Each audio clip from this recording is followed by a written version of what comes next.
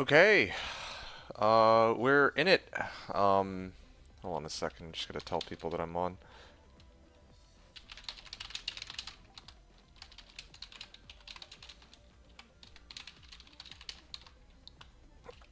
Yo, that's crazy though. Yo, that's actually crazy. So, okay, a couple things happened in the past few days. First of all, oh, let me start the timer here. Uh,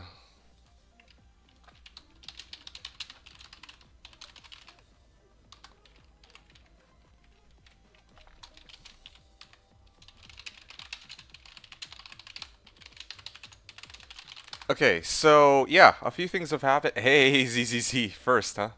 Okay, so a couple things happened. First of all, let's start with Thursday and Friday. I intended to stream on Thursday and Friday, but some things came up, and I wasn't actually able to stream, unfortunately, despite my, I had every intention to stream. Well, actually, no, sorry. On Thursday, I was free, but I chose not to stream because I figured I'm like, okay, I already streamed like 14 and then 4 hours the 2 days prior, and I'm like, I could really use a break from playing D2. So I did that. Right, I was grinding the crap out of All Cows Day, as I'm sure everyone knows. Then the next two things that I did, yeah, I was getting to that. Uh, Maybe I'll still continue with with T-Socket, just not gonna aim for Earthshitter. Okay, so yeah, there's a few things here. So, like I said, Thursday I took a break. Friday, something came up, so I wasn't able to stream. Saturday I was busy, like I said I would be, and then Sunday, well, this was like last night actually. So late last night, I went to bed around 2 o'clock, like around 2 o'clock, and hilariously enough, just after I hopped up, I'll show you guys this.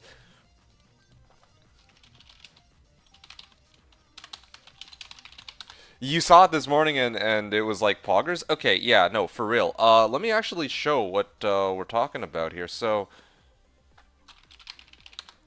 let me show because there's like a couple things that happened, right? Yeah, so UDM, yeah, I know. I got notified by like everybody.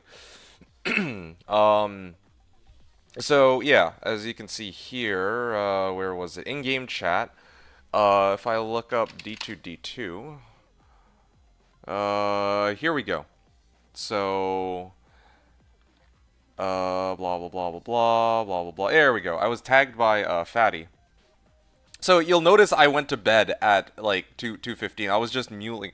Okay, actually before that. So I had a like I guess you could say a trade post. I had a trade post and I wrote yeah, I actually sold my 3, 11, and 7 MFSC, and then I sold this 19 Life 11 Light Res Small Charm, and then I also sold the 176 P-Gems to Kush. And yeah, so I basically made I made a couple trades. I'm gonna show the outcome of all that in a second, but that's the only reason I was actually up at this hour, right? I was actually up at like 2 a.m. because I was trying to make the like basically transfer off my PGems. And then I went to bed like right when I wrote that I was going to bed, and then 6 minutes later, Sam actually found the Earthshitter that I was looking for, dude. It was literally 5 minutes after I left. Like, I actually normally I like hang around for a bit, but I was so fucking tired, dude. I actually just checked the fuck out. Like, I went right to bed, and then bam, bam. Like, SFG was on too. He was on last night, so he knows. I went to bed, and then he found Earthshitter, and I was out like a rock, you guys. I only woke up like an hour ago, not even. Um, yeah, that ass. So at least you got a good night's sleep. Honestly, this is the best sleep I've had in so fucking long. It was great. I was up way too late. Yeah, you and me both, man. Except, I mean, 2 a.m. isn't normally like a big deal for me, but holy, like yesterday I was so fucking tired. Like it was a long day. Like a hum knows. It was a long day. Out like a rock was not a phrase. Okay, well, it is now, alright? You found a 4015 Geeds SOJ Iraq Avex in like a 2 hour span, couldn't log out. I know that feeling. That's how I felt on April Fool's, or All Cows Day. And also, you said you found a 4015, but I think Toonback was looking for it at 40, right? I guess you weren't willing to trade him your 40 for it. That's crazy, though, 4015 Geeds. Either way, though, let's reduce knockback now. Um, yeah, so Sam did find an Earthshitter. Yeah, I'm gonna have to talk to him about it. He said, and hilariously enough, yeah, Plebby says I don't know what to do with it. He almost threw it away if I didn't mention it earlier. So, yeah, oh, he was gonna mule it to me. No, I was actually gonna pay him for it. Honestly, I've been waiting for so fucking long just to find this. Hypothetically, if I was an Inferno gamer yesterday, would I have been happy? An Inferno gamer. I see what you're asking. Let's see. I think so. Yeah. I mean, it was all right. It was okay. It was all right.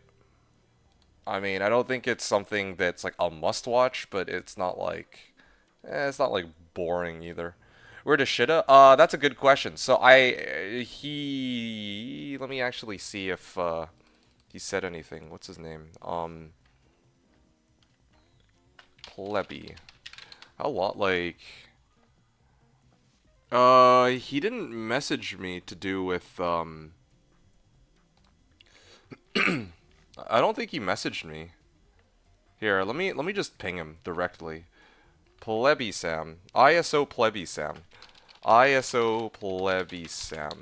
Okay, yeah, because yeah, he was the one who found Earthshitter, so I'm actually pretty excited. Yeah, I thought he was gonna be able to sound like it was. Yeah, I thought so too. But I think there was a difference in what you guys assume. When he said mule, I know you mean trade mule. But I think when he said mule, he meant like he's going to put it onto one of his mules. Either way, like, and he's probably going to give it to me when he sees me next. Hey, Enjoy, what's up, dude? Good to see you, streamer Luto Nation. Yeah, I feel kind of bad about taking it for free when it went through so much. We went through so much trouble to find this damn item, man. I've been looking the entire season for this damn item, this one Earth shitter, this whole season. Chillin', nice, very nice. Charcy, yes, he muled it into Charcy. Wait, that sounded wrong. Okay, hold on a second. Okay, so, yeah, here's the situation, right? I'm gonna show you guys kind of the, my overall wealth pool now. I'm also supposed to add 2 ohms. I'm slated to add 2 ohms to it because of, what's his name? Kush. Kush actually was supposed to, or he did buy my P-gems, for 2 ohms, but he said that he'd get to it in like 15 minutes. I did mule it off just last night, so like all good, right? So here's the situation. So this is what my old rune pool used to look like now, or my old wealth pool, whatever you want to call it. And you know, now I'm short a couple small charms, but that's okay, right? Like, and all my P gems are gone. So now if we take like a grand total, I'm actually, if we add these, right? I am at Sir Lolo, so that's basically a burr right there. And I am also at Om Gul Ist. I also am slated to get 2 more ohms, so I'm basically 3.5. I'm like at almost 3.5 right now. I just need like another ohm or two, and then I will be, you know, I'm gonna be there. I'll actually reach my like Enigma, if that's what I want to do. Rich two. Well, I wouldn't really call it like that, but. Anyway, so yeah, that's the situation. Surprisingly, I was unable to sell my lightning skiller with 21 to life. Even though the previous one had gone for like an ohm. The previous one had gone for an ohm, and then all of a sudden, yeah, like, no one was interested in this lightning skiller anymore. So that was interesting. But either way, indeed, Sir Lolo and then ohm means that, and then 2 more ohms coming basically means that I am. This is richer than at least the last 5 to 6 seasons, like combined. Honestly, yes, you're right. I mean, there's 2 reasons for it. The first one is that I'm playing more, and the second is All Cows Day. Well, actually, 3 reasons. Because third one is that I've also been incredibly lucky. Consider, like, this is honestly a very lucky character. Not just lucky season, but this is a lucky character, I swear. Like, think about it. I even before All Cows Day, I'd gotten a Sir, and then on like the first All Cows Day, or the first part of All Cows Day, I got a Sir, and then the next time I played, I got like Sir Lo Burr, right? Um, like I don't think in previous All Cows Day that I've been nearly that lucky. I mean, like, yeah, granted, like my builds were weaker, but yeah, that Gullah load is worth 3.5. Yeah, totally. Anyway, so that was the thing. Oh, one other thing I forgot to mention. Oh, the reason why I got that other ohm, by the way, like, I had two ohms, in Gull S. So one of the trades I made, like, I think for, I forgot, I think the lightning res, with life small charm, that one sold for Gull Ist. And then, the ohm, I can't remember who it was, the ohm. Oh yeah, Fatty wanted the 311.7, and he paid Ohm for that. I got another Ohm last night. From trading to, I believe it was Tumbak. Tumbak offered me a Geeds, okay, a 36 Geeds, along with an Ohm rune for my 39, and I was quite happy to oblige. So, yeah, that's where my other, Ohm rune, well, that's where my other Geeds went, basically. And that's where the other ohm came from. So yeah, that's why now I'm saying that, yeah, I'm just waiting for the 2 ohms from Kush, and then I'm basically at 3 ohms, almost 3.5 ohms. So today I have 2 options. I can either try to grind for the last remaining bit for Enigma, or I can go grind Trav. Now, because like, here's the thing, right? There was indeed an Earthshitter that was found, just one. But the person who found it, Plebby Sam, like, I didn't quite catch him when he was on, right? Otherwise, I would have picked it up last night. I'd be playing with it right now. But because he's not quite on yet, the Cowflation, yes. Pretty sure Plebber probably sleeping. Yeah, it's kind of weird because he was on at 2 a.m. and then he was on at 10 a.m. and then he's no longer on. So he was on still like 2 to 3 hours ago. Yeah, I mean, yeah, he was on when I was on, and then he went to bed like not too long ago. So what that unfortunately means for today's stream, for better or for worse, is that I will not be switching over to Earthshitter just yet. I will be playing my Fire Druid for one more day. And in fact, we'll see if I find anything of value that would allow me to get to Enigma. That would be kind of funny. But yeah, if I don't make it to Enigma, then that's totally okay, because that, I mean, I still get my Earthshitter probably later tonight or tomorrow morning or whatever. And then the next time I stream, you guys will see me with the full power of the dark side. Yeah, I'll have my Earth shitter, and at last you can see my shit build in action. Like, actually, my shit build in action. Since, you know, I've been hyping it up for ages. You guys know this. I've been hyping this shit up for so long, and everyone's like, yeah, no, like, it's funny because people were calling it D2D2's super OP build, and I've been very insistent on the notion that the build is not actually going to be all that overpowered. It's actually going to be a weaker variant. But I have something hilarious to announce, okay? So I mentioned that I took a break on Thursday. And what I ended up actually doing on Thursday is I'd actually went through a series of theory crafting. I don't want to say theory crafting sessions. It was just one big theory crafting session. I did a lot of playtesting for a lot of different things for future seasons. But I also took the time to try something with my Earthshitter that I actually realized. Basically, it's a secret tech, okay? That's, I think, the lingo that now, like, recent gamers have been using. Okay, there's a secret tech that I didn't know existed. That I decided that I would. I had to show it. I don't wanna give it away. I don't wanna spoil it. You were playing D4 with Elon on Thursday. No. You're saying I was playing D4 with No, that's not. I was playing by myself. I was just theory crafting, alright? I was just doing my own thing, minding my own business. The forbidden lore. Yikes. I'm not... Okay. I don't have those kinds of super secret crazy connections. Or do I? You never know. So, yeah. Since this might be... I don't want to... Like, I promised you guys some what is it called? I promised you guys some runs of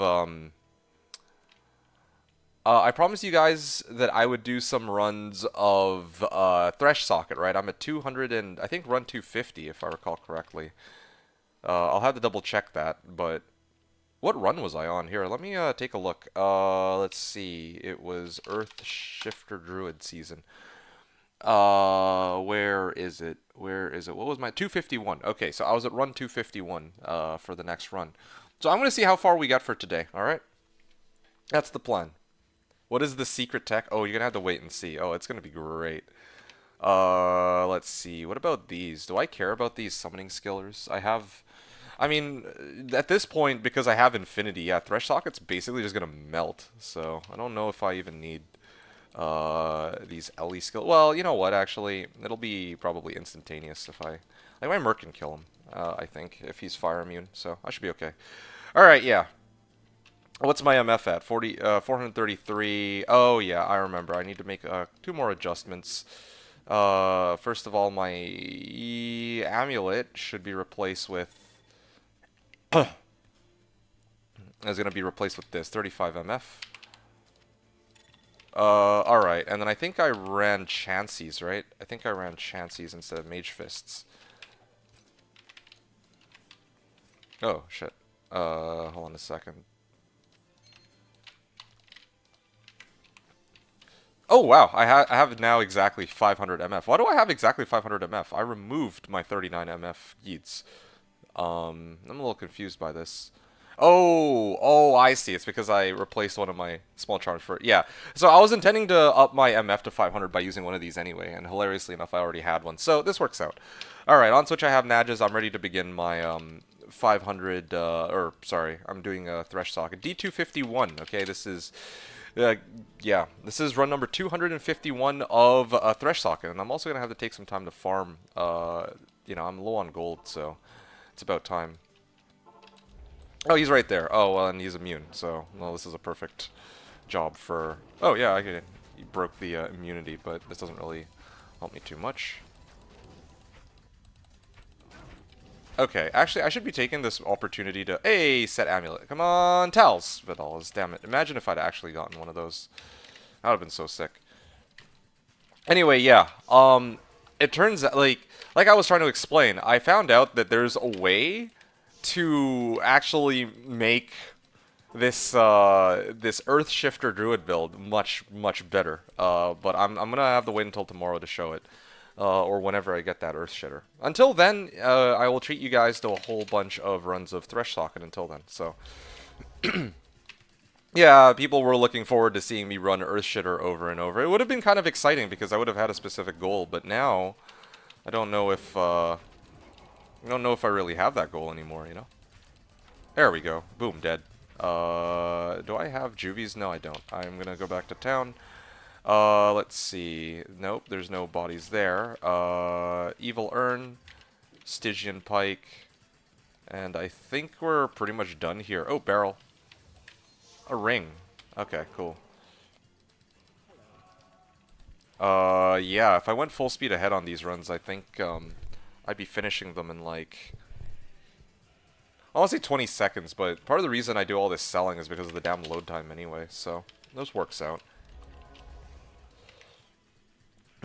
Ariat Plateau. Yeah, Crystalline Passage. I like how there's 2 ways to get in, like, potentially, right? Like, yeah, sometimes it'll be, like, right next to the waypoint, and other times not so much. And I just have to go in from underground. I'm gonna hit this barrel. I'm gonna hit this barrel. I'm gonna hit the chest. Gonna hit Evil Urn, you know. Amulet and hard leather armor, and also some juvies. Very nice. I could use all this. It's too bad, really. I was actually kind of excited to run more Thresh Socket. It would have been like, oh yeah, the journey to get the Earthshifter.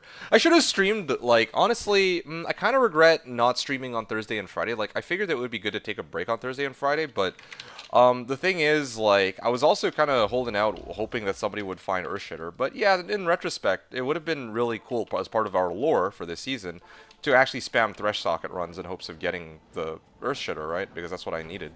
But that's okay. I mean, like, it kind of works out because now I can show you guys the power of the Earthshifter everywhere else, but still... Oh, okay.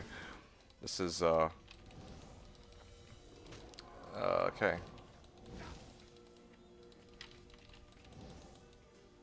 Hold on a second. I'm just trying to lure him back into... Damn, this is taking forever. Okay, well... There we go. There we go, he's dead, finally.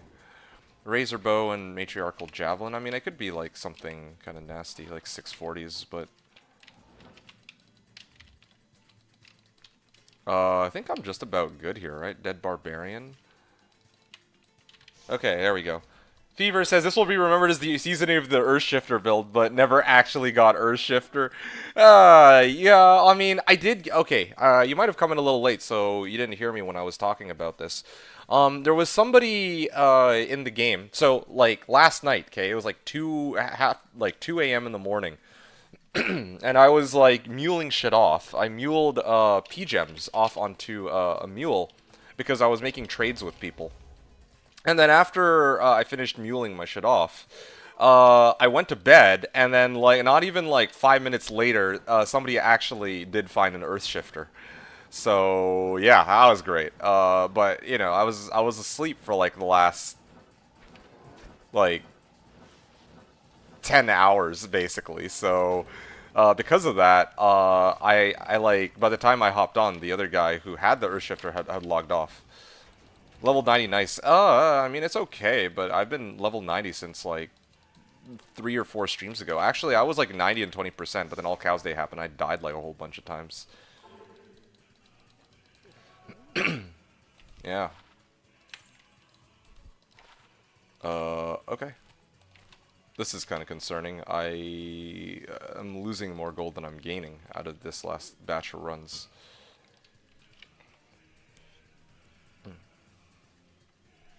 Oh dang, just saw the low percent XP and 5 stat points and I figured you just leveled. No, no, no, it's not 5 stat points. It's 10. I always carry 10 in reserve. Or like some, you know, some arbitrary amount in reserve because you never know if, you know, if I take off these war travs or something and then suddenly I can't wear my Monarch, then at least I have some like left over that I can dump as needed. You should do a season going level 90 on Classic. It's not too hard. You think not? Yeah, I don't know. I could, but I don't know any build. Yeah, but I think part of the issue is, like, I mean, I played... You remember what happened the last time when I played the freaking, what's his name? The Necro. Oh, there we go. Finally, some items I can sell. I played that Necro, and I couldn't even carry my skeletons between acts. It's like 1,000 CS. Interesting. I actually expected it to take less time than that. Truth be told.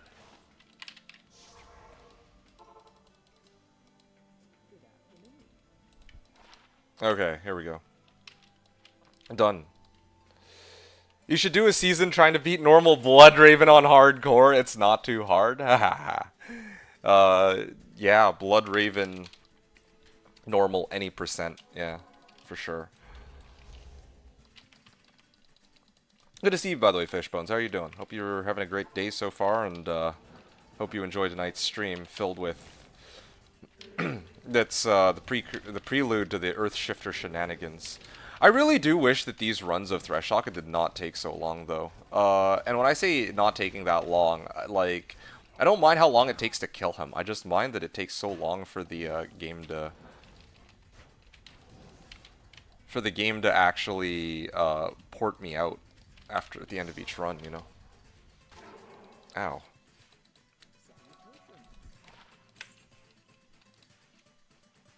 Well, do your regular theory testing on single player first, obviously. Oh, you mean for classic. Gotta go have fun, we'll try to stop by later. Okay, sounds good. I don't know how long the stream will be up for. Yeah, but hopefully I'll catch you by the end of tonight's stream. Take care. Okay. He's fire enchanted. Ow.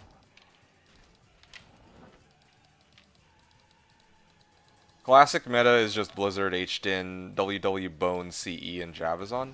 Kinda tempted to play Bone. I could do Bone or Whirlwind. Yeah, except I don't know why Whirlwind is so strong. That's the one thing I don't understand. Merc Act 5? I don't think so. I mean, I considered it for Plague, but kind of pointless now. Ooh, wow. It's a pretty expensive EV item.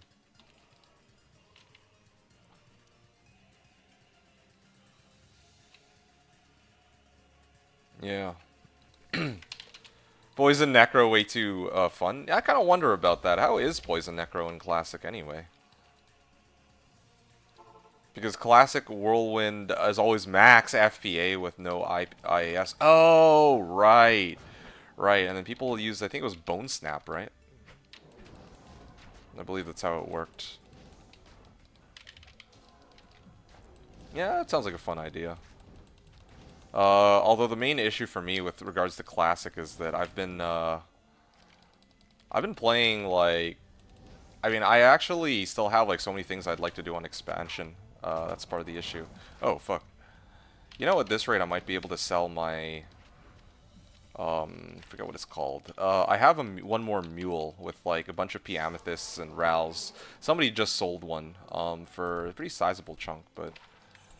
Here, let me, oh! 5 MF small charm, nice. So you just, I see, so you just use big slow weapon. Ah, okay, that makes sense. That would do it. Okay, Ralrun. Let me just take a look at, somebody sold like a bunch of P Amethysts. And I'm trying to take a look at how much, like, how expensive that was. Okay, so Cheeto put for trade 60 Rals, 49 P Amethyst, and 100 Junk Jewels, along with 135 P Gems. Yeah, and then yeah, it sold for about 3. I mean, okay, I don't have that many, but also that was like a rush order. Like he just sold it like right away. He didn't wait for any counter bids or anything like that. I'll see how much people put up for that mule maybe later. I mean, I don't really need Enigma though. That's the thing. Like, it would be nice, but I don't need it. Rare Martel Defer better than Bone Snap. Oh, but you only drop them in Hell CS Trav or Meth. Hell CS Trav or Meth, huh? So does that mean then that Hell Trav, like the monster level there is like slightly different, or also use other top 2-hand rare weapons like Executioner Sword or Lance? Ah, right. Martel Defer. There's no elite bases in this, and I guess the magic bases are. Bone Snap drops from Nightmare Andy. Okay. Interesting. So you can spam Nightmare Andy over and over. And, all the monster levels are different. Right, yeah. Amazon skill levels 20 dex and 14 all res. Wow. Oh, useless.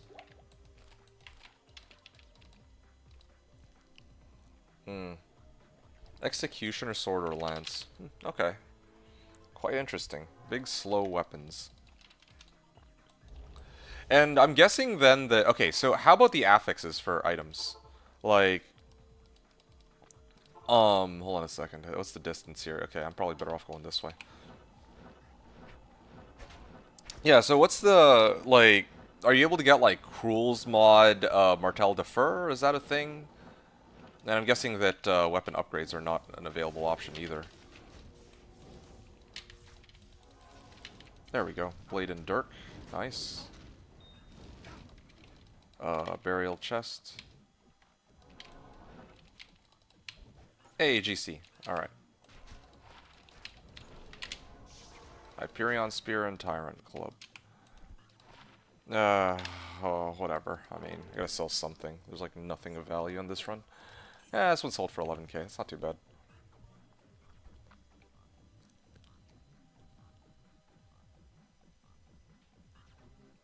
But I'm kind of, like... I am really curious about Poison, though. Poison Necro way too fun. As SFG mod said, yeah. So you're enjoying yourself with that Poison Necro, huh? Like right now. Like, I saw that you had just reached level 88. When I last talked to you, I think it was last night, you were level 80. So, evidently, you sank a fair bit of effort into, you know, running that guy. At least as far as I can tell. You started level 1 yesterday. Holy. So, oh yeah, okay. Well, that'll do it, yeah. You're like 87 levels in. That's pretty awesome, man. Good for you. Chukonu. Where the hell is the, I thought there was another barrel here, but I guess not. No Fool's Mod, just basic ED on Classic. Oh, okay. Yeah, I was wondering about that. Started level 1 yesterday, and then, Fool's Mod, just basic ED. Sorry, I don't know why I said Fool's Mod. I meant Cruel Mod. Yeah, because, Cruel Mod gives, like, between 200 to 300, right? Like, you'd be looking for... yeah, some sort of, like, stick with... well... so some sort of stick with, like, a boatload of damage. I've been doing pits, into full clear CS, into full clear, WSK. It takes, like, 10 minutes. Yeah, no, I believe it. Yeah, that's Poison Necro for you. Poison Necro is, like, one of the most fun builds in the game. Easily. It's my favorite build for a reason. I've talked about this before. I never end up playing it nowadays. But it's not that I don't enjoy the build at all. It's quite the opposite, really. It's just the fact that I don't, well, I mean, I love the build, but I don't, you know, I've already played it twice. It's actually probably the only build that I've played twice on Slash, as, like, my main build. Like, technically speaking, this Fire Druid here, this is, like, the second time I've run a Fire Druid, but, to be fair... you know, I was supposed to be waiting for that one. It was supposed to be, like, you know, I had a specific goal I wanted to try, and I was waiting for Earthshifter specifically, right? Like, I mean, an Earthshifter itself is also a Fire Druid, technically speaking, yes, but, you know, like... Fissure coming from, like, Earthshifter changes the way the build works. Like, it really does. Because I need different items. You know, there's different things that actually amp it. Like, it's actually playing like a different character. But Poison Necro, I played twice. The first time, I was, like, very inexperienced with it. I didn't realize just how strong it was, and I was doing things wrong. But then, after I learned from my mistakes, the second iteration of my Poison Necro was the season that I spent... I would say the second... no, I spent the second most amount of time on the season with my Necro. Second only to the season... no, wait. Sorry, third most. The second most was, I think, my Nova Baller, and the first was the season that I was playing a Druid, my first Druid, alongside Dewscrim, hilariously enough. So, anyway, besides the point. Yeah, like... yeah, Poison Necro, point is, was the only season on Slash that I had to stop playing because I was actually very addicted to the build. It was so, like, insanely fast to farm everything that I just couldn't, I couldn't stop myself, man. It's too good. It's too fast, and you know, like, I remember my, like, almost, it was like a minute 15 Chaos runs, you know, like, full clear. That shit was kind of insane. Minus Diablo, of course. But, like, everything else leading up till Diablo, boom, instant, like, minute 15 clear. It was kind of insane, I think. That's not a nod to my skill level or anything like that. It's just a nod to how strong the Poison Necro truly is. Yeah, okay, there we go. How many more telecharges do I have? I think I'm good, yeah. I don't know if you've ever seen me play Poison Necro, actually, come to think of it, SFG mod. It was like, probably, this was like years ago. This was like 7 years ago. I guess I wouldn't expect most of you to know. ZZ says, we don't care what the mods are named on Classic, you just ID the rare and look at the damage I seek. Fever says, Classic is like a fresh game to learn the details of, but at the same time you're still playing D2. That is fair, yeah. I mean, if you gave me a choice between playing Classic and PD2, I would gladly play Classic. At least at the moment, I might change my mind in the future. But the simple fact of the matter is, on LOD I still have so many different, like, weird build ideas, and... honestly, I do partially regret not streaming on Thursday because it would have been more exciting to do these Thresh Socket runs, since there is no guarantee that I would have found my Earthshifter, and then it would have been, like, way more, like, nail-biting, if you could even really, like, for Diablo 2, right? But, yeah, like, at the same time, like, I did a lot of, like, I don't know. I feel inspired, and I have like a lot more build ideas in mind for future seasons. So I'm actually hella excited for that. It's all just a question of how much time I'll have in the future, which is, you know, it's unlikely that I'll be able to stream as much as this season in future seasons. But you know, like so far so good, right? More damage, more better. Speed doesn't matter, so it's all about the damage. Ancient Axe is good too. Oh wow, Ancient Axe. I wouldn't have expected that. But I guess that makes sense. It is an exceptional base. Each class of weapon has at least one viable option. Oh, that's so cool. That's honestly really cool. 1H is for PvP and HC only. Oh yeah, probably because in hardcore they probably need a shield. And hey, Martel Defer. Speak of the devil. Okay, let's see. Here's my J-mod. Nope, Monarch of Simplicity. Let's grab this. And I only have 22 charges left, so I'll have to refill on the next one. Hey, there we go. Lots of gold out of that one. One hand, sword and board. Yeah, sword and board. That's what I was thinking about. Anyway, yeah. Oh, you think you saw me play around with it on non-ladder a bit? Oh, yeah, no. That build is, like, insane. Like, truly it is. I call a lot of builds insane, but I mean, like, so insane that I would say that if you are trying to farm... There's some locations in which Poison Necro is easily the #1 build on Slash. It's probably even faster for a full clear of Chaos Sanctuary, not counting Seal Glitch, right? Than a Lightning Sork is, at least on Players 1. It's probably the fastest Pits clearer overall, faster than Light Sork. And I'd say it's arguably the most versatile build, because you can clear pretty much any area with it. Since you always have a response to monsters, right? It's like one of the only builds where... You know, if you come across a monster that's like, let's say, lightning and physical immune, then okay, yeah, you're in trouble as a Javazon or as a Light Sork. But with a Poison Nectar, you don't have that limitation since you're running 3 elements, technically speaking. So yeah, it's too good. Like, there's all the advantages and none of the drawbacks. Also, one other fun little upside is that Poison Necro only requires 60 points.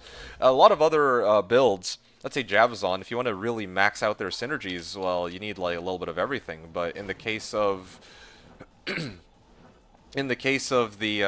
wow, that's far. I should have gone from Crystalline Passage, man. I'm so sad. I wasted a lot of charges for no reason.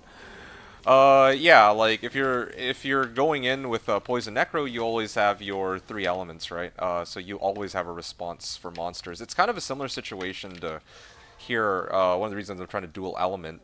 With Bear and Fissures, so that I have a response for these monsters that could spawn whatever immunities. Okay, this still would have been pretty far away from the waypoint.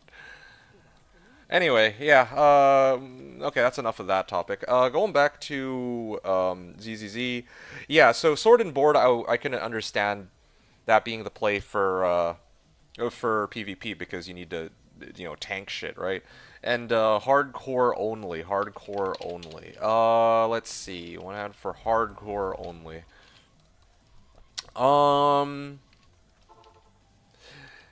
Sorry. I can understand it for hardcore only. For PvP, I mean, I'd be hard pressed to imagine people actually duking it out in PvP on non-ladder. Oh wow, this is a far trek. What the fuck? Oh wow, this is hella far. This is the farthest I've ever had to go.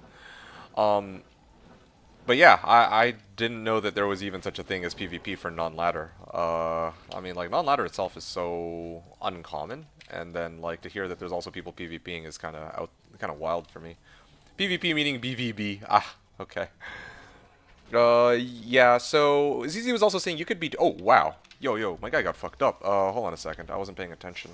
I was too busy looking at chat and running in circles while I wait for him to die. You could be doing 50k Thresh and never found Earthshifter. I could very easily do that, but then it would have given me an excuse to do 1,000 Thresh Socket runs, right?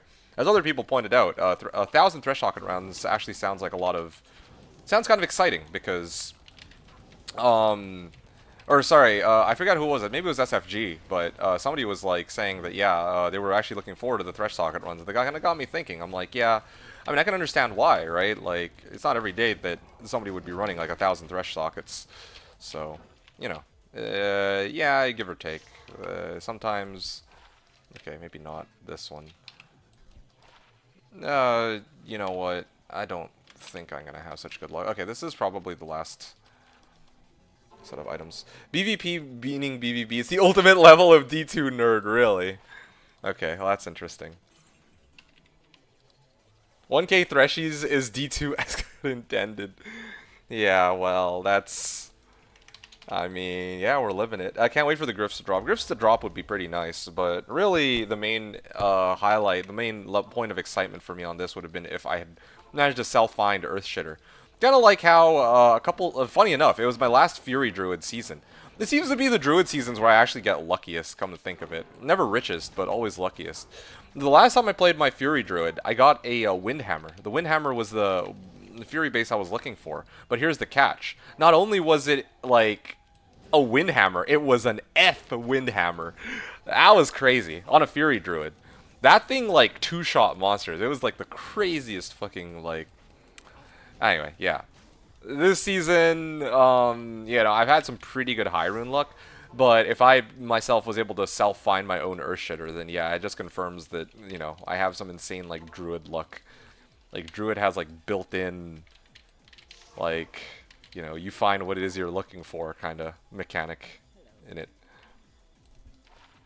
Okay, anyway. One-hand sword and board. Dual-wield Whirlwind does nothing on Classic. Oh, because you are already at max FVA, which is cool, because dual-wield is LOD meta. Yeah, right. Of course. That's true.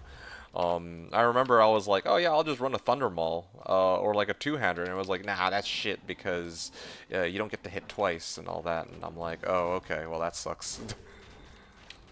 Yeah, but now here you're telling me that there's other options. That's really cool to hear. Hey, Warfleece. Is it a failed unique? Let's see. No, I can't be a failed unique, because it's triple durability. Oh yeah, I have 8 charges. Okay, I gotta refill. I should have actually refilled here, because now otherwise I have to, like, wait X number of seconds anyway.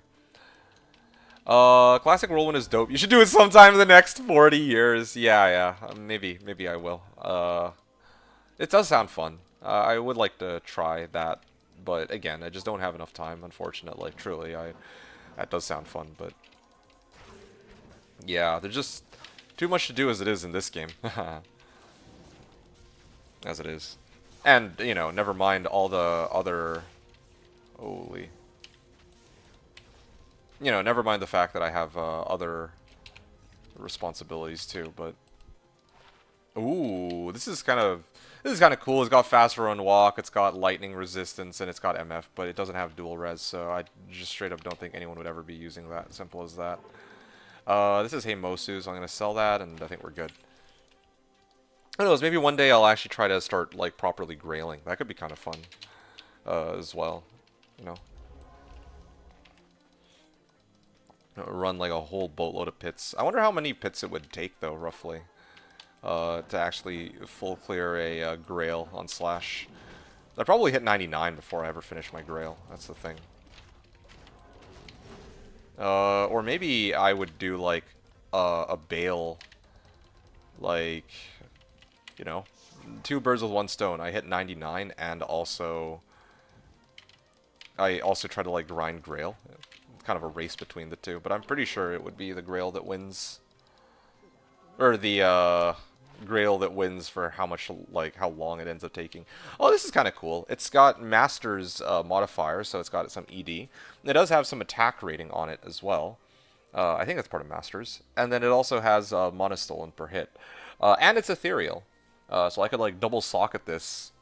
If it had been, like, Cruel or something instead. Cruel with Life Steal or some shit. And then I could have, like, Larzik this for 2 open sockets. That could have been really nice. Yeah. But, alas, this by itself is completely useless. You kind of find Pits boring. Yeah, Pits isn't really my jam either. It's probably why I'm running CS and WSK too. Yeah, that's fair. I respect that. Chaos is still my... Yeah, would I say it's my favorite place in the game to farm still? Yeah, I would still say Chaos is my favorite place in the game to farm, although it's been letting me down lately in recent seasons. In the past, it used to be my go-to for getting, like, all the good shit, you know? I'm the opposite, can't do any more CS. Really? Wow. At least the map for Pits and WSK is different every game. That is a fair point. That is actually very true that Chaos is the same layout, but I guess the reason I like CS is because it feels like way more... It feels like I can always time my runs, right? Like, there's always some level of consistency because I can always time my runs. I can time my runs in pits, but there's no consistency. Like, yeah, one map that I do now is obviously going to be a very different map from the next time I run it. So, yeah, like, it could be the case that the run is, like, you know, I wasn't able to clear it in a minute 10 because there's, like, it goes two different directions for a full clear. WSK So Fun has that hint of danger. See, that's the other thing. I don't really consider pits to be a particularly dangerous location. I don't think I need to go any further into detail than that. I think that, yeah, at least for Chaos and WSK, you had to be better equipped for those two locations. Especially WSK. If you know, come across souls and shit, yeah, that would be a problem. So, you got the idea. Anyway, alright, Bone Shield F. A Bone Visage and Bone Armor. Hey! What's this? Oh yeah, I'm full up, no wonder. Okay, I'm gonna have to make like 3 trips. SFG Mod says, can't wait for the Griffs to drop. Yeah, I mean, that would be nice, but is anyone even buying Griffs? And, I mean... Well, yeah, I mean, it would be a cool find, but it's not like I have, any particular reason for it. On the opposite, can't do any more. So ZZ says, since Chaos is your least favorite favorite area, that's all you got to do one season on Classic at least one of these days. Ha. Yeah, I hear ya. That's fair. I mean, it's a good point that if I'm already going to be running Chaos, then I might as well do it on Classic, right?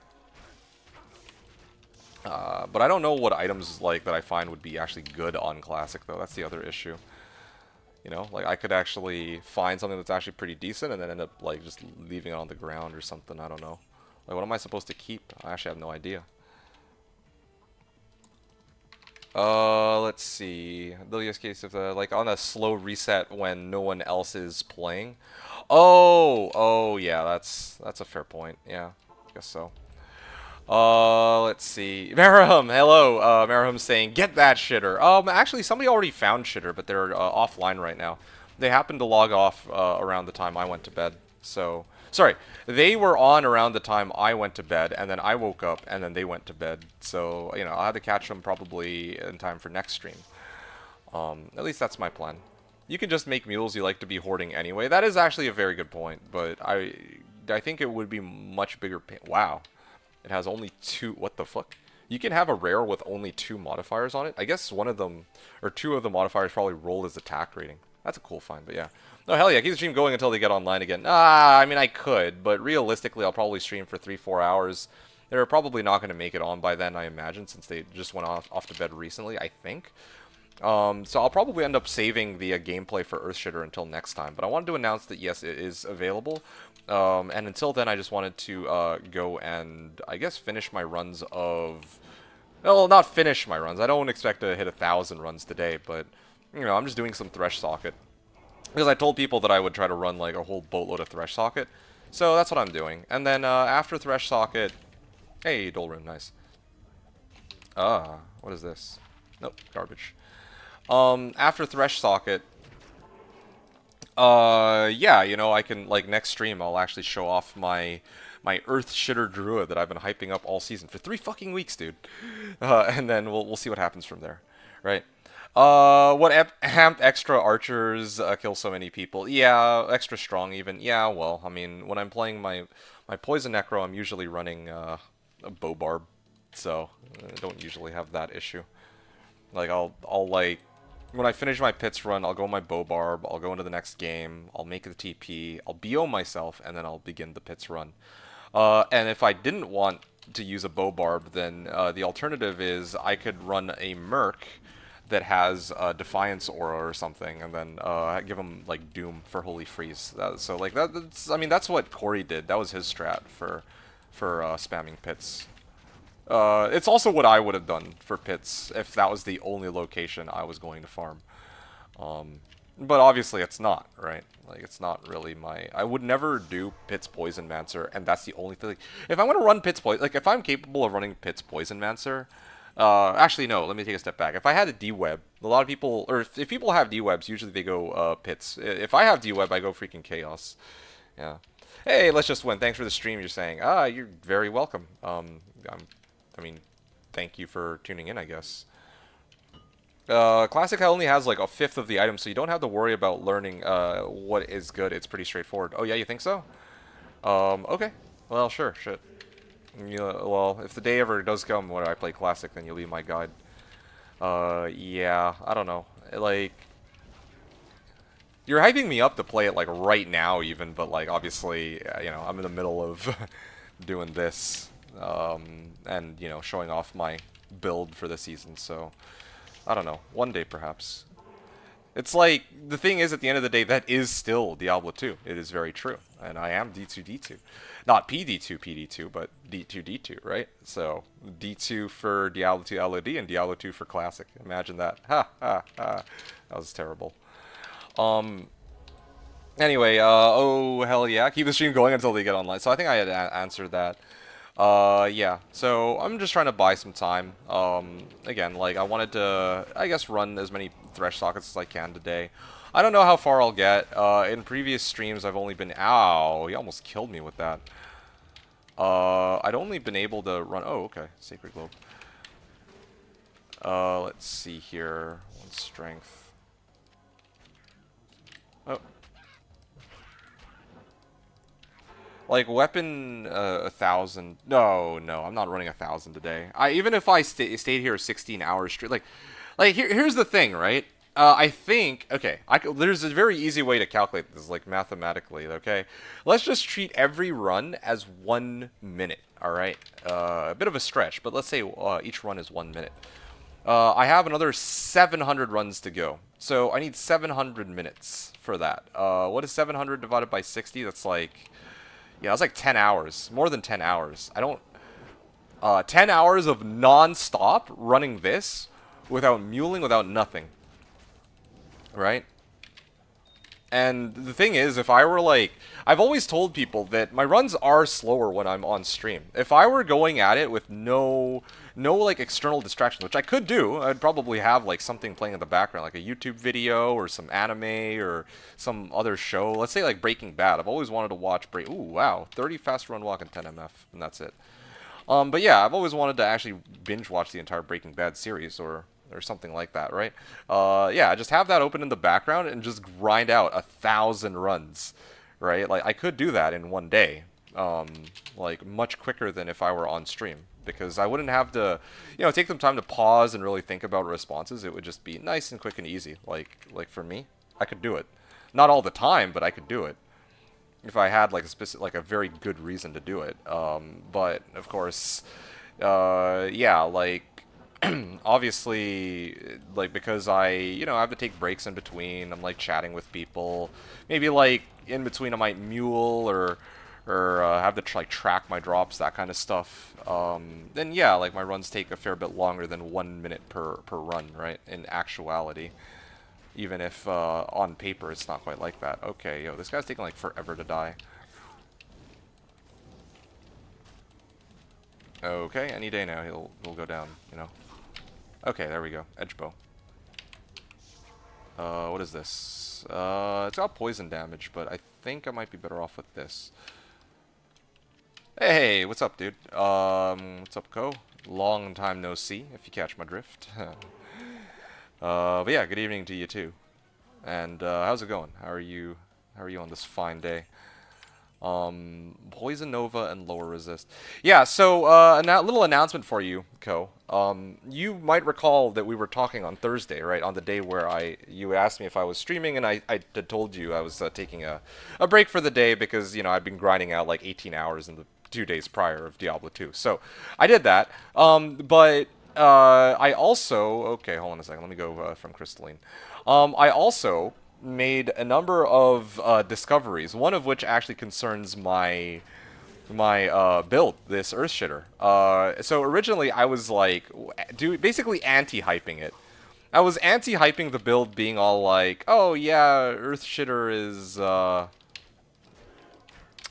this Earthshifter is going to be a nerf to my overall power level, but I actually found a way to make it actually stronger than what I had originally intended. So I'm actually quite excited to show it off, and I'm sure you will be too. It's going to be great. Oh my goodness. Just realized if I double up this actually could be a pretty mean axe if I didn't have like a better alternative. Anyway. Good, how's the shifter? That's a good question. So, with regards to the shifter, I put a question mark because it turns out... Yeah, no, I'm excited. I'm actually hella excited to show this weird... I want to call it a weird tech, you know? But yeah. Not everyone's going to be happy about it, let me tell you, but hey, it's going to be some honest work. It's going to be good. Having said that, you were asking like how's the shifter, and the answer is I don't know. I don't yet have the shifter. So here's the reason. Okay. So somebody did indeed find an Earthshifter. Here's the story, right? So last night, I went to, I was ready to go to bed at like 2 in the morning, like 2:15, and then I went to bed, and then 5 minutes later. Somebody, I think Plebby Sam, actually found the Earthshifter. Literally 5 minutes later. He was like, oh shit, yo, I found D2D2's Earthshifter. Yeah, so there were a number of people who pinged me about it. Fatty pinged me about it. Hom pinged me about it. Yeah, and people told him to keep it and to mule it. So he muled it onto one of his mules, not like a trade mule or that he sent me the details of or anything like that. So yeah, so that was last night. He was on this morning, but I actually woke up and started the stream like very late, right? Like I slept like a rock last night. I was out like 11 hours, and I was just, well, yeah. And then I started the stream like a little after I woke up, right?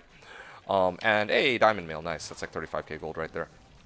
And so I started my stream a little later, but by the time I started my stream, he had already gone to bed, so I wasn't actually able to get the Earthshifter from him. But I know that the Earthshifter is available and that it's basically mine, like, unless LeBron or somebody else wants to fuck me over, but... Okay, this is actually kind of interesting. This is, I believe, a triple durability diamond mail. Let me just double check that real quick. Yeah, yay indeed. Diamond mail D2. Let me check. What's the durability on this normally? Yeah, this is a failed unique diamond mail. 26 times 3 makes 78, right?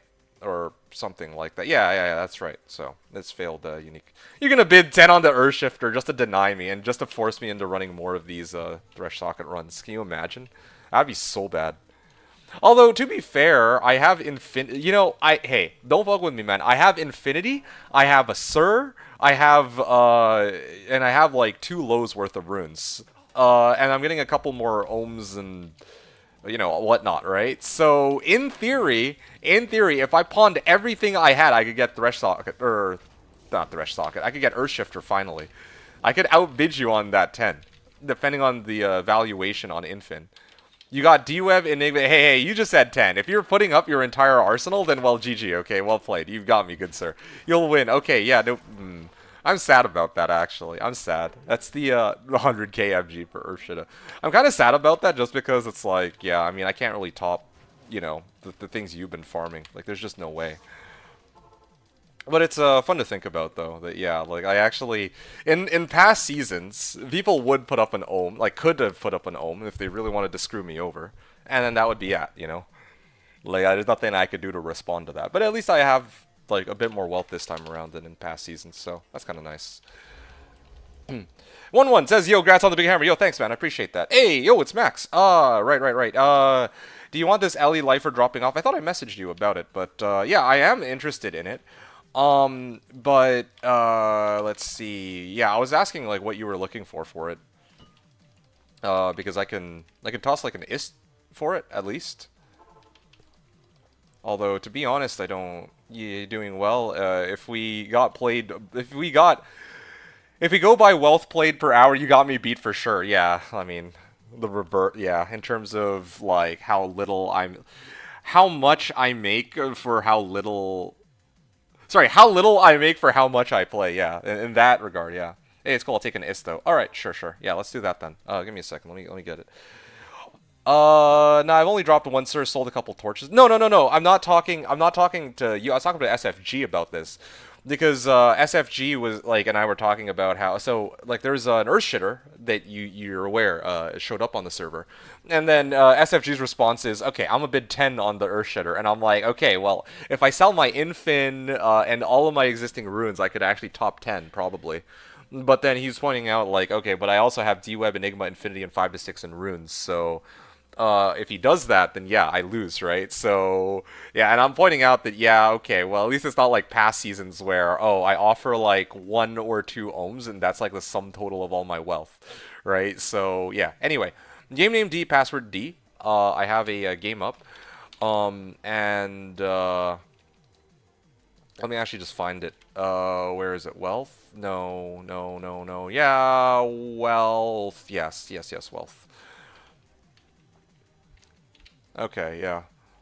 There we go. Here's your Ist rune. Ist for a Trainer's Grand Charm too. Thank you for that. I don't know if I can really use this though. Okay, cool. Good luck. And I probably... well... I could hold on to that summoning skiller if you want. Yeah, I can hold on to that summoning skiller if you want. Like, I mean, if you're just gonna chuck it out anyway. Here, I'll be right back then. I'm gonna grab my Magic's Mule. Let's see. I think it's this one. Yeah, should be okay. There we are. Thank you.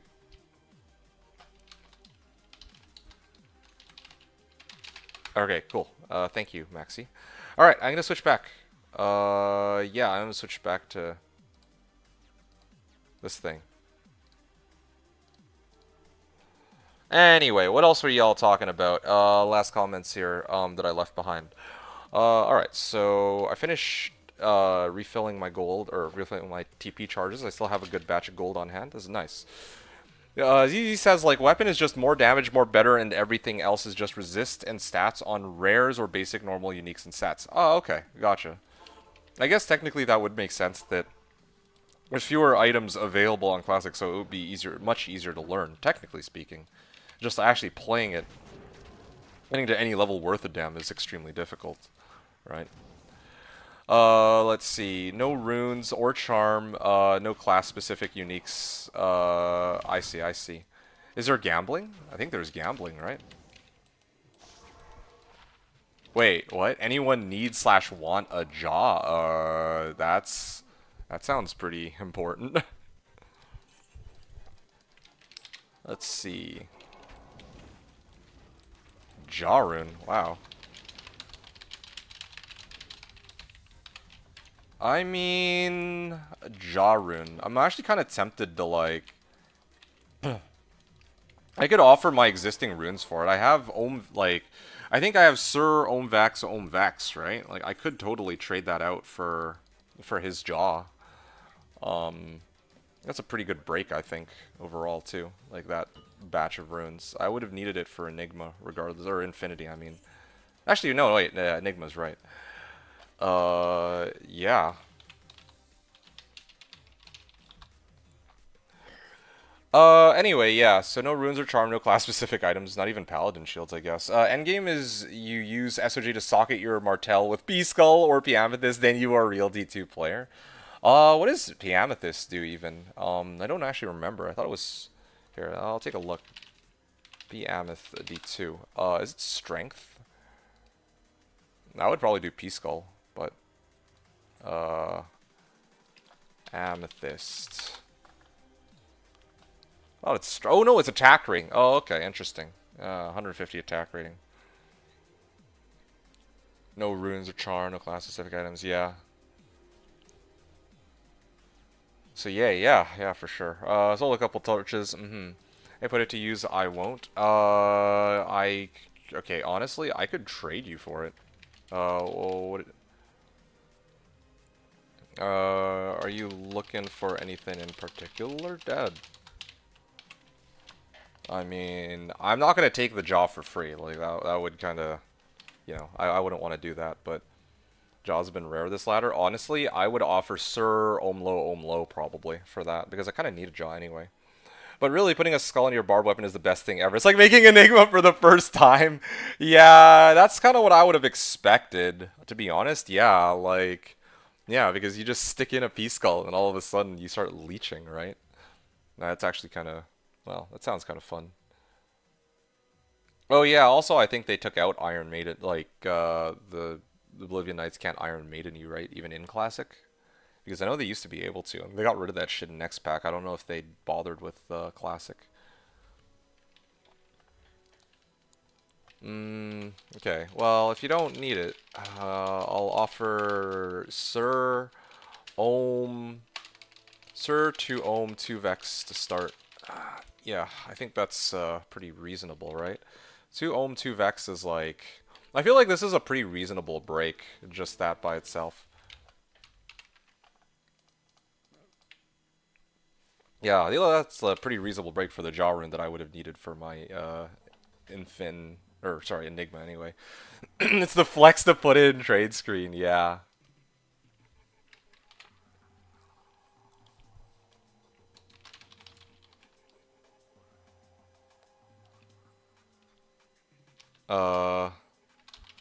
Oops.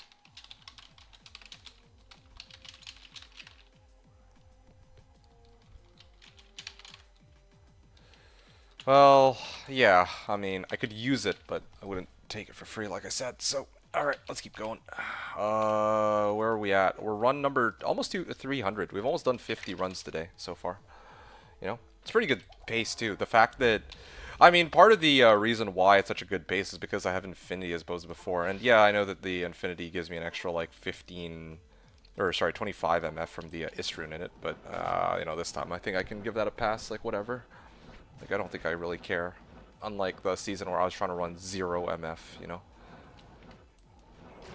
Maybe make the trade and you can give away the runes you give him. Yeah, I'd be okay with that. My pub games. No, I'm not doing that. I don't want him to freaking like toss me the Jaw and be like, here you go, D2, it's yours. And then I'll be like stuck with a Jaw that I can't do anything with because, you know, I wouldn't feel comfortable.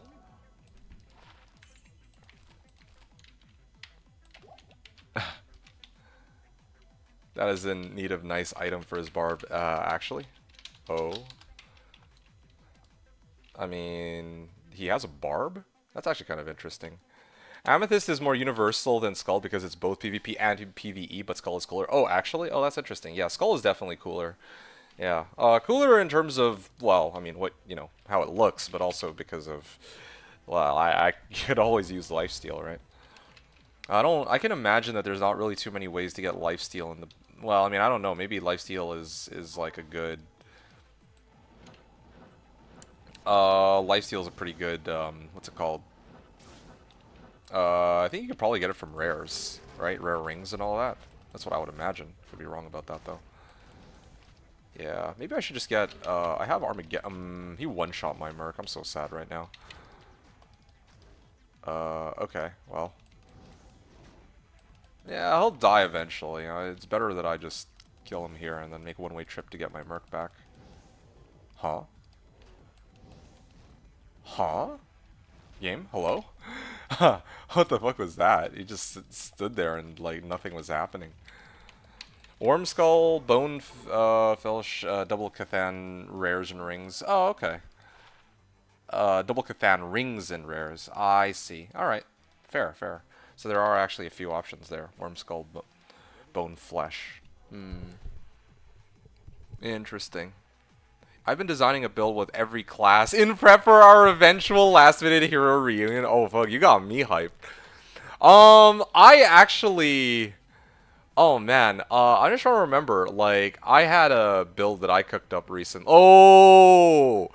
Oh, yo. I think I know... Okay, I know what I'm going to be playing for... I have a feeling I know what I'm going to be playing for next season. It's going to be so... It's going to be so bad that it's good. It's going to be great.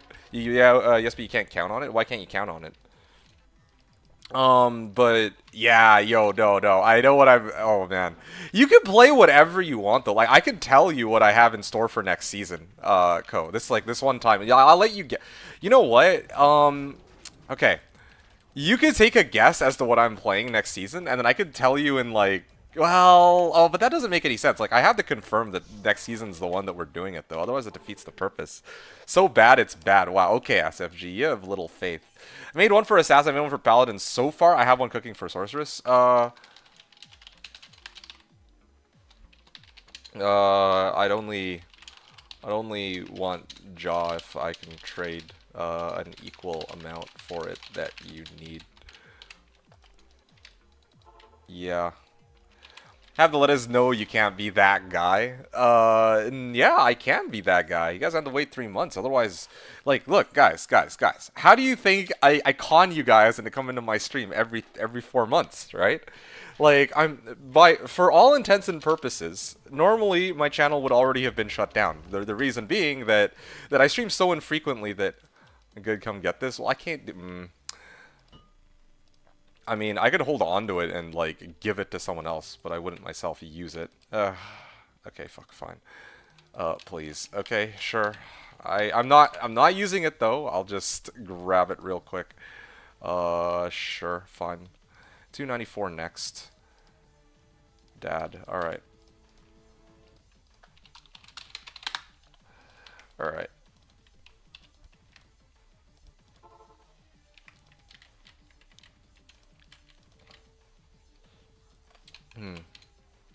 Okay. Jaw in the palm of my hand. Wow, what a hero, for real. Actually, yeah. What is Spirit? Oh, Bobarb? I'm guessing this is Bobarb, right? It's gotta be. Yeah, no kidding. Thank you, kids. Yeah, well, he thanked us, so yeah, you guys hearing it from good old Spirit Dad. Hi. Um.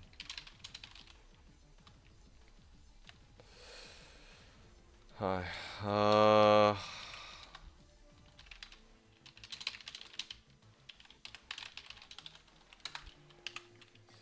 Yeah, okay. Streamer loot. No. I'm not gonna use this jaw though. Like, I genuinely don't feel like it's my jaw. Like, I'm only holding on to it in case somebody else will end up needing it in the future. Otherwise, I'm just leaving them hanging. Alright. Good luck, good luck. Yeah, I mean, yeah. It's just this awkward moment. Like, when he said jaw, I'm like, yeah, I'm okay to offer an equivalent amount. So, you know, he refuses. Like, what am I gonna do? So it's kind of awkward now. I can't just leave the guy hanging. Oh wait, did he? Oh, my freaking. You know what? Let me. Free Tal Armor. Wow, Tal Armor going for free now. Economy in shambles. Oh, yo, hey, I can actually toss out this thing. This Ellie skiller, but the one with 33 life, I can move it onto my main character here, but I don't know. Do I just wish Seth were around. If Seth were around, I could actually hook him up with these Ellie skillers, because once I get my Earthshifter, I'm not... Well, I might still need these. I'm not sure yet. We'll have to see. I'll think about it. Anyway, whatever. D294 is next. Okay, cool. Anyway, yeah, let's see, Worm Skull. So, okay, so two topics that I'm discussing here simultaneously. So the first is so in Classic, it is actually pretty common to get Lifesteal. So why I don't understand though. Why can't you count on getting like Worm Skull and all that? Or you're talking about like I can't rely on Peace Skull because Peace Skull also has like Mana Leech too, I think, right? So yeah, that could help against like Mana Burn sort of monsters. That's my guess at least. I don't know. I feel like it could be pretty good. Not set up. Bazinet. What is this? War Fists. 2 to Dragon Tail. I think I'd have a better chance on War Scepter. Oh yeah, that'll sell for 35k.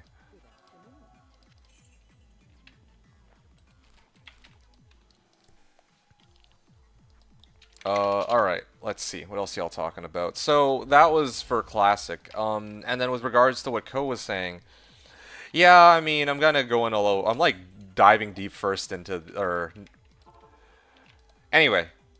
If we do end up doing it next season, then yeah, like we're definitely gonna have to coordinate which class. Like I don't know though, we don't need to play the same class either. It would be fun. It would definitely would be fun to both play the same damn class. Like people don't need to know that I'm gonna be playing Sork next season. Oh wait, oops, I said that out loud. No, I'm kidding. Or am I? I don't know. But like, you know, right? Like we can both play different classes technically. We don't have to play the same class. But it sounds like you're really committed to playing the same class, and we both make like, well, you know, it just means you still have to consistently or constantly. Sure, but I'll be prepared for anything. Oh man, all right, cool, cool. Okay, damn, I don't want to be disappointing you now. That's scary. I'm scared, man. I'm actually scared. I don't want to like create some like half-baked ass build and then like you play, you freaking give it 110%, and then the next thing I know, it's just like, oh well. Whoa, whoa, whoa. Is this it? Could this finally be a Stormlash, guys? Wow, that's crazy. That's actually kind of crazy. It's not every day that hey, 2 to fire skills. Nah, it's got strength and fire skills, but no FCR, no nothing. Yeah, no, I don't think anyone's going to be needing that. Mara's is better after all. Alright, come on, Stormlash. Today's the day, guys. Ah, it's a Horizons Tornado. I'm always like excited for if I could one day get a Stormlash. I wonder what the odds of getting a Stormlash relative to Horizons is, because I feel like I found like 5 or 6 Horizons, and I've never myself found a Stormlash. I've gotten Stormlash from LeBron, right? I have a Stormlash sitting around, but you know, yeah. Anyway. Saucy says, just means you still have to be constantly careful and not no-brain like you can on LOD at endgame gear. Okay. That's... Had to be constantly careful and not no-brain. Okay, I see, I see. Dad got Tal's armor for Jaw. You can use it now? No, no, man. That's not how it works. Let's be real here. That's too much. Yeah, I'm not even gonna discuss that further. Bloody hell, it's as far as we can get. I should have actually looked. I'm gonna make it a habit to actually look at how far away it is so I can determine which is, yeah, this way I can actually save gold. Yeah, that was cool though. You know what? I will chart that down as a drop. Horizons Tornado from, I think it was a corpse from Poppable on run number 296. Yeah, I'll chart that in as a drop.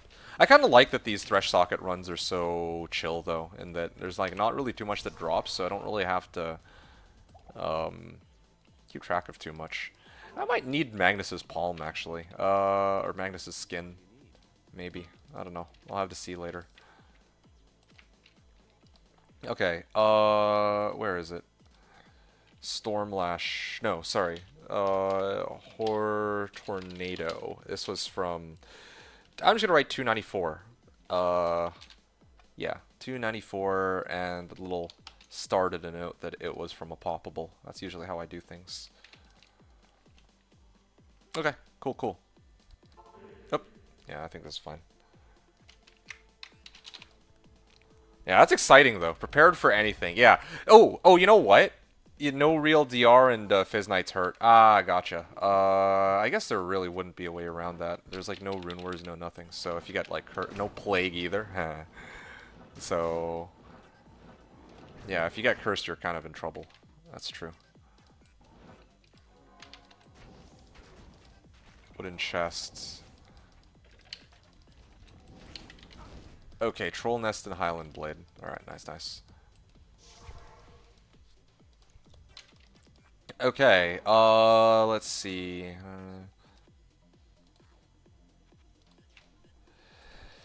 Yeah, it's oh, what is this? A sturdy troll nest of deflecting. Well, I got half of jewelers. Can you imagine if I found jewelers in a freaking troll nest? Jewelers troll nest of deflecting. That would actually be the most. Because the problem with jewelers troll nest is troll nest itself can only have 3 sockets max, right? So can you imagine? I get freaking Jeweler's Troll Nest of Deflecting. It's literally a troll nest of deflecting. That would, I don't know, that would be par for the course. That would be the most hilarious like well, non Jmod find ever. The low strength, so it wouldn't be terrible. No, but like, ah man, it's no Jmod, man. Ah, that would hurt. That would actually kind of hurt. That would be like a pretty funny troll. Like quite literally, it's a troll nest. So. Yeah. It would actually be something you could sell. You think so? I don't know. It's cool and all, but then I thought the whole point of having like 4 open sockets is, well, you know, you get like 4 rainbow facets into it. If you have only access to 3 rainbow facets, then who's gonna buy it, right? It might be nice as like a little trophy item, I guess, but hell, at that point, I'd keep it as a trophy item.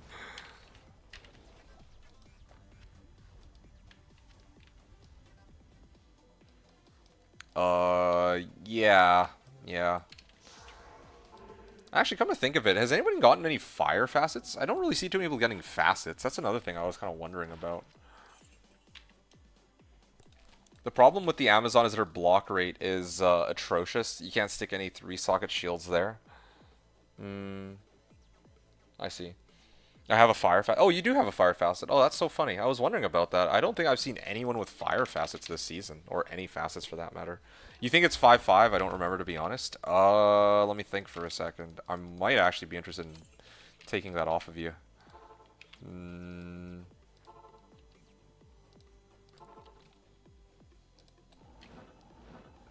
Yeah, yeah. Maybe I'll consume. Yeah, because the thing is, I'm like saving for. Let me look at my 20 mules for it. Oh, that's funny. Okay, sure. Yeah, because I'm like debating whether or not I need like here's the thing, right? Here's the thing. Like having that 5-5 fire facet sounds good under normal circumstances, but think about this, right? You have fuck you, ZZZ. It's like I have a 5-5 white light die facet. It's the freaking wrong season for that. Anyway, so here's the thing, okay, guys. My weapon is going to be an Earthshifter, right? Yeah, it's going to be an Earthshifter, and my armor in theory will be Enigma, and then my helm. I could stick with Ravenlore. Ravenlore's fine, I guess. But I was actually thinking Delirium. If I run Delirium instead of Ravenlore, then if I run Delirium instead of Ravenlore, then I actually have no slots to put the 5-5 fire facet into, hilariously enough. So I'm kind of like, do I actually need it? That's the problem. You found it 5-5 purple? Oh, that's fine. And this season, I don't care about the color of these facets. Yeah.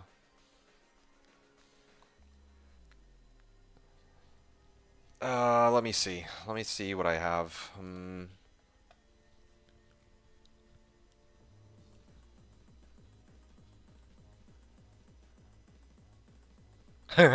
I'll give you a jaw for it, Kappa. Nah, like, can you imagine? It's like, I'm trading you... So, Spirit Dad gives me a jaw, you give him a Tal armor for it, and I give you the jaw for your 5-5 fire pass it. Like, what a crazy 3-way trade, am I right? Oh, shit. Let me... Well, let me sit on that one for now. I'll have to think about that. Oh, man.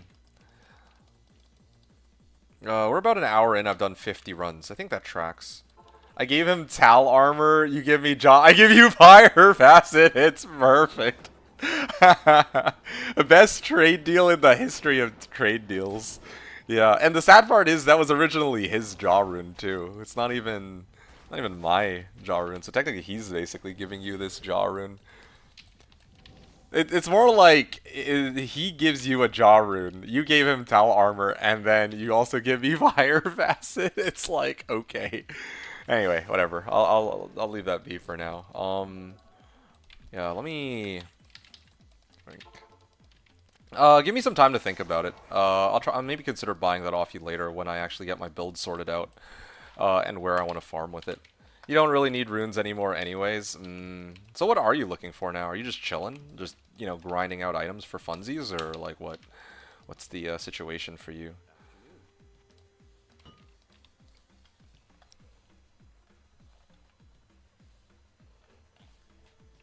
Yikes.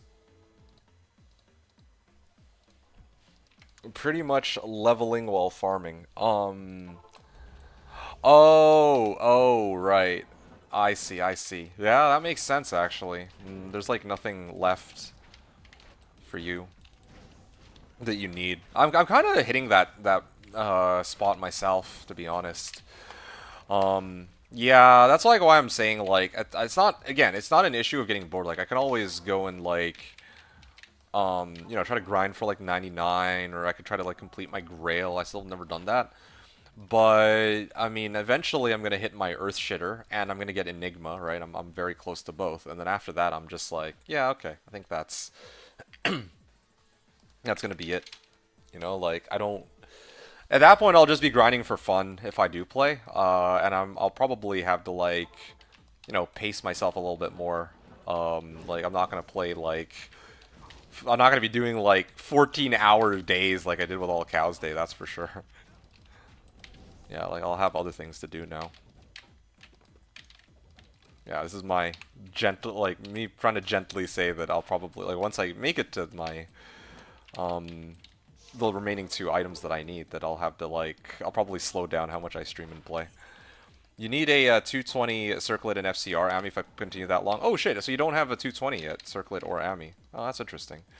You also don't have, well, I mean, would a 320 work? I thought there, oh wait, no, there was a 3 Pcomb 20 FCR, which hilariously enough, I think that's what Ko was looking for that one season for his Pally, right? But anyway, yeah. 3 Pally, or 3 combat skills, 20 FCR, yeah.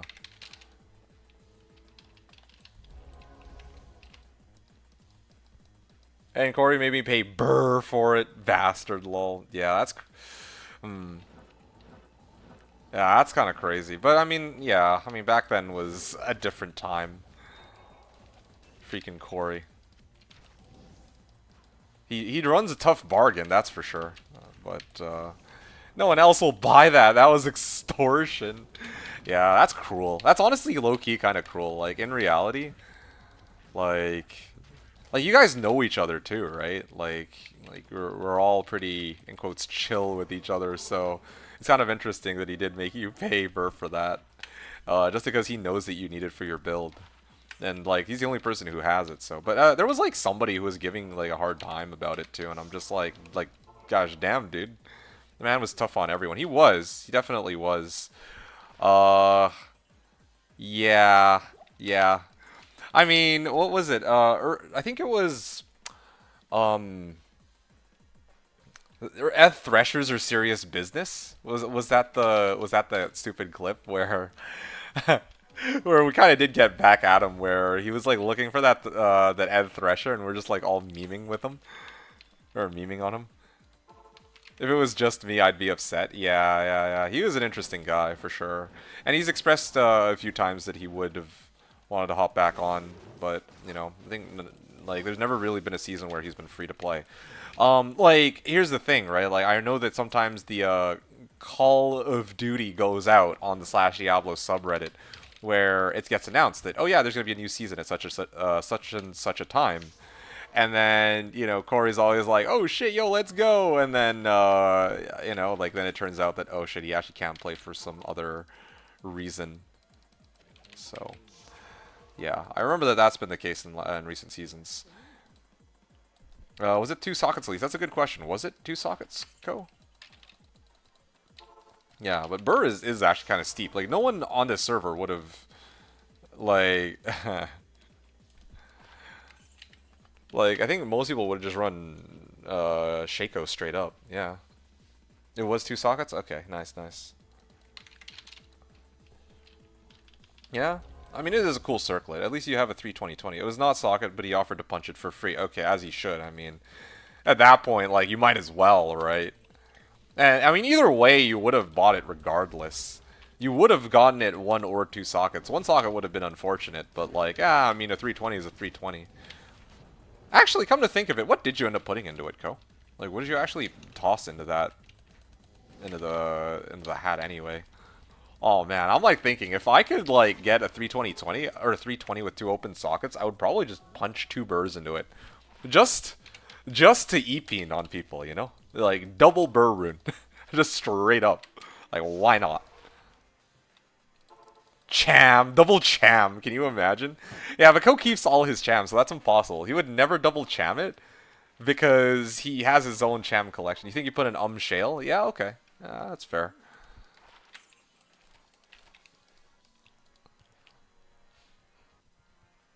Double cham, just for shits and giggles.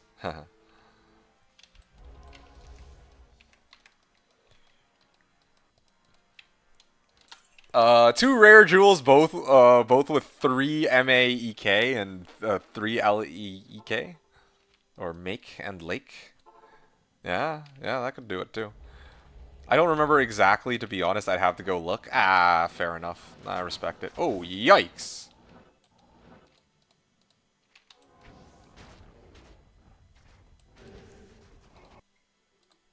This is the wrong music. Hold on a second. That was my playlist. There we go.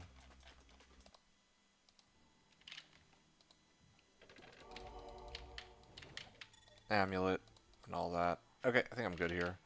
Oh, skulls and rocks. Burial chest. Okay, cool. I do like that I have time at the end of each of these runs to, you know, just sift through stuff. Yeah, it's just... I'm actually really curious, like, if I did these runs, like, and I actually just tanked the amount of time it takes to get back into the lobby, like, how long would these runs actually take, though? It'd probably be quicker. I mean, I'm also farming gold right now, not just because of, you know, time, but because I'm actually, like, I actually need the gold for tele charges, and I ran out after I burned through all of it on All Cows Day, right? When I was doing, like, the full clear of the game and all that. I was looking for a 4-skill 4-socket GMB once. 4-skill 4-socket GMB? It was the guy who wanted 15 ohms for it. I was the only buyer. I offered burn, he refused to let it rot on meal. That was upsetting. Oh, 3-skill. Oh, okay. I was like, I'm like, was there something I know about this game that... Is there something you know that I don't? Like, god damn, like... 3-skill 4-socket GMB for 15 ohms is kind of insane. Like, that is a spite... That is a spite bin, right? Like, no fucking way, man. Like, that's actually, like, a spite bin. There's no fucking way. Like, who the fuck would want 3-socket 4... Sorry, 3-skill 4-socket GMB? It's not even, like, an ETH item, you know? Like... 3 skills... It's not even 15 ED. Like, what? That's crazy. People be losing their fucking minds out here with trades, I swear. Anyway. 15 ohms, man. Like, oh yeah, the one guy who's trying to play a Boazon, you know, like, shit. And opted to try to this weird-ass item rather than, what is that item called? Wind Force. Some of these guys forget it's a private service. While it's precious items, you got someone who needs it badly. But it's supposed to be a community. The goal is not to screw others over. Yeah, no, I get it. I'm with you on that 100%, right? It's kind of like... It'd be kind of the equivalent if, like, some random person, not one of you guys, but if some random person actually wanted to charge me, like, freaking... like 15 ohms for my Earthshifter, I would actually be genuinely offended. I'd be like, bro, like, what the fuck? Like literally, if this were any other season, no one would be, like, needing this, right? Like, and the only reason, like, you're just looking to make a quick bang for your buck for, like, no reason. Yeah, I mean, sure. Like, I get it. Don't get me wrong. Like, there's going to be the skeptics who are going to say, like, oh, yeah, it's their item. They can do whatever they want. Which, yeah, don't get me wrong. I'm with it. I'm 100% with it.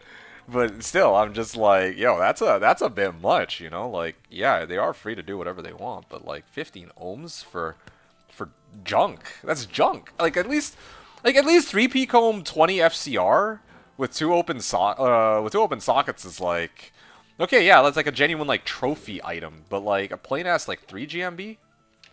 Like really? And for what? Like, what does the 3 GMB even really offer you, right? Okay, then 10 ohms, yeah. It's totally not this. Hey, Tex. It's totally not in the Spirit of Slash, though. No, it's not supposed to be. The thing about Spirit of Slash is, yeah, there's like in the past there have been like multiple people from like, you know, like the current modern day slashers are super chill. I love playing here with like the same crew of people that I really gel together with, right? Like everyone's so nice here. Fatty, LeBron, yeah, like Fatty, LeBron, like multiple, like pretty much everyone in this chat have helped me in some way, shape, or form or another. And oftentimes people don't expect anything in return. That's not to say like even like look at this Jarun I just got from like Dad, right? Of course I'm not planning to use it. I'd rather give it away to somebody who actually needs it, but like I said, right? Like people here are just generally speaking like really chill, and I really like that. But of course, there have been times like the thing is, there's no rules against it, right? There's no rules against expecting that. Yeah, if you find an item that is normally considered like e-penable, that yeah, you would be expecting something for it. But expecting like yeah, expecting 15 ohms is kind of insane. Like that's actually kind of absurd. ZZ's like then 10 ohms. Okay, sure, 10 ohms. Yeah, so much better for junk. Like I said, I stand by the notion that yeah, like Corey charging a burr for that. All right, sure, like fine. But like beyond a burr for an item that no one needs, it's like at least with the 3 open socket like 20 FCR, you could argue that yeah, maybe some Hammerden out there might need it, right? Would it be the best option? Maybe not, but they might have their reasons for running it. Like okay, fine.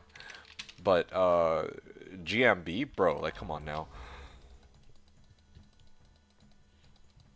I've also seen people over and actually, Nicole, let me ask you this: what were you even making that season? Because why would you even need a 3A socket to begin with? I don't understand like 15 ED, but if you're running like three or yeah, if you're running like a +3 bow and crossbow, then probably you're making like some off meta ass build as usual, like probably like Frost Maiden or like like Frost Maiden or like Exploding Arrow or Immolation Arrows on or some crap like that. Yeah, I'll bet. Ko says, I've also seen in the past people overcutting on items that someone else wants and buying it just to deprive the person from getting them. Old Times had some weird faction moves like that. Yeah, I remember. I know you're not naming any names, but I remember people doing stuff like that. Like, straight up people pulling in everything just to deny, like, multiple people just grouping up and like, yeah, pooling items in together just to, like, take the trade away from other people, stuff like that. Yeah, those were some pretty douchebaggy moves. Like, I mean, like in a way, yeah, like out of spite is a bit much. I think, like for like no real reason. You were making a special poison Boazon. That's interesting. Gordon knew that asking Burr was outrageous. He didn't push it past that, knowing I'd been looking for a long time. That's likely to accept if it came from him. So I knew and would probably use that leverage to get a favor out of him later. Yeah, well. Yeah.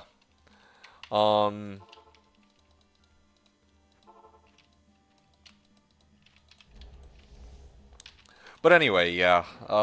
Let's see. He was making a special. So with regards to your special poison Boazon. With regards to your special poison Boazon, like, you couldn't make it? Oh, well, wait, why? And also, like, what did your Boazon run? Was it, like, multi-shot or something? War Spike. I don't need that. Alright, let's get that Soya. I don't really see any other boxes here, so I'm just gonna let it go. Oh, nope, jars. Dead Barbarian. Damn it, man. One of these days, these poppables will give me something. You know, one of these days.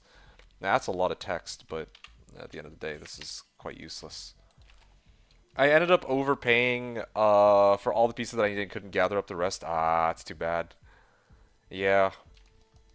You know what's funny? I think the season that I played my bows on, I also got bailed out by All Cows Day, if I recall correctly. Yeah, yeah. Otherwise, I would not have been able to make Enigma for the Swapcast part of the Swapcast Tele Boazon, right?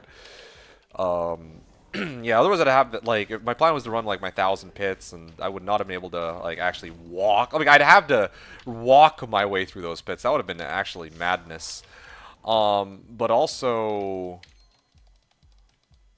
I mean, I ran 1,000 pits and I got like jack shit. I think it was like ohm low and like something else. It was like really bad. Like holy, I did end up getting like a 3 blizzard, 15 cold skill damage Ormus out of those 1,000 runs. That was like I think I got a burr for that. That was the highest, most worthwhile find. But like, gosh damn, in comparison to like Chaos, where I got like at I had like received like Bursar Burr or something like that, right? That was kind of crazy.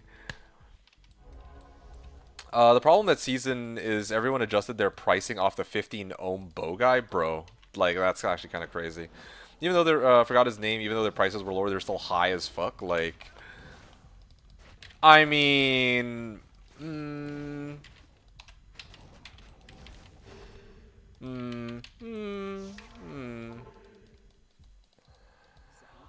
I don't know what to say. Yeah, that's kind of wild. Like the closest I think I've ever gotten to that was Trangloves. There was one for some reason, dude. I sort of fuck like back in the days where Slash actually had like a higher population, right? I remember I played what was it? I played a Poison Necro, and the same season I played Poison Necro, the second season I played Poison Necro, two other people were playing Poison Necro. And all of us needed Trangloves, but Trangloves did not drop, or people weren't willing to trade them. To the point where me and the other two people who were looking for Trangloves specifically were offering Gullrune specifically for Trangloves. It was the craziest shit. I can't remember if it was both of us that was running it or if I like waited for Trangloves. I got my Trangloves. I did my first Chaos run on my Poison Necro, and then I got a Gullrune on my very first run after I had just paid a Gullrune to get my Trangloves to start the Chaos runs. It was the dumbest sequence of events. But anyway, yeah. I still agreed to conduct business because I needed the items. Yeah, I mean, the fact that you even had any wealth at all to make trades with is kind of impressive, I think. Like, because, like, I understand what you mean. Like in my case, right, with my build, right? With my build right now, I'm running Fissure, and I'm using Fissure to farm. So it's fine for me to make wealth. But if I were to, like, for example, play my Fury Druid and I had nothing to work with, like, I guess, you know what? It would just boil down to I'd have to go to Larzik, I'd have to look for an elite base, and I'd have to run with my elite base until somebody else finds something, like, you know, until I actually get an item that's worth trading. Maybe, like, from spamming Nightmare Trav or some shit eventually. Like, that's what I did this season with the Whirlwind Barb. You know, like, I had some items that I was able to trade out for, like, a decent bit of wealth that I could use to get going and get, like, double oaths and... You know, then I was able to run Hell Trav, and there was some progression like that, but, you know, it's not always going to be like that.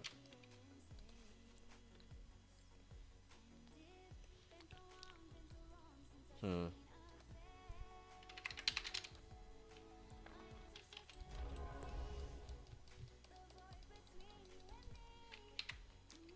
Yeah, Area Plateau.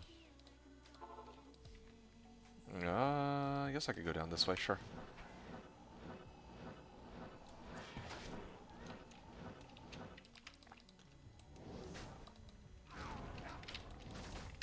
Alright. Evil Urn, chest, wooden chest. Okay, there we go. Cleaver and Barbed Club. Nope, no need for those. Am I done here? Guess I am. I don't even think I really want to pick up the rest of it. Yeah, I hear you though. Sometimes it doesn't pan out. No, I completely understand what you mean. Like last season, I was making my it was the Holy Fire multi-shot paladin, was it? And that was an interesting season for sure. Like I just was not rich. Well, it actually had nothing to do with riches. It had more to do with the amount of time I had. I had a lot of stuff that came up after I started that season, right? But Or was it last season that I did the... Oh, whoa, whoa, what did I just sell? ED, minimum damage, attack rating. It's kind of cute, sort of bow, but... Still had fun with the Zon. Yeah, yeah, that's good. That's very nice.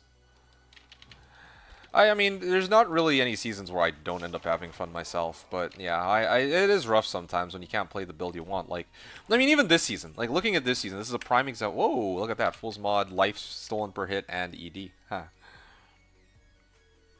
Honestly, this would be a really cool dagger to use for like if I ever made like a poison dagger necro, Fool's Mod, life stolen per hit, all that. But anyway, whatever. It's useless here.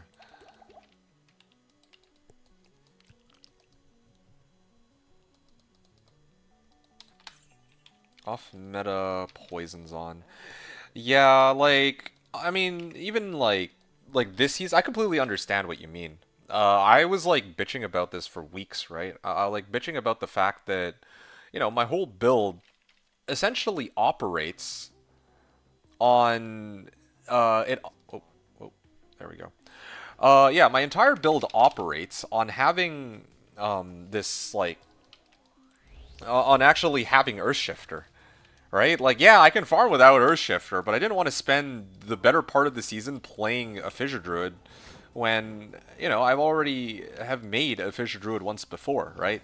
And I considered, yeah, like, I could totally go with Armageddon to farm to start, but, you know, I didn't really expect it would take this long. I expected, like, oh, I'd be at this for, like, a couple days, and, you know, like I said, I was trying to, you know, level up to like a higher level than people for the first couple days, and I also want to do 1,000 Thresh sockets, and something about running Thresh socket on spamming Armageddon rather than Fissure just sounded kind of miserable.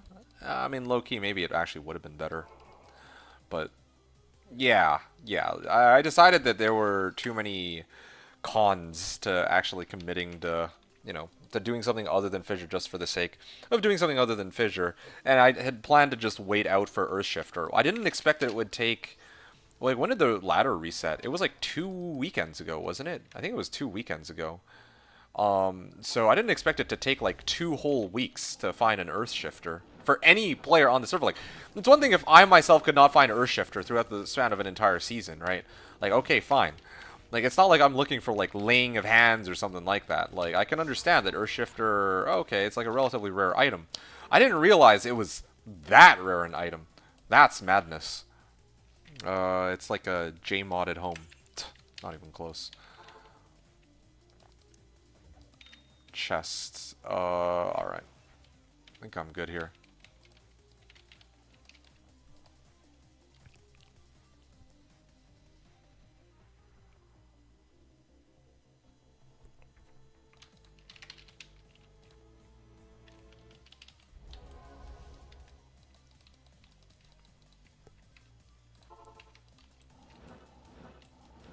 Okay, Merc's gonna deal with this.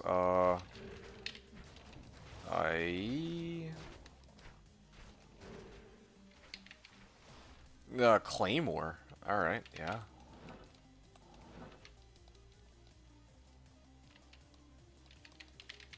Okay, I think I'm good here. Heading to Mala. Let's ID all this. Ooh, 2 Paladin skill levels.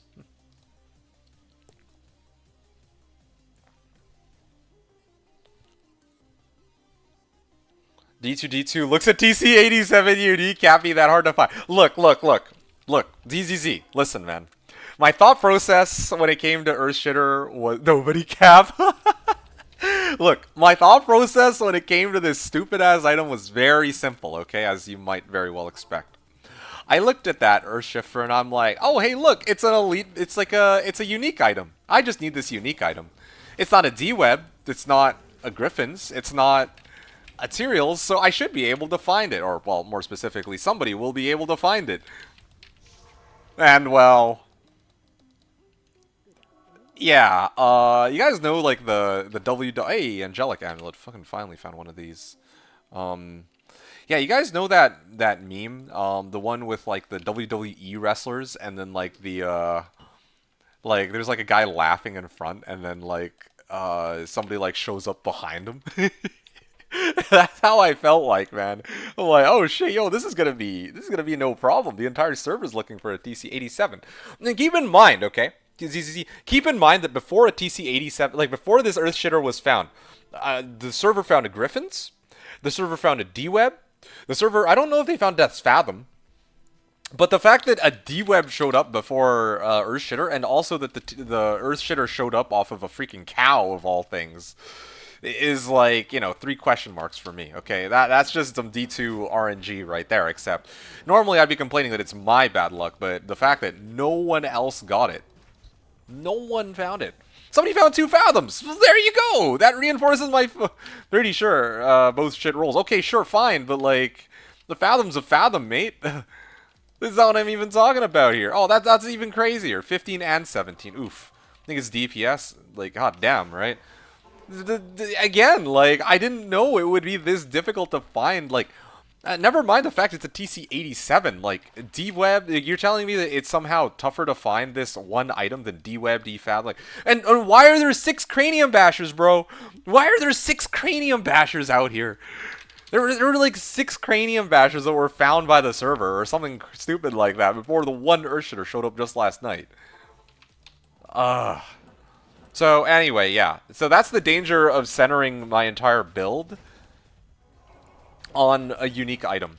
Or any individual item for that matter. I guess runes are like okay. Like people will eventually find runes. As long as it's not something like... As long as it's not something like freaking Phoenix Rune Word. You guys know Phoenix Rune Word? Okay, Phoenix Rune Word is kind of nuts. Phoenix Rune Word is kind of nuts in the sense that I would need Vex Vex Low Jaw in order to make it. If I had a build that's for some reason relied on like Phoenix Rune Word or Infinity or Enigma, then okay, yeah, it's probably a chalked ass build, but like Earthshitter goes for free. It just didn't expect that no one would find it, right? So I don't know. I feel like it's fair. It really, like, you know, true. It's a TC-87. I get that, but if we look at the overall context, I think it was a pretty reasonable assumption that I'd find it in a couple days. Anyway, but I will admit, okay, for all my infinite wisdom when it comes to Diablo 2, right? I mean, it is written in my name after all, D2 D2. Okay, that's clearly proof of how smart I am. So, for all of my infinite wisdom, all right. The truth is, my thought process when it came to this Earthshitter was quite simple. I looked at it, I was like, hey, it's a unique item. I'm sure plenty of people will find this, you know, this unique item that I'm looking for, this Earthshitter. And I never actually bothered to take the time to figure out, like, what are the drop odds for it? Is it going to be something that's ridiculously rare to find? Like, is it a TC-87? Is it, like... You know, is it an elite base? Earlier I said, oh yeah, it's this elite base item. You know, honestly, I don't even think I went that far. I was just straight up like, I mean, last season, people were able to find me like multiple demon machines, multiple Barizas, multiple, like, whatever I needed pretty much. But, yeah, I didn't think it would be, quite the, you know, quite as difficult with this season. But, I mean, yeah, I was wrong. I was very wrong, okay? I was wrong. Apparently it is, and now I have that in mind for next season, where, you know, if I'm indeed looking for, or, sorry, not next season, but, like, future seasons, where if indeed I am looking for these, like, crazy items, that I should, you know, be mindful of my expectations. It's also kind of concerning for me, too, because, like, the season's, I wouldn't say the season's almost over, or anything like that, but I'm actually at the point this season, where I'm almost, Earthshitter was always free because no one ever found one before. Yeah. Okay, well, no comment on that. That is all.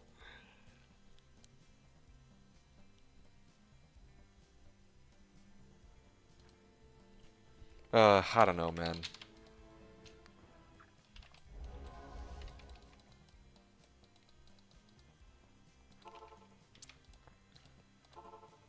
Okay. Can you show us your gear, sir? Oh yeah, I totally forgot to do a, well, yeah, it's a little late for me to do it now, but I totally forgot to do the thing where at the beginning of each stream I'm like, oh yeah, this is kind of what my gear looks like, and all that jazz. Yeah. Well, actually, yeah, no, I didn't, actually. Yeah, sure. I'll show it to you in a second. Let's just win. Let me just sell my shit, and then I'll be happy to show it to you. Ah, Druid skills. Hey! Lightning res, small charm. Battle axe, okay.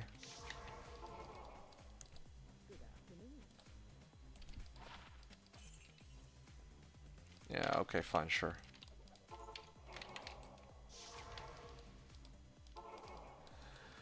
Alright, ID this. Oh, wow, that's a lot of ED on it. Anyway, non-eth and no other useful modifiers. Alright, let's just win. You just wanted you wanted me to show my items, right? I will show it to you now after I repair, and we're good. Okay, cool. So here you go. So this is what my items look like right now. I'm running Blade of Alibaba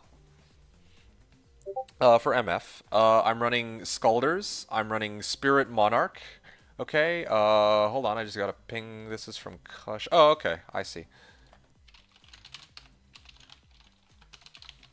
Okay, cool. Yeah, Kush just messaged me to tell me that he made the trade. Oop, sorry. Sorry, let's just win. Let me just mute this real quick.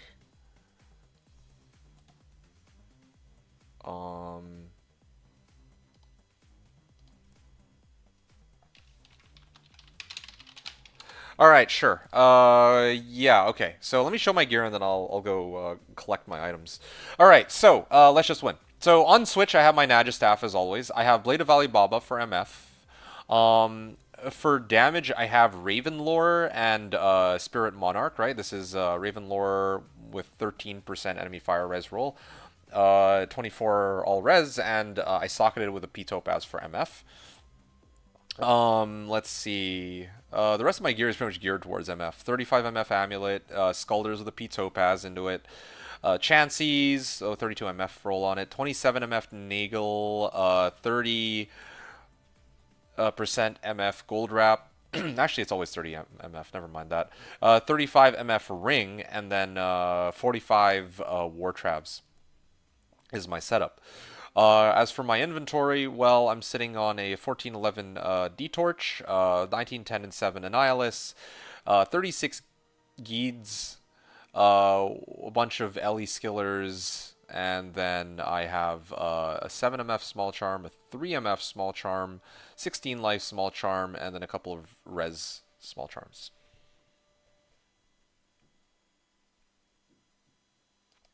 Yeah, and I think I mentioned. Oh yeah, on Switch is Nagistaff, and then of course my Mercs equipment: 15 IS Jewel and G-Bane, Talmask with no socket into it, and then of course Infinity, Internet Thresher. Yeah. So there you go. That's what my gear looks like right now. Oh yeah, and let me ID this, or let me transmute this out of me. Well, thank you. I appreciate that. All right, let me take a moment now to. So I was talking about. I was making a trade with Kush. Or sorry, wait. I think it's.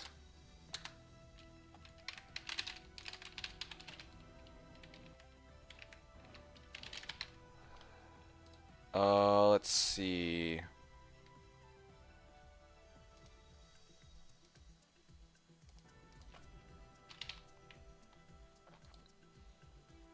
All right, there you guys go. So this is my mule here. Okay, so this is my P-Gemmed mule, or at least it was. And you can see, oh, Vex low. Yeah, I can fuck with that. I thought it was going to be 2 ohms, but yeah, okay, I'll also take Vex low. That's totally fine. Yeah, there we go. Yep, there you go. And, yeah, so let me switch this over. As you guys can see, now I'm sitting on Vex low. And yeah, so now I got like low ohm Vex Skull as my yeah, so this by itself should be a burr. Low ohm Vex Gull. Low ohm Vex Gull. So this is 2, 3, and then like 3.25. So now I'm just short like 2 ohms from getting my well, the last component I need for Enigma. If that's the route I want to take, of course. So, yeah, I'll think about it. Hmm.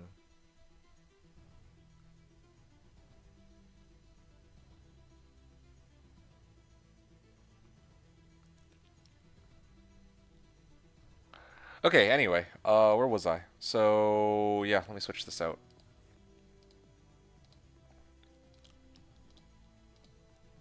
Hey, Gigi Main. Hello, good sir. How am I doing? I'm doing very well. Thank you for asking. Well, I'm doing all right, I guess. But yeah, so yeah, just doing some farming of Thresh Socket.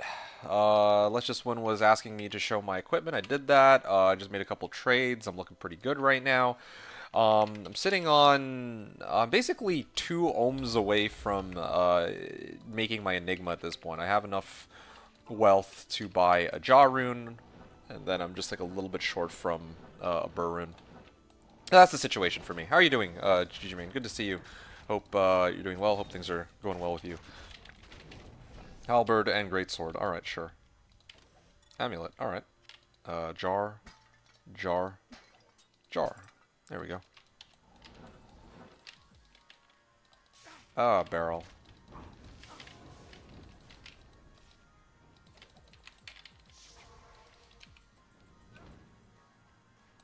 What does this got? Life tap charges? Okay, that should sell. Well, I came to bear good news. I'm a free man and I won my court case. Nice. That's awesome. Congratulations on that. Yeah. Now time to celebrate by playing some D2. Haha. Yeah, no, that's amazing, dude. I'm really happy to hear that. Good for you.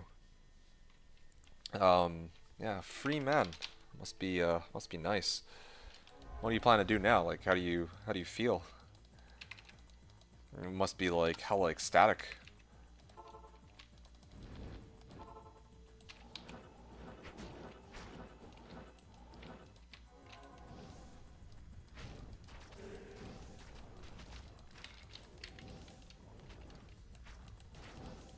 Alright, there we go. He was going to try to teleport out, but no such luck there. Burial chest, or... yeah, locked chest, and barrel. Superior bill.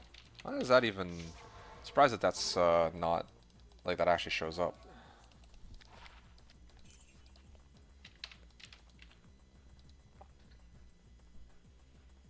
Yeah, the thing is, if I would have lost the court case, it would have been a fine that I would have to repay, and I don't have that kind of money, so I would have had to pay with jail time. Damn. Um...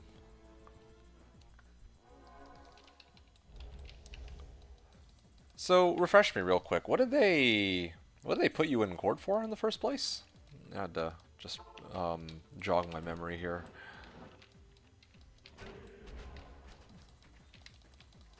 Oh, this guy.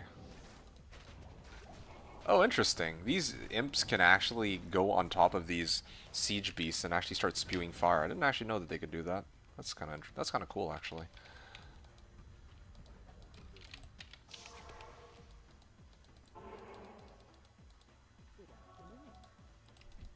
I can sell this. Sell this. And get a reflex bow. Oh, small charm.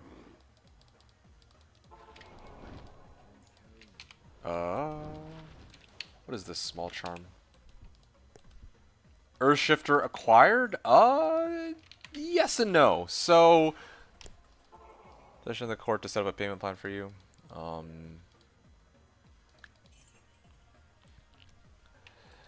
Because the company assurance blamed me saying I hurt myself on the job with malicious intent. Like, they didn't believe I did it. So the assurance in the year would be roughly around 50 to 70K in fines. Bloody hell. That's crazy. I mean, naturally, I guess they would be like, oh, yeah.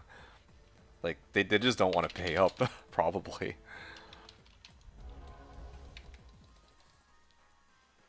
Anyway, just real quick. So Dogpill was asking about Earthshifter acquire, and the answer is yes and no. So the thing is, somebody else on the server acquired Earthshifter, and they like. So last night I was online, right?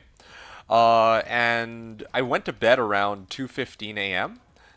And then 5 minutes later, the people, like one of the people I was talking to on Slash servers actually found this Earthshifter, like just as I like hopped off.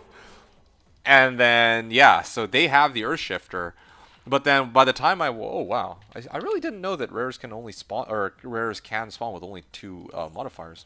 So bizarre. Yeah, like, so by the time I woke up, right, and I got ready to, like, stream and everything, and I saw that somebody had gotten Earthshifter, the guy who had found the Earthshifter had just hopped off, so, yeah, the good news is somebody else has my Earthshifter, but I guess you could say the bad news in this case is that I myself am not, well, I mean, I didn't quite catch him when he was still on, meaning that I'll have to wait a little bit for him to, you know, get on before I can kind of take the Earthshifter off of his hands. You know what I'm saying? So, yeah, we'll be a bit still, it seems.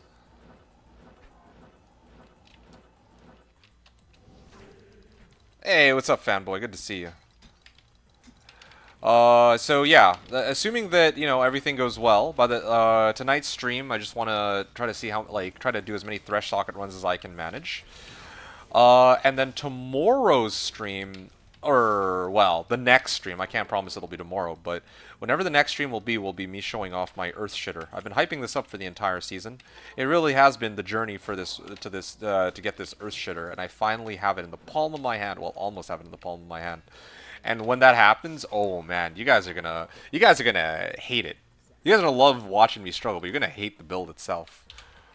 I was hyping it up for ages, but I do have to temper people's expectations by pointing out that, yeah, probably a pure Fissure Druid is going to be stronger overall, but I did find a way to make my build much stronger on Thursday when I took a break away from streaming for the day, or playing on Slash for the day. Did you? Yeah, yes, I have Infinity. Tomorrow for sure, Pog. No guarantee for tomorrow. There's actually a lot of stuff I got to do tomorrow, so I'll have to take a look and see how well, yeah, how things go. Did I get Infinity? Yes, so indeed, I got Infinity. I got Infinity before I got an Earthshitter, yes. I'm just looking for this one unique item. I would have gladly got, like, here's the thing. On All Cows Day, I got Burr, Low, and Sir, or sorry, I got Burr, Sir, Low, okay? And basically, I had enough to build Infinity off of the finds I got from All Cows Day. Just off of my, well, you know, I'd also found two Sirs in the days before. So, you know, like, I had enough to make Infinity in an Ed Thresher before I was able to make, before I was able to get Earthshitter. Before any person on the server found Earthshitter, I built Infinity. And honestly, I probably could have also made Enigma as well if I really wanted to, right? If I just played it more the last couple of days. But honestly, I'm not really in a rush to acquire Enigma. That's cray-cray. I know. That's what I've been saying all day. Like, people are making fun of me because, you know, I was like, oh yeah, it'll be easy to get Earthshitter. And then in reality, like, nah, it's like the most difficult item to find, apparently. But I feel like it was a reasonable expectation that I would be finding Earthshitter before I ever got, like, the runes for Enigma. But to be fair, I got, you know, it was All Cows Day, so that kind of helped expedite the process for Infinity, to be fair. Otherwise, I would have still been stuck with Plague Rune Word, probably. But, you know, it is what it is, right? Anyway. Nodders, level 90, no, that's nice. Yeah, I've been level 90 for like a week now. Probably more than that. In fact, I was like level 90 and like 20%, I think. And then All Cows Day happened, I died a whole bunch. And I lost my XP, the 20% I had. Now I'm just steadily gaining it back up again. -3. See, SFG mod has a freaking meme about that too. That's how bad it was. Oh yeah, I could probably sell this for... Yeah, I mean, it's usually pretty cheap to get War Prize sticks, so... Yeah, just a circlet of luck. I mean, it sells for a good amount anyway. I just realized I could probably take this, and I can sell it to Larzik and... oh, okay, no, it actually does sell for quite a bit, but there you go. Every time I look at your XP, it's around 3. Well, thanks, SFG mod. Just stop looking at my XP, then. A simple solution, man. Yeah.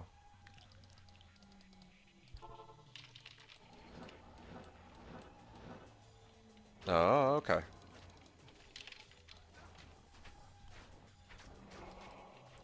Chest. The Demon Hide gloves, alright.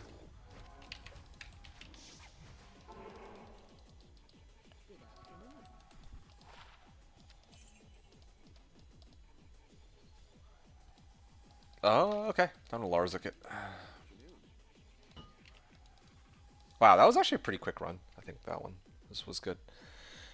But yeah, Dogpill. I don't know if you can still hear me, but yeah. So that's the situation regarding Earthshitter. Okay, I'm hyped for it. Truly, I am. I can't wait to show you guys how freaking crazy bad it's gonna be. So yeah. Also, yeah. I mean, like again, I enjoy these runs. Don't get me wrong. I actually really enjoy running Thresh Socket. It's just a shame I can't really hork him with this Druid, but still, like okay, fine. You know, that's what I should do. Deadass, what I should be doing is I should have like a barb with find item on standby, and then I just bring him in and I hork his body when I finish the run. That'd actually be like a pretty insane way to really amp up my the number of finds I get from spamming Pindle or Thresh Socket. And like legit, I could just load up that barb with like however much MF gear too. Oh, Kush is saying Torch Market to save Swisher's coming back. That's kind of crazy. Swish. I haven't seen him in ages. Wonder how he's doing.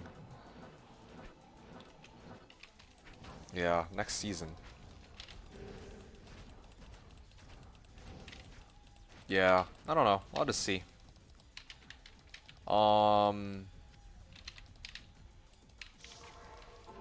Summer, huh?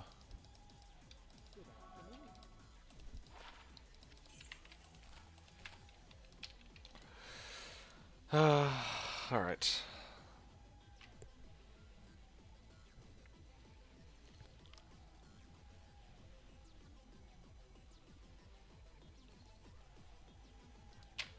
Here we go. How much magic find? Exactly 500. I geared myself up to reach exactly 500 MF on this. Yeah. I mean, yeah, Scalders with Raven Lore with B Topaz is a 35 MF amulet, 32 chances, 27 Nagel Ring, 30% gold, well, from Gold Wrap, 35 MF ring, this is a pretty cool one, and then 45 MF boots. I could have also adjusted some of my small charms for a little bit of extra MF, or you know, if you know, some of my other equipment didn't give me as much MF, then yeah, I could have made some additional adjustments, but I didn't need to, so like whatever. I should have taken Crystalline Passage, I guess, to check. Damn. I'm gonna save myself a lot of charges there.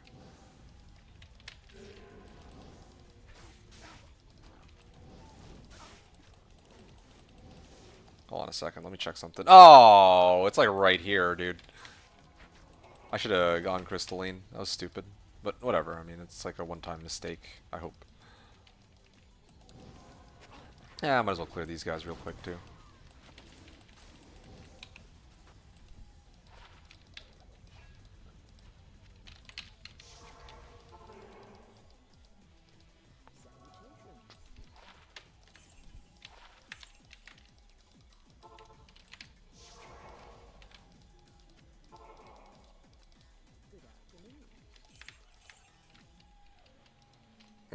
Yeah.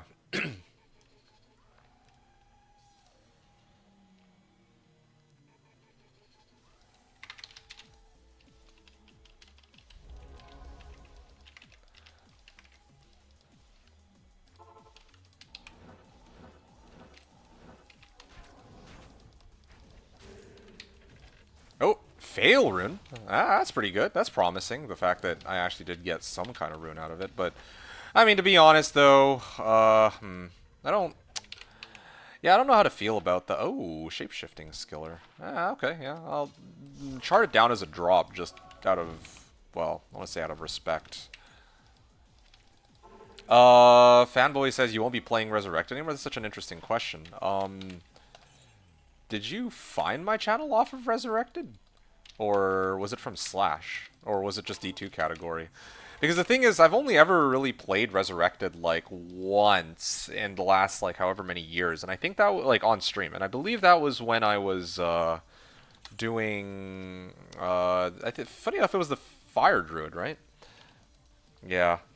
I only, like, dude, I played Resurrected when it first came out. and then the first season. But after that, I just don't have an interest in playing Resurrected, generally speaking, or streaming it. Yeah. No, I was doing a Warcry Barb in the first 2 seasons. I'm not talking about that. I'm talking about recently. I can't remember why.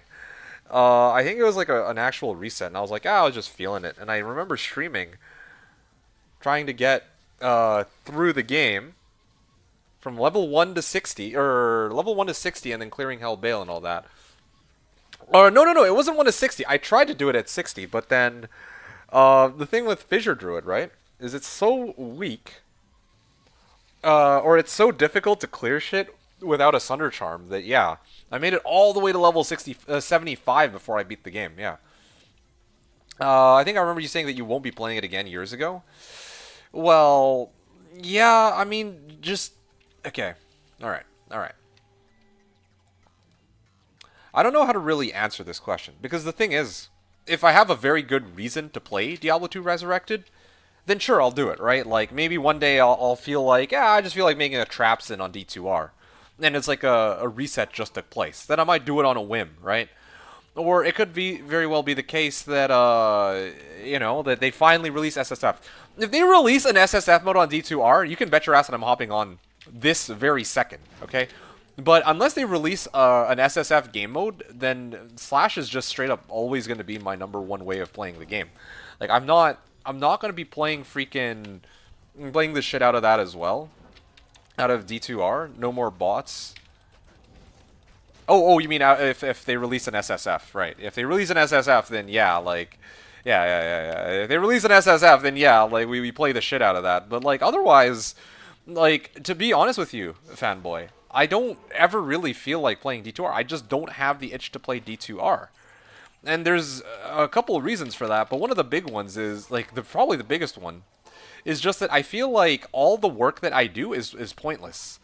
It feels like any amount of farming or grinding I do is completely pointless, because I will never be able to compete with like entire communities of people that are feeding let's say streamers, right? So I can't even compete in terms of XP. And when it comes to the economy is completely broke because of real world trading and bots in D2R. Right? People don't know this because they don't see, like, when people think bots, they think about how in LOD there used to be, like, public games, like Etal Bale, like 5-5 or 5-5-6, right? Or something like that.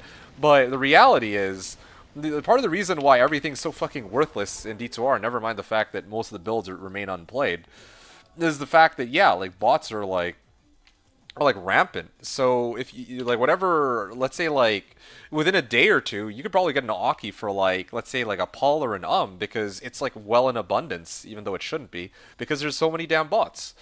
So, when you're asking me, like, yeah, I won't be playing Resurrected anymore, well, those are the two reasons I would play. Like, I can't, like, I normally would love to play for economy, and if I can't play for economy, then I should be playing for levels. But both of those accomplishments or achievements are completely moot for me, right? So I have no reason to play Diablo 2 Resurrected, at least online, which is what I'd want to play. That's why I'm still on Slash. That's one of the reasons why I'm still on Slash. Not the only one, but it's a pretty big part of it, right? Like, I don't know if that makes sense to you at all.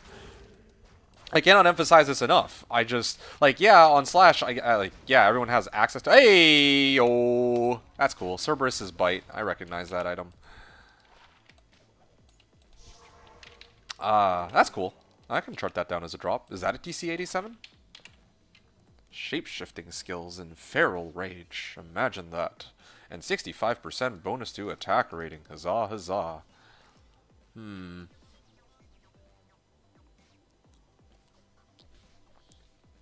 Anyway, I'm just gonna toss that up in there.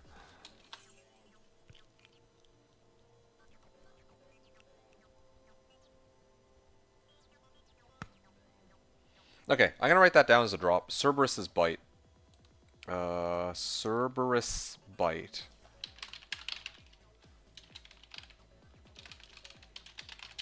What run number is this? 342. I think I actually got it directly from the guy himself. Okay, cool. Yeah, I really do think that I should have made like a horker, and then I should just be horking every run, you know, with like a boatload of MF. That could be kind of cool and interesting to see.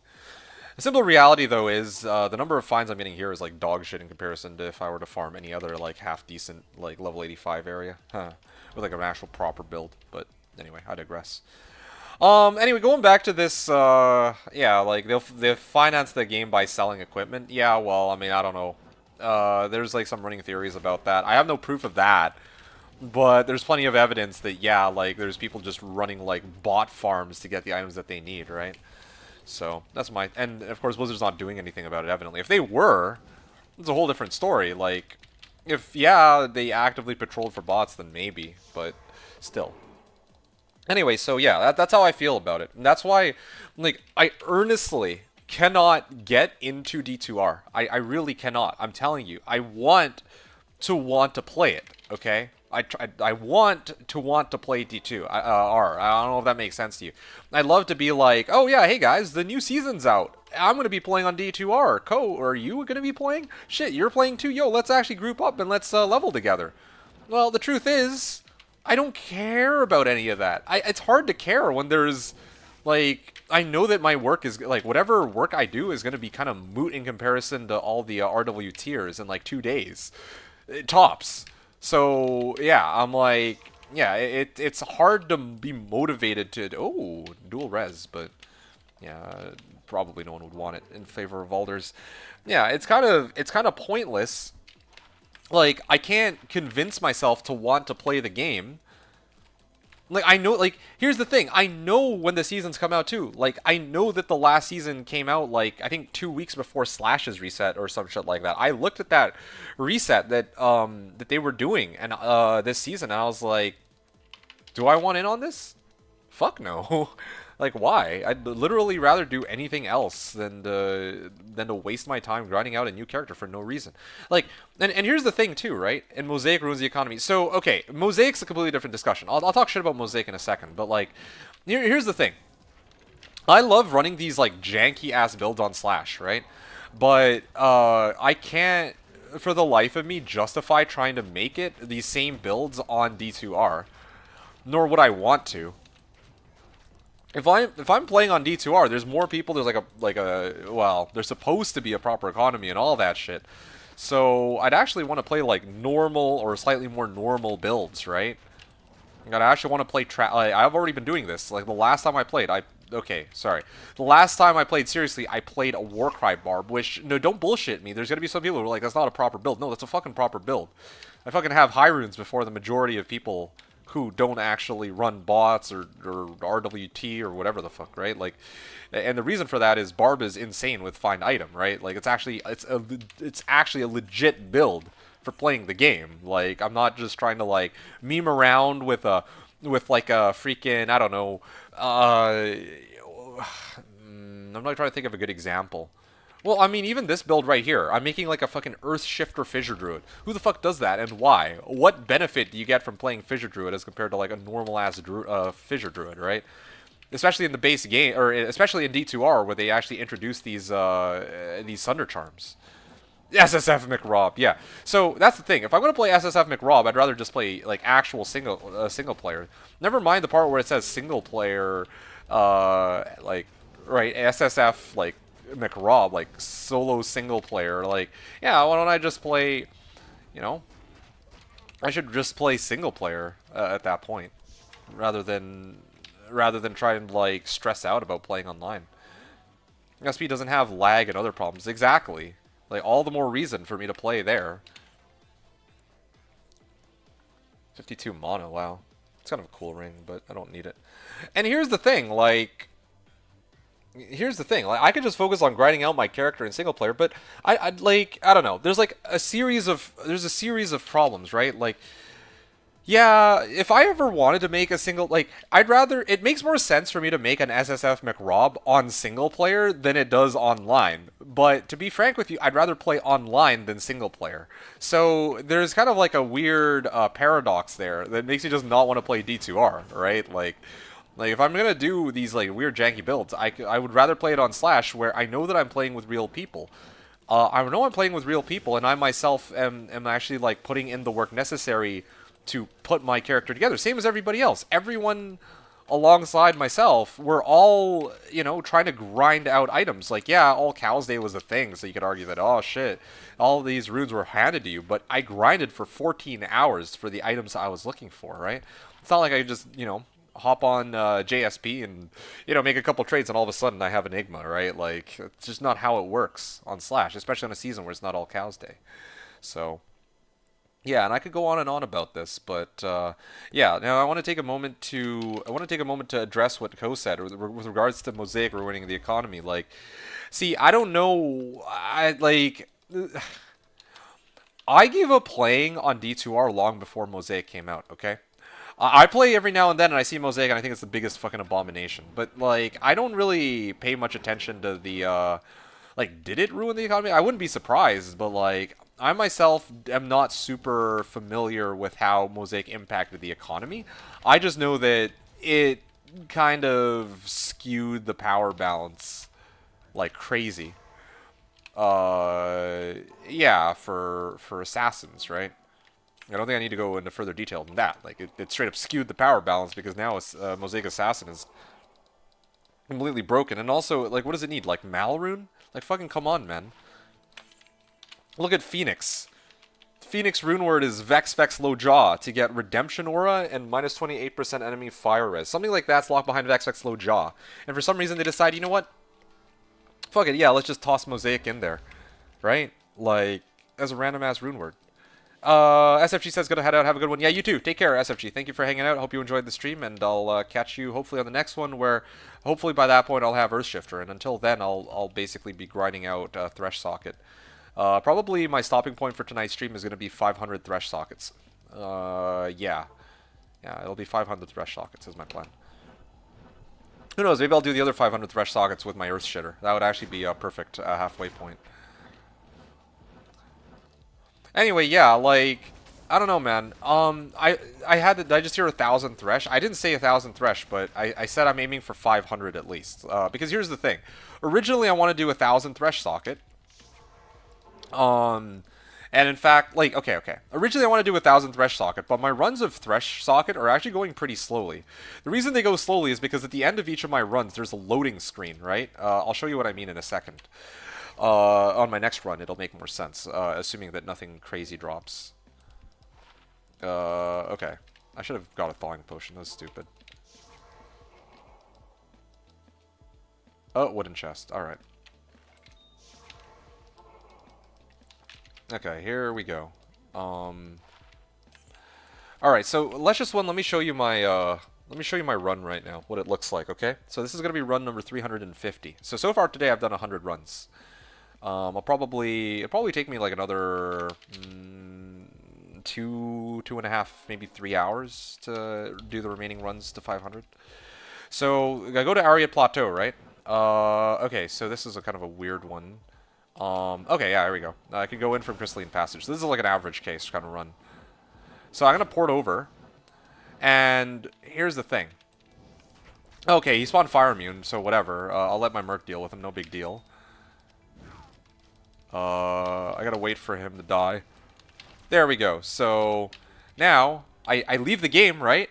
1 1,000, 2 1,000, 3 1,000, 4 1,000, 5 1,000, 6 1,000, 7 1,000, 8 1,000, 9 1,000, 10 1,000, 11 1,000, 12 1,000, 13 1,000, 4. You see how long it takes? It takes almost 15 seconds to leave my game, right? Even if I finish Thresh Socket in like... even if I clear Thresh Socket in like less than 15 seconds, it still takes me just as long to exit out of the game. That's my problem with running Thresh Sockets right now. So, yeah, I'd love to do 1,000 Thresh Sockets if it were like LK where I could just instantly leave the game. But, yeah, it like causes me some problems there. What I could do is try to do that trick that they taught me, which was to go into, I think it was Cold Plains first. I go Cold Plains first, and then I go Thresh Socket. I think that might actually speed up the run a little bit, but still, like, it is a little annoying. Actually, if that works, then it might be okay. Here, let's try it. Anyway, so that's my first problem with running like 1,000 Thresh Sockets. The runs are needlessly long. The second problem is, originally, why was I running Thresh Socket in the first place? The reason I was running Thresh Socket in the first place was because I specifically wanted to grind out for Earthshifter. But if I get Earthshifter, it sort of defeats the purpose of running Thresh Socket in the first place, right? So yeah, I'm kind of at a bit of a dilemma here with regards to if I were to keep spamming Earthshifter and all that. Shamshir, okay. That's why I'm sort of like, that's sort of the dilemma I'm faced with right now.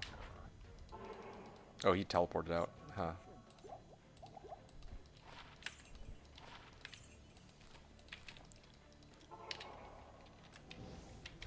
There we go.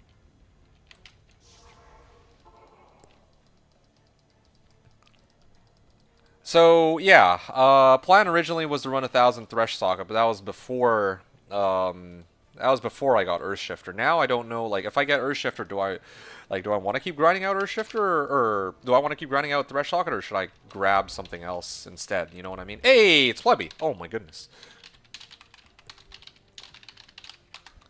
All right, yeah, Plebby. This is the guy. This is the guy who had the Earthshifter. See, speak of the devil. Yeah. All right, yeah. Now I just gotta ask him. I think Ohm Vex would be pretty fair at this point for it. Great news. Yes, yes, I heard. What are you? What's your ISO? Yeah, I'm gonna see if if I have anything that he needs also.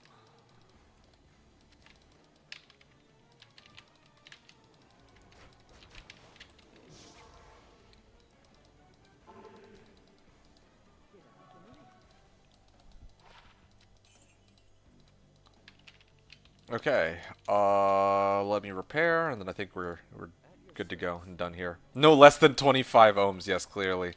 All right, wonderful. I'm still kind of, at the moment I'm just trying to make enough to buy myself a burr, but I will take whatever is offered to me for it. Okay, cool. Well, I mean, how far away are you? How far are you from burr? Yeah, I'm just taking a look at what I got here. I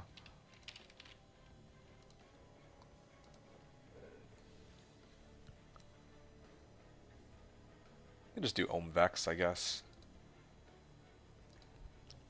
Have one in runes and lots of maps, so I would say maybe 2 away. 1 in runes. Oh, I see. Okay, well, in that case. How about, Ohm Vex? Yep. I mean, just to get this over with.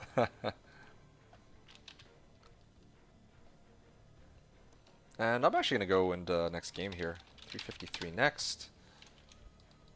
I will take that amazing offer, sir. That's sweet. Okay. Cool, cool. Okay. Out we go then. Nice, nice, nice. So, here we go. It was Ohm Vex, right, from my rune pool here. Here, let me just switch the window. Give him Dad's Jaw. I considered it. But I think I'll hold off until I mean, I could just ask him. Like, I don't know if there's going to be other newcomers on the server who could use it more, but it's like so much hassle for me to just hold on to this for like no reason. I also don't know if I'm like taking away the fun for of like grinding out the items away from him. Woot! There we go. Thanks for trade. Woo! All hail the mighty cow. Praise the Raven Lord. Oh!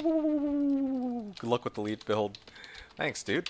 Nice, nice. All right, yeah, this is exciting. This is hella exciting. All right, there it is, guys.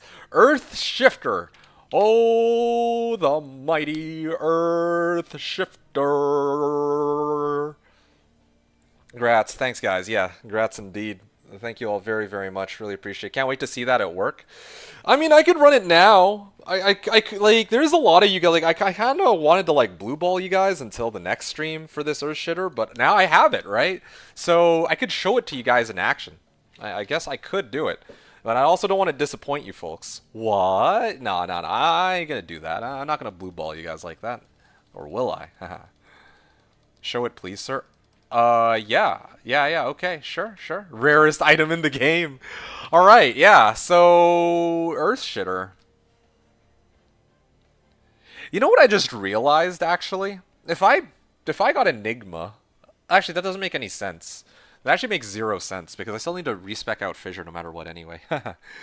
Alright. Well, guys. So, here's what's gonna go down, alright? I will lose a lot of life out of this, but whatever. All good.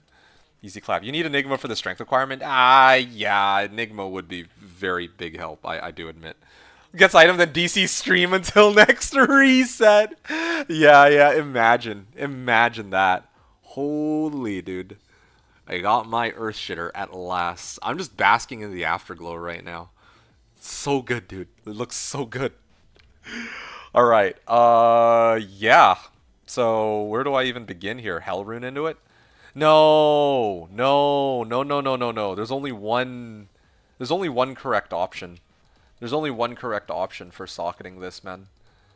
I had to wait until he finds a minus 15 res slash 15 or sorry, minus 15 requirements, 15 all res jewel. Nah, mate. That's crazy. Hold on. I just realized I've minus 15 rec even. Is this the same? Oh, hold on. I'm just trying to remember here. Which respec did I burn? I'm just trying to remember. I probably burned my hell respec first, right? It would make sense that I would burn my hell respec, then my normal respec, and then... Oh, the fuck? Did I burn my nightmare respec? Am I tripping? Burr. Yes, I should get burr. 53% chance of crushing blow on my weapon. Okay, yeah, no, I burned my nightmare respec. Okay, that's weird, but okay, fine, sure. I'm gonna proceed to respec hell. Alright, fine. You guys have convinced me. Let's do it. 15 rec and 15 IS is the same affix. Is it? Same affix. No. I was saying 15, minus 15 rec. I have no idea.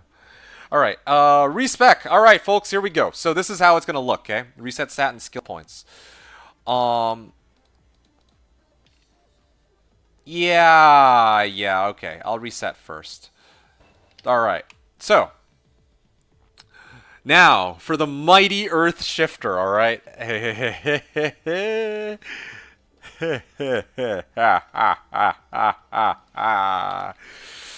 Alright, where do we start on all this? So first things first, I'm going to max out Firestorm. This is still a synergy for Fissure.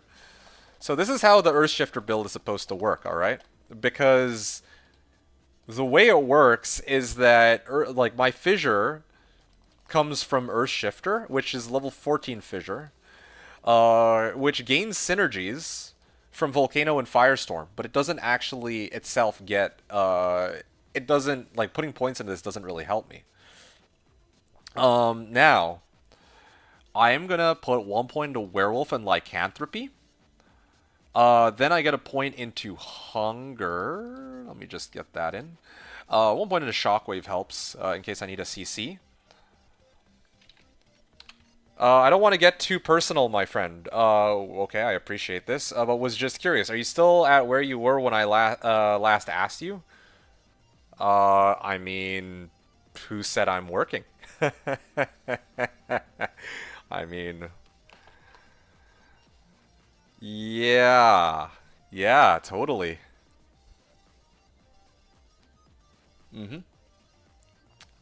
Or maybe I'm doing multiple jobs right now. Or maybe this is my job.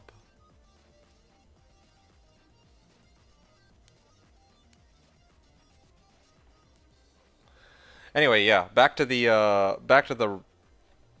my skill point distribution here. So, let's see. Okay, yeah, right. Before I was interrupted, I was going Rabies, and Fury is the thing. D2 is a drug dealer, only thing I can think of. Alright, and then also gonna put in some points into each of these, here, and here. Alright, so this is the core of my build, alright? This is the beauty of it.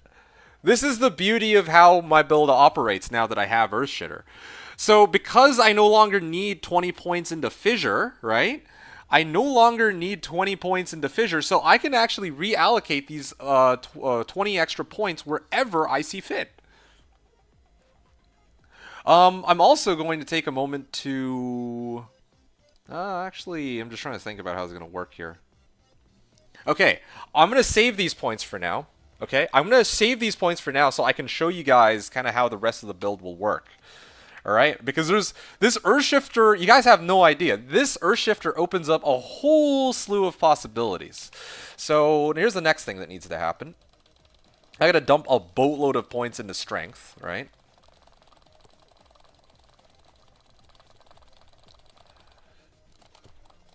You guys can, I don't know if y'all can hear the clicking.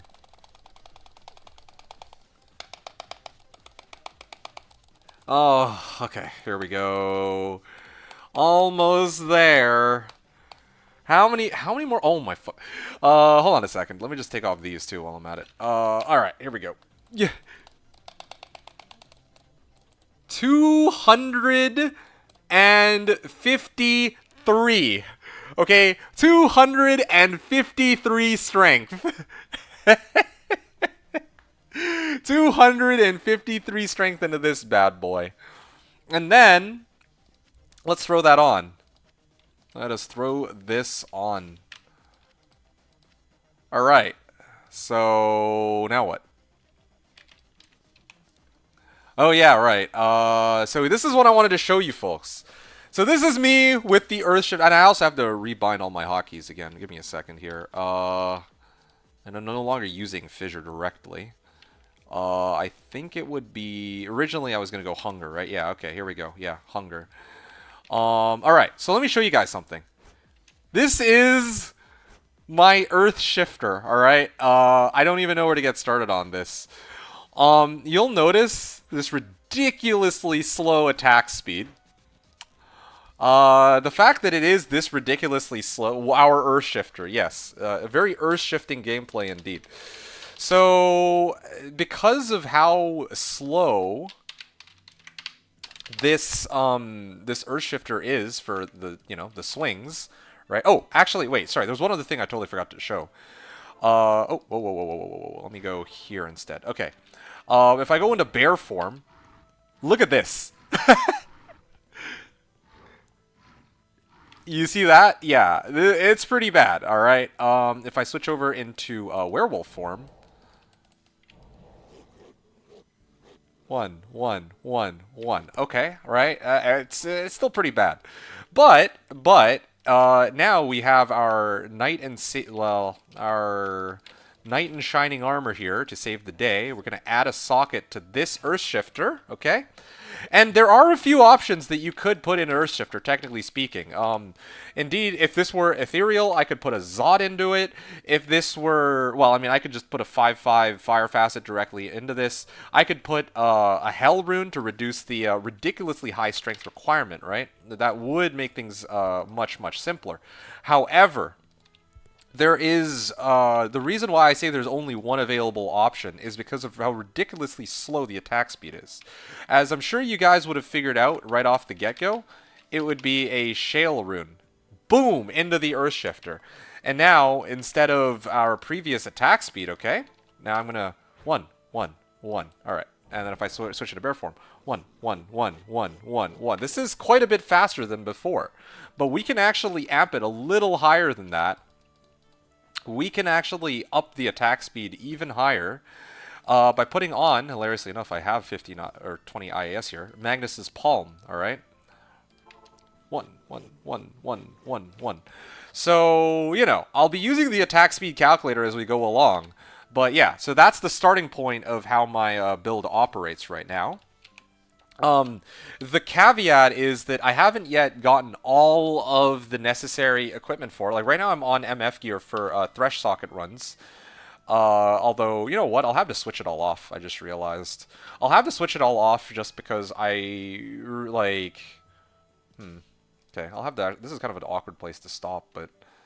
yeah, I'm not going to have 500 MF, so 353 next. So I'm going to actually take a moment to just show you guys this build in like various areas in a moment. But I got to actually switch out all of my equipment now that I have the, you know, one item to rule them all, right?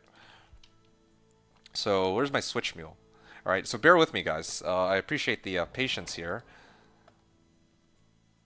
I'm never going to be using Smoke or Ancient's Pledge again, I don't... Well, yeah, probably not Smoke. Smoke is gone. Smoke and Rain. I don't think I'll ever be using Rain again. Yeah, well, actually... Cyclone Armor when struck. Twister on striking. Edge Bow. Spirit Sword. Would I ever use Spirit Sword again? Or Harmony? Frick. Okay, this I will never be using again, probably. I'm just trying to figure out how I can make room for items at this point. So yeah, just bear with me on this. Okay, Plague. And my Switch Mule. Okay. Let's see here. I'm going to toss out Spirit Monarch, because I no longer need it. Yeah. So Spirit Monarch and Blade of Alibaba. And then Smoke just chilling here. Oh, yeah, I remember. I'm supposed to run, hold on a second. Switch Mule. The Smoke Rune Word. I'm also going to take some time to mule everything off. I think it's a good time to do this. Let's see. What do we got here? Nope, no need for this. Shapeshifting Skiller. Yeah, okay, cool. Okay. Nice, nice, nice. Okay, cool.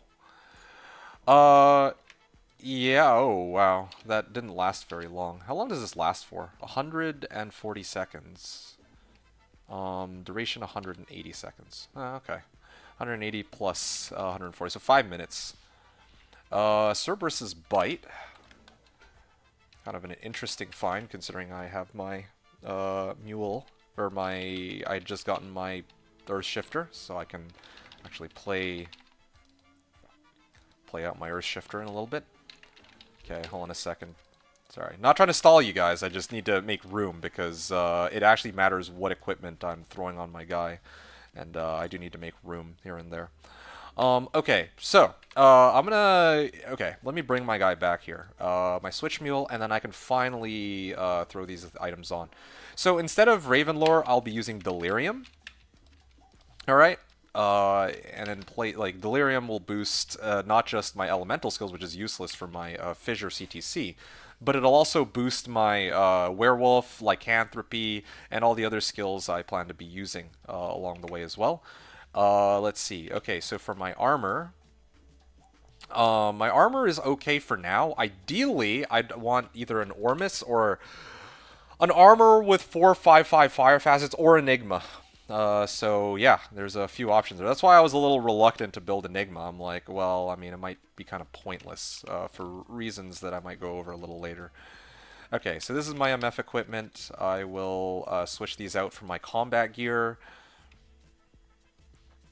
Yeah, there we go, these three.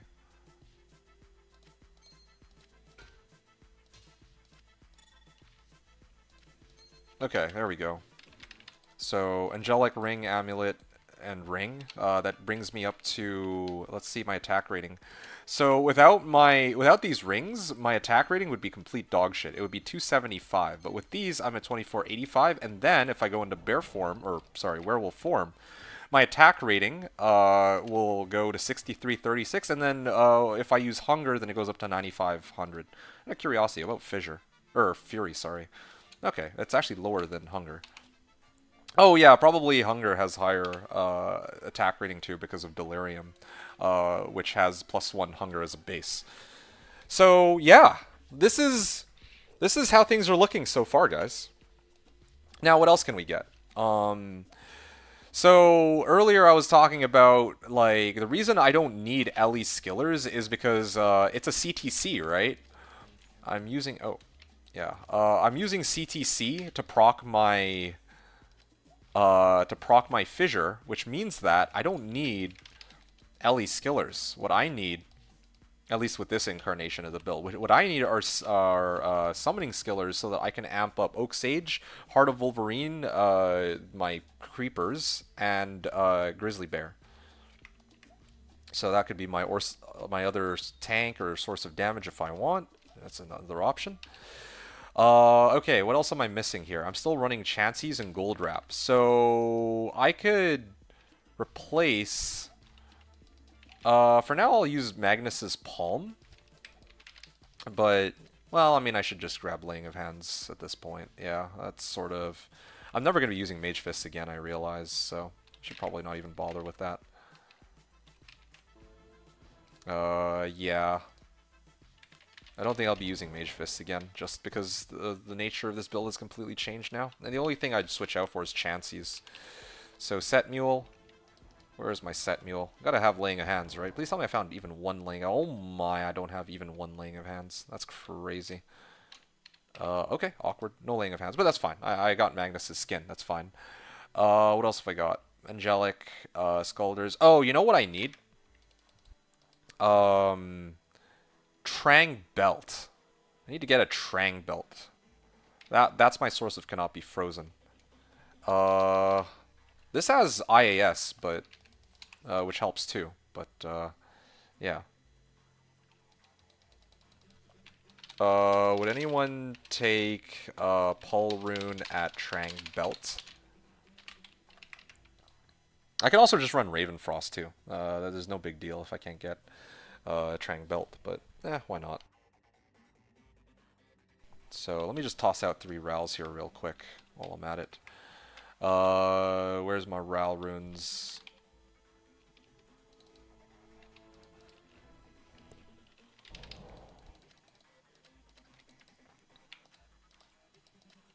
Okay, there we go. Got still quite a few Rals to go.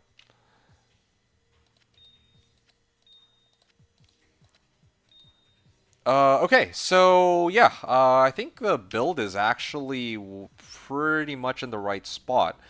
Okay. So the build is actually quite a bit, like, I want to try to explain this to you folks, but it's a little difficult.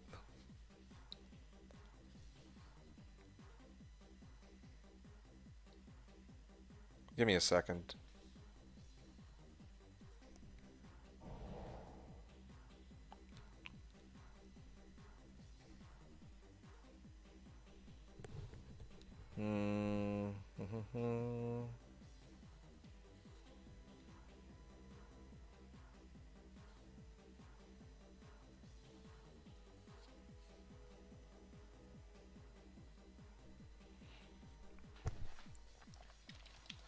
All right. So yeah. Okay, you guys still here? You guys still with me? Oh yeah, I just realized there's one other problem. I actually don't have any points in the dexterity. Give me a second here. I do still need some points in the dex. Where's my Stormlash? Because I might actually have a use for Stormlash. I'm gonna explain what that use will be in a second. Stormlash. It's on my other one. Where is it? Here it is. Okay. So, Stormlash.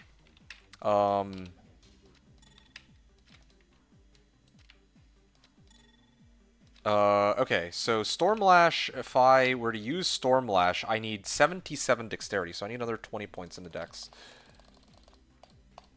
There we go. And then every other point now will go into Vitality. I believe this is it. This is all I need. Oh, there you go. 860 life is not bad. That's actually way better than I was expecting to have at this point. But okay, so yeah, that's how the build operates. I have 41 skill choices or skill points left over, but again, like there's a lot to kind of go over on this build before I talk about you know, before I go over like Stormlash and all that. So yeah, this is how the build operates at this particular time, okay? And I'm just gonna demo it a little bit to kind of give you guys an idea of how it operates. So I'm gonna summon my bear, gonna summon my Oak Sage. I could actually do Heart of Wolverine instead. And then if we take a look, right? Seriously, where's a place I can go that's safe? Got to. Okay, good. So right now my swing is like 517 to 2585, but then if I switch over into werewolf form, Oh yeah, I guess it's still the same amount of damage. But if I actually went Fury instead, each of my hits would be hitting for a lot more. Or if I did, where is it? Oh yeah, if I went into Werebear form too. I mean, this isn't going to be a Werebear sort of build, but if hypothetically, if I were, just wanted to show some of the different options, right? I could go with Maul. Okay, I still don't get as much damage as Fury, but still, there's like a lot of ways I could kind of like build this guy now that I have Earthshifter. No matter how I swing, I'm going to release my fissures off CTC, right? So yeah, the way that I was planning to do it was with Hunger. The reason I use Hunger is because the animation on Hunger, I mean, it okay. So there's two parts to this. The damage on Hunger is really low, so that means that I can actually spawn more fissures. The trade-off is my base damage is a lot lower, but that actually kind of works out in my favor. So the way that I wanted to do it was I would have Feral Rage on my right click, and then I'd have Hunger on my left click. So I'll show you guys kind of how the build operates in its current incarnation. Let me find a good place. Ancient's Way. Okay, cool. So here, right? And I also have 2,500 life. Oh, and one other thing I forgot to check. I want to see Feral Rage. I'm in the wrong form. Hold on. Why do I even have Werebear form? Okay, well, this is kind of awkward. I guess I'll do it like this and like F6. Sorry, I'm just trying to figure something out. Okay, F2 Volcano. Yeah, why not? Okay, sure. So I go into Werebear form or Werewolf form, sorry. And if I have my Oak Sage, or if I switch it with Heart of Wolverine, yeah, my damage goes up slightly, but the amount of health I have goes way down. So I should just use Oak Sage. All right, there you go. So here you go. Ancient's Way. This is me with my Werebear form, right? Or Werewolf form, sorry. And you can see if I even touch these... Oh, Confused. Nice. Oh, wait. Oh, yeah, right. I'm actually... They can freeze me because I don't have Cannot Be Frozen. Hold on. Nobody has a Trang Belt, it looks like. So I'm going to switch over to Ravenfrost for now until I can get my Trang Belt. I'm going to go get my Ravenfrost. I think I have a Ravenfrost, don't I? Yeah, I paid for a Ravenfrost. I remember now. Yeah, I paid specifically for a Ravenfrost. It was like 250 and... like 18 or something, or 248 and 20 or something like that. I should have it on my Switch Mule. Okay, hold on a second. Oh shit, there was like a Stormlash just sitting here. I totally forgot to move that.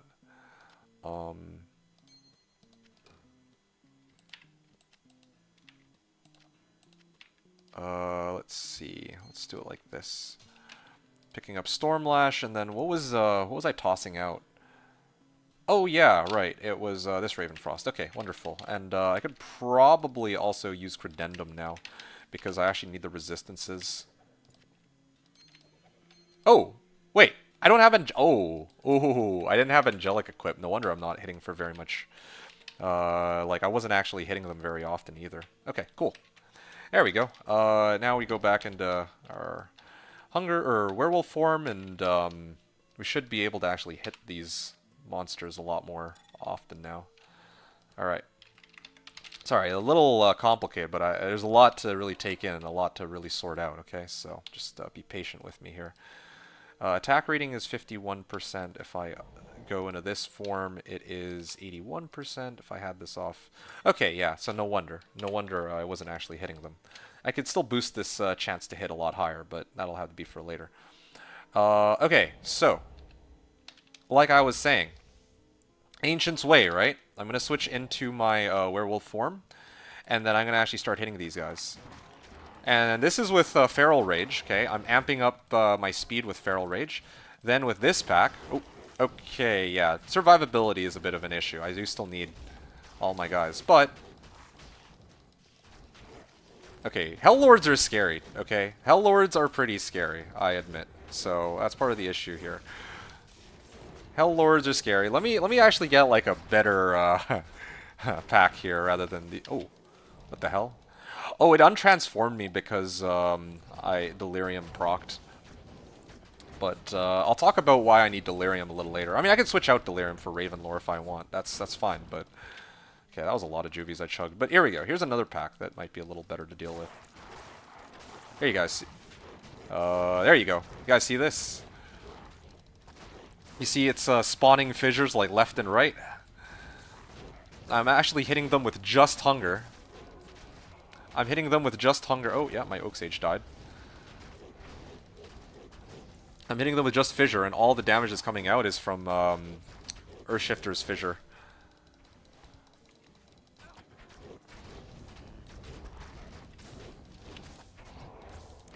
Yeah, so this is kind of the build that I had in mind. Although keep in mind that originally the build that I was going to run did not have Infinity, right? Because, again, I didn't expect that I'd be rich enough to afford Infinity before Earthshifter, but, you know, if I did not have this Infinity, the build would actually be a fair bit weaker. This is one of the things I was alluding to, unless I had, like, Raven lore. Right? This is, if they don't, I don't have Fissure, you can see that they take, like, very little damage, right? So this Infinity actually does help quite a bit. But, yeah, you guys can see here, because of Infinity, now my damage is amped up by, like, quite a bit. Alright, let me, find another pack here.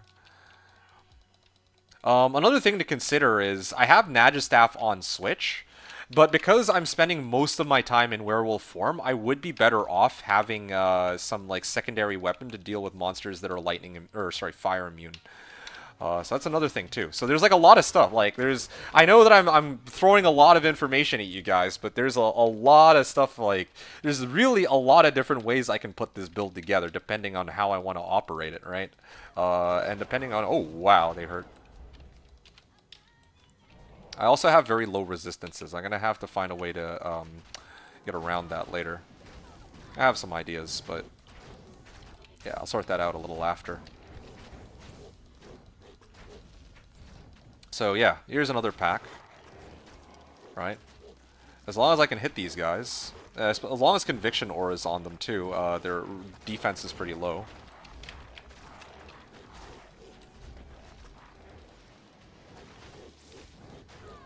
Yeah, these guys are pretty dangerous. That's part of the issue here. Oh, shit.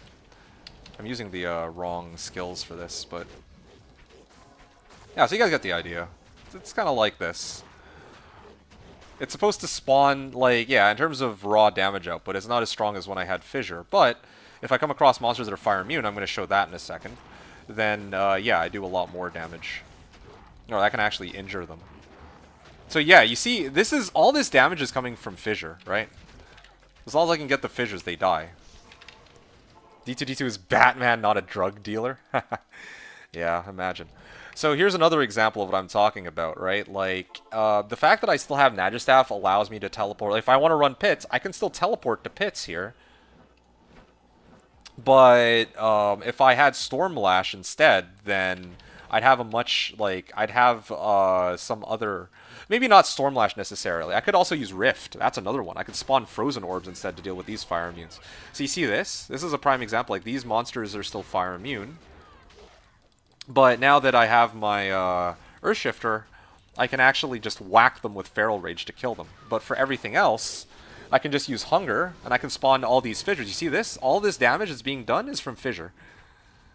Now, look at that. It just instantly melts. I don't even need, like, a high-level Fissure. Okay, if I take off Infinity, if I were to take off Infinity, let me find, oh, actually, this is a bad place to do this. Let me clear these guys first. But I want to show what happens if I fought a pack and I had, if I did not have Infinity. Grandpa D2D2 struck it rich in his backyard. Yes, that's why I have all the time to stream, or all the time in the world to stream, and I'm consistent every single season, clearly. Right? It's still very difficult dealing with these fire immunes, as we can see. This is one of the reasons why I considered several options on what I could use on my Switch, if not Nagistaff. Yeah, right? Okay, so now let me take this off temporarily. And then now, this is what happens if I don't have my, if I don't have Infinity. These guys will still eventually die. What? Come on. I didn't really proc Fissure. Okay, sometimes this will happen where, I get unlucky and I don't spawn many fissures for a couple hits. You go play Dota in D4, we know that. Yeah, man, it's written in my name after all. Like, look at that, right? Even without Infinity, these guys will still eventually die to the fissures that get spawned. But yeah, sometimes there's just like bad luck with number of fissures, but still, like generally speaking, it will proc like every now and then enough that I can kill these guys. Delirium helps with survivability because it causes, it actually causes monsters to hit each other rather than me, right? Or Mind Blast or all that good stuff. Ow. And also because I confuse monsters with Delirium, like because LeBron pointed out like last stream that that Confuse pulls monsters in. So Delirium actually helps me pull monsters in and allows me to fissure all of them at once. It's just a shame that you see there's like a big ass pack here. It's just a shame that they're all still immune. Otherwise, they'd all be dead by now. So that leads me to the next question. All right.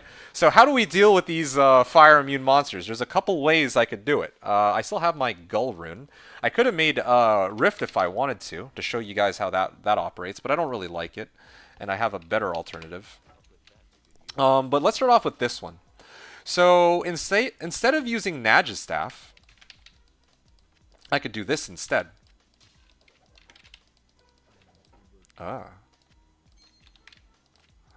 Let's see, and Spirit. There we go. Easy, just farm Moz and Cows. Yes, I could just do Moz and Cows too. But the whole idea behind this build was how could I make this Fissure Druid able to farm anywhere? That was the question. That was the overarching question here, and this is kind of the answer, the solution that I came up with to that problem. It's not going to be the most elegant solution, but still, nonetheless, it is still something. So here's another option. Anywhere, yes, anywhere. Okay, so now I can start running. Solution. Yeah, hey, why you gotta diss my build, man? I'm so happy to finally put this build together, okay? I'm actually quite sensitive here about this build. And it's just, I'm not really doing, like, I'd say that I'm doing as well a job trying to explain it as I can really hope for, because, yeah, there's, like, a lot of, there's a lot of working parts to this build that are very, like, weird, right? Like, it's not your usual, like, caster build, which is just like, oh, yeah, just a bunch of plus skills and you call it a day. There's a lot of stuff working all together at the same time. So, you get the idea. I'm waiting to see, what are you waiting to see? So yeah, here's this is my Stormlash, or sorry, this is me on Earthshifter form, right? But now if I switch over to my offhand, I now have Stormlash, so I have a response for these. I have like a bit of a response to these Devilkins. You see, I can Stormlash, or I can hit them with Static Field. Yeah, so here's another pack, right? There you go. Look at that. I just Static Fielded all of them, right? With this Stormlash. So that's another option I have on Switch. So there's like a lot of different ways. So like this pack, right? Hold on a second. I gotta summon Oak Sage here so I don't die. So I can hit these guys, static them. I can hit them with Fissure, finish them off with Fissure. Then these other guys that are fire immune, I can try to hit them with with my Stormlash, because it will proc Twister, and it will also proc Static Field, so it weakens them enough that I can actually kill them with just hitting them by Hunger, and also so that my Merc can just poke them to death. So there's like, so yeah, here's one way I can combo it together. But wait, there's more. Okay? Wait, this is crazy. You said this is crazy. I can't tell if you're, I can't tell if you're patronizing me now. I actually can't tell. Okay, so here's the other thing, okay? So, now, Wombo combo, yeah. So, alright. So, with all that out of the way, alright, I'm going to show you guys what the original incarnation of this build was going to be before I got Infinity, alright? Okay, so let me take it one step further. Here. Originally, I wasn't supposed to be using Infinity. I was supposed to be using Reaper's Toll, actually. If I could just go find that Reaper's. Can't patronize you since you didn't take any money. Oh, wow. That's clever. I like that one. Well played. Ha, ha, ha. I see what you did there. Patron. Ha, ha. Ain't that funny. Okay, that was a pretty good one in all seriousness. Well played. But seriously, where the hell's my Reaper's Toll? I had a Reaper's Toll somewhere. Oh, you know what? Maybe I tossed it on my Switch Mule? Did I leave it on my Switch Mule? Reaper's Toll? No, I didn't. Because as soon as I got Plague, I'm like, I'm never switching back, pretty much. Or as soon as I got Infinity, I said I was never switching back. But you know what? Let me show you guys originally what the plan here was. If I could just find my Reaper's Toll, that would be great. Where the hell is Unique B? I think maybe it's on this guy. Okay, there we go. Found it. Okay, so originally it was supposed to look something like this, okay? Alright, alright. Reaper's Toll, alright? So let me show you guys what originally it was supposed to look like. Oh, by the way, you know these 40 points that I had lying around, right? The 40 points that I had lying around were actually supposed to go like this. It was supposed to be all into Grizzly Bear, right? You see this? And I have my summoning skillers too. And then the rest of my points actually go into Dire Wolf.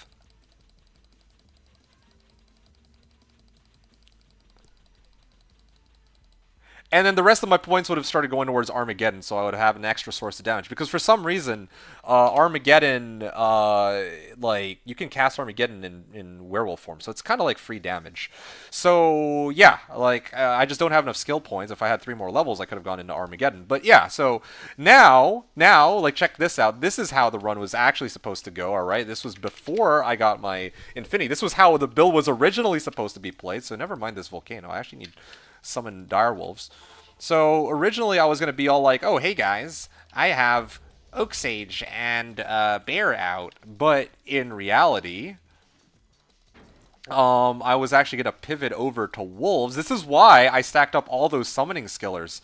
Earlier I was all like, oh yeah, I don't need elemental skillers if Fissure is going to be my main source of damage. So I need to find something else that's more useful. So that's why I was like, alright, I'm actually better off with summoning skillers, because now my Oak Sage, I can actually summon a much stronger, when I say stronger, I mean it doesn't die as often. It still dies pretty often, though. And then I have, oh shit, let me go into bear form, or wolf form here. Yeah, see? And then now I can actually start whacking these guys like this. Oh, heavy crossbow. I think that's lead rack or something like that. I don't know. And yeah, these individual monsters, these stragglers I can single out with Feral Rage, right? And it also boosts my attack speed. Okay, now we come across my mortal nemesis, the Fire Immunes. So this is where, yeah, Bear is nice, but this is where I would have shown off that it's time for me to switch over and summon Wolves instead, okay? Now, and with my Stormlash, alright? I'm going to start hitting these guys. I'm going to trigger my static field, or attempt to trigger static field. There you go. See, Stormlash is up. Now, each of my wolves can one-shot them, alright? But meanwhile, there's like this pack right here. Oh, shit. Yo, he's fucking me up. Hold on a second. I'm on the wrong hand. Okay. Yeah, well, okay. That was scary. I had to chug a lot of juvies for that. But yeah, there's definitely a survivability issue. That's one of the biggest problems with like adjusting this build. At least as a, you know, as a caster. Like with my Fissure Druid, I actually had a lot more freedom to, you know, like I wouldn't die as often. But, you know, here if I get hit by Amp, then, you know, I'm very prone to dying. Even despite the fact that I have Hunger, you know. So yeah, that's kind of the gist of how the build works. So these guys are cold immunes, not fire immunes, so I could just use Fissure to kill them, and I even heal myself up with all this. Also, the fact that I have wolves helps tank the hits in place of my spirit as well, right? Okay, and then there's another pack up ahead. It's mostly fallen, so I would switch to Stormlash, and then you see I would kind of have them. Storm Lashed, and then maybe I start hitting them with Feral Rage. So, yeah, it's a lot of switching. Like, this is the weird thing about the build, right? Like, is it optimal? Not even close. But, yeah, this is supposed to be the fun of it. I have a response for everything. It is a Fissure Druid, indeed, but it's like a special kind of Fissure Druid. You see, everything just got hit by Stormlash there, right? So now, this pack, I can focus on trying to hit them with Fissure, right? What's the mana cost on this? 3? Yeah, just Amp is kind of annoying, but... There you go. I can use Hunger to, like, heal myself back up, but again, my Oak Sage has, like, a... It has, like, a... My Oak Sage is actually a masochist. It just loves to run in and die. But yeah, you got the idea. So there you go, right?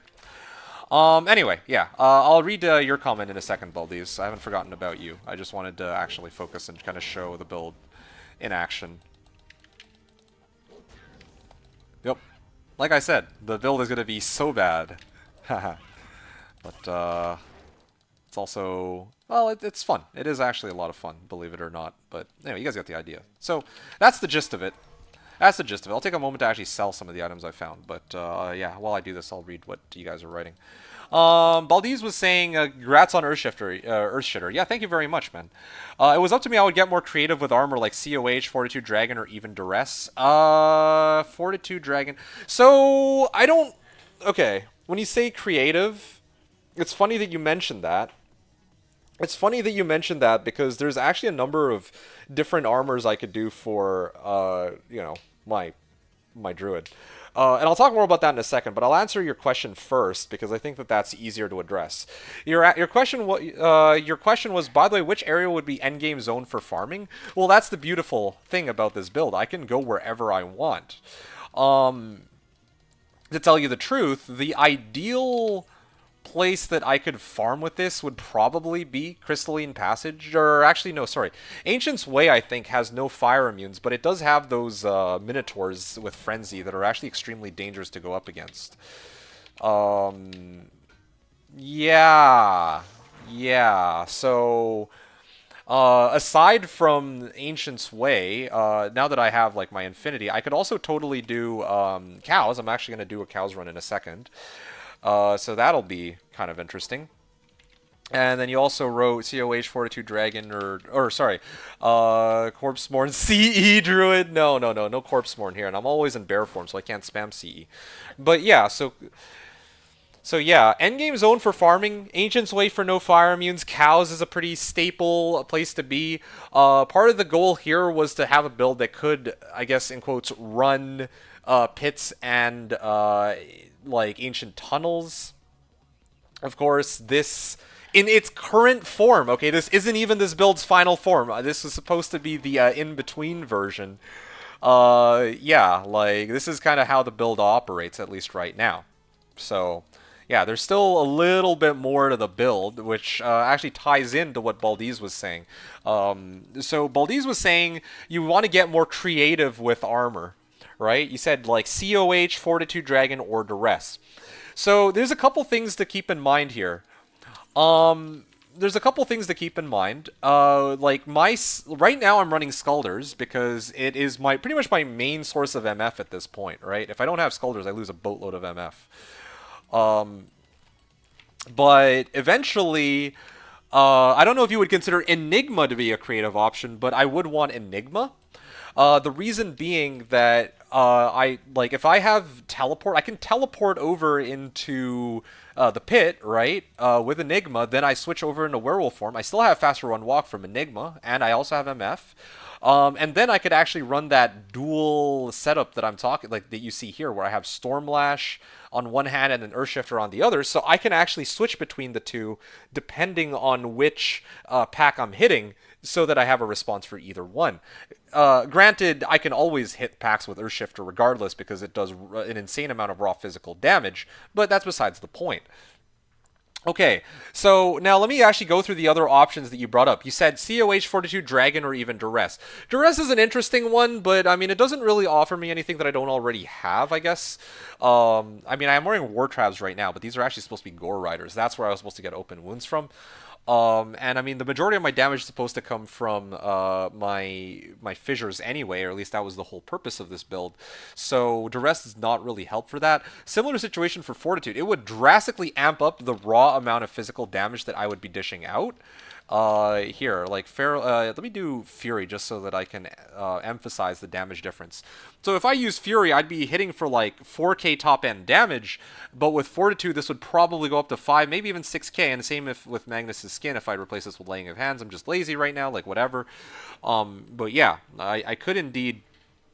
I could indeed run other options that would give me a ton more damage, yes, but of course it wouldn't really amp up my, fissure damage, which is what I'm trying to focus on. COH is a good one though. COH is actually an amazing option because it would give me 65 to all resistances, which is something that's sorely lacking in the current incarnation of this build. So yeah, those three things, like, yeah, COH, Fortitude, and Duress.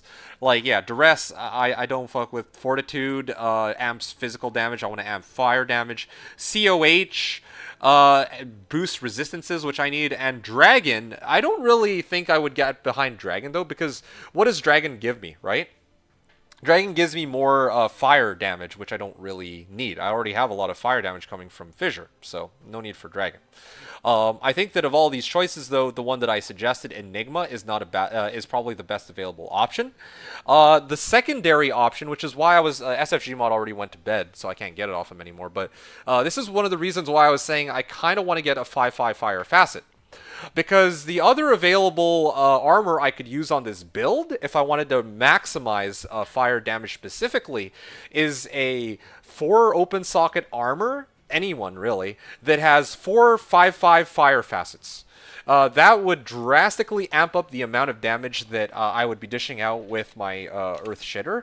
But the fact of the matter is, since I'm running Conviction already on my Merc, I don't really need such an armor. Ormus is also an available option because it also boosts up whatever other types of damage I might be using in the future. If for some reason I have like cold damage or lightning damage, like lightning damage from Stormlash, for example, or what was the other one? If I were to use Rift instead and I were to get cold damage from there, then Ormus would be an amazing option. It would help all the different elements that I would ever have access to. So yes, Ormus is a pretty safe bet as long as it's like, you know, like 15, 15, 15 or something like that, right? So yeah, there's like I said, there's a lot of different ways I can make this build operate, and that also ties in very nicely with my weapon. Like, yeah, so right now I'm using Reaper's Toll, right? And Reaper's Toll basically, because I'm using Reaper's Toll on my Merc, my wolves themselves can also do a pretty sizable amount of damage. Okay, here we go. Here's another pack, right? This is prime example of what I'm talking about here. Yeah, I just wish that they wouldn't flee. That's part of the problem. Oh, yeah, that reminds me. There's one other thing that I meant to test. People were talking about Hunger not actually hitting targets because of an animation bug. I don't know how true that is. Like, as Werebear form, I think that every second swing does nothing, is what I was told. But I don't know if that applies for Werewolf form, so that's something I need to test.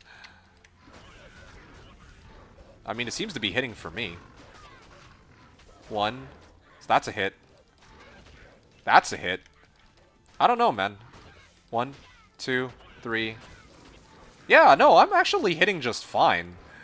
Like, I was kind of worried that with Hunger there would be this bug, but there isn't actually such a bug on Hunger, despite what, you know, everything said.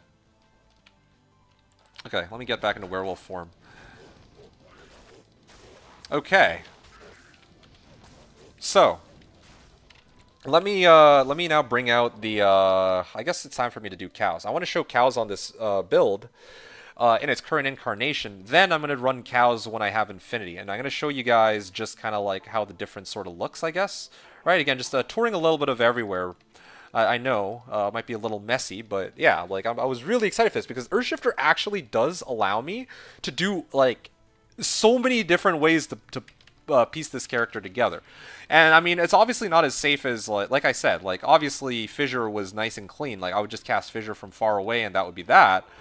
But the way this is, the way this build works right now is like, yeah, like I can do pretty much whatever, right? Okay, it's time for me to run cows, and it's going to be a good chance for me to humiliate myself here because I'm not going to have insane amounts of life.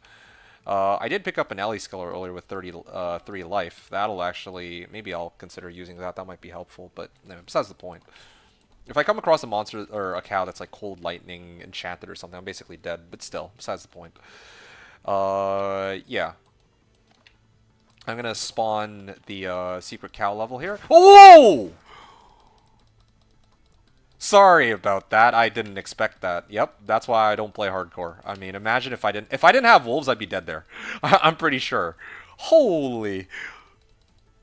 That was like a full-on jump scare, man. That was not cool. Anyway, yeah. So let me show you guys how this run looks now. I actually spawned the portal, right? Oh, fuck. I kind of messed it up. I kind of messed it up completely. Shit. Hold on. I think I might have to redo this. Cow's Revenge. Yeah, no, definitely. 1, 2, 3, right? Let me get my Oak Sage up, and then now I can actually start... There we go. Now I can actually start dropping fissures, but they're not actually getting hit by these fissures. And they're also... Here's the other problem. They're getting decrep, too. Which doesn't sound like a problem, but the fact that they're decrep does take away from my CCs, whereas Conviction does not. So that's one reason why Conviction's way better. So this is another reason why I'm running Delirium, by the way. Now you guys can actually see it in action. So the thing about Delirium... Oh, shit. The thing about... Oh, they're fanatted. Oh, yeah, okay. Well, that was so uncalled for. Anyway, yeah. So... You might recall I was talking about, like, oh yeah, I want to have Delirium. The reason why I want Delirium is, you remember when I was talking to, oh shit, that really was -3. SFG isn't here to say it. Fuck, man. I basically gained, like, a little bit of XP, and you know what? Whatever, it's not worth it. I'm gonna die a lot today, I'm pretty sure. Yeah, whatever. I can always get XP from running Bales, at some other point anyway. So, where was I? Oh yeah, right, I already had Infinity on hand. Whoops. Okay, so let me switch back over to Infinity now. Now that I have Infinity, we can actually see how much better the run goes. Well, yeah, how much better the run goes. That's really it, full stop. I'm running G-Bane and Tal Mask, but ideally I'd have... Does anyone have Vamp Gaze at all, I wonder? Infinity is... Oh yeah, Infinity's leagues better, but yeah, I was just trying to show like how it would have looked. Anyway, yeah, okay, let me go back and I kind of want to do another run here from scratch. Where's my Naj's staff? Did I leave it? Delirium on Merc too? Actually, Delirium on Merc would be kind of a good option now that I think about it. Yeah, I never thought about that. Delirium on Merc would be kind of, something for me to think about. I was actually thinking Vamp Gaze, but yeah, Delirium could be really nice. Unfortunately, I can't transfer my current Delirium off because it's in a Druid pelt, but indeed, yeah, that could have been nice. Also, the other problem with this helm is it's the one with +2 to Hunger and +3 to Fissure. Ideally, I would have wanted it like plus to Dire Wolves and Bear. But yeah, 2 times Confuse. Yeah. And he's the one actively hitting most of the time too. What's the odds of him popping? 11%? Yeah, well. So, okay, here we go. I'm going to run it back, okay? And this time I'm going to be showing it with 1, 2, 3. Well, this time is going to be with Conviction. And it's going to make a world of difference, for real. Oops. It's going to make a world of difference having this Infinity for cows specifically. Please don't fucking spawn them on top of me. Okay, so now I go into bear form, right? And then... there we go. Okay, so you'll notice, like, this is something I found out from LeBron just last stream. I didn't know that Confuse lures cows over, because I've been trying to spam a track, but the fact that Confuse works, the fact that Confuse works means that I can pull all the cows in, similar to, like, oh, shit. That's the trade-off, though. It will sometimes pull me out of wolf form. Okay, let me hunger. So yeah, you see this?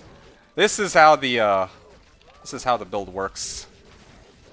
Yeah, with all the fissures getting spawned. Hold on a second. This is a problem. Yeah, all the fissures get spawned, right? The fissures are coming out.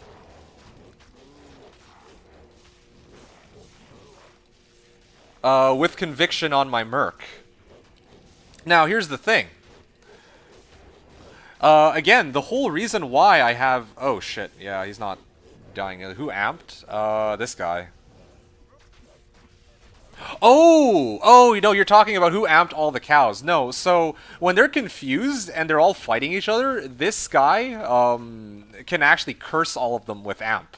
Yeah, they amp themselves. So that's another really bizarre interaction. But I mean, again, that doesn't really help us in this case. Like, so yeah, basically the bottom line here, right, is that my Merc's Infinity makes it much easier to deal with all these guys.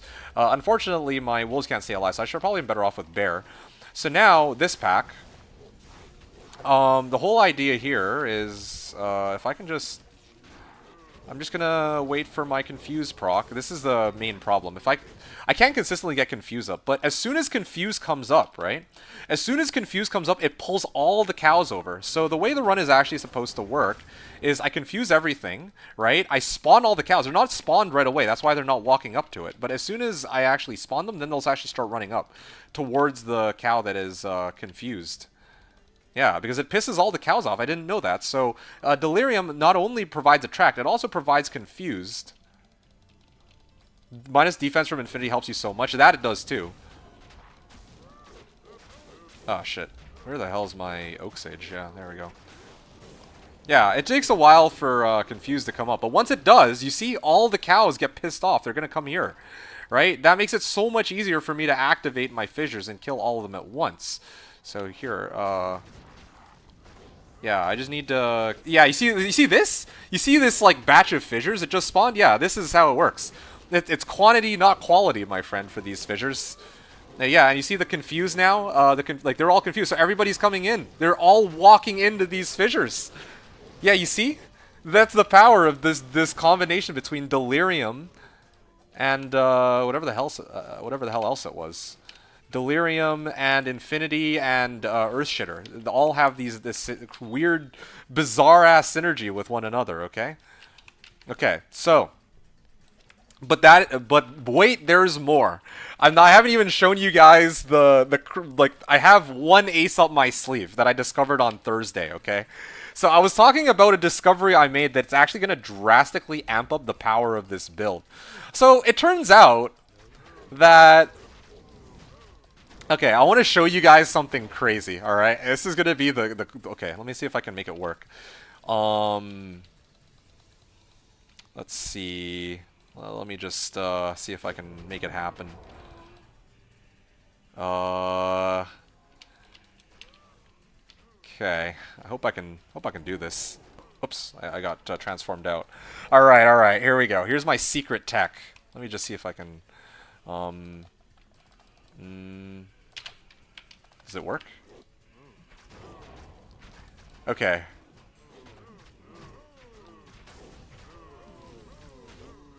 No, it didn't quite work. Hold on, let me see if I can,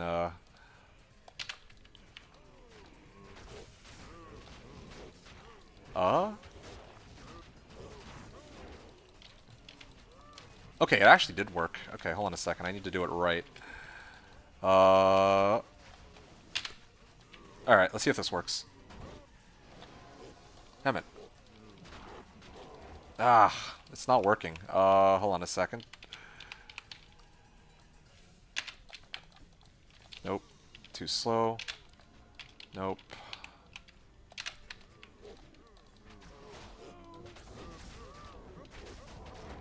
Is that... Did I make it work? Okay, I think it worked. Let me try on another cow real quick.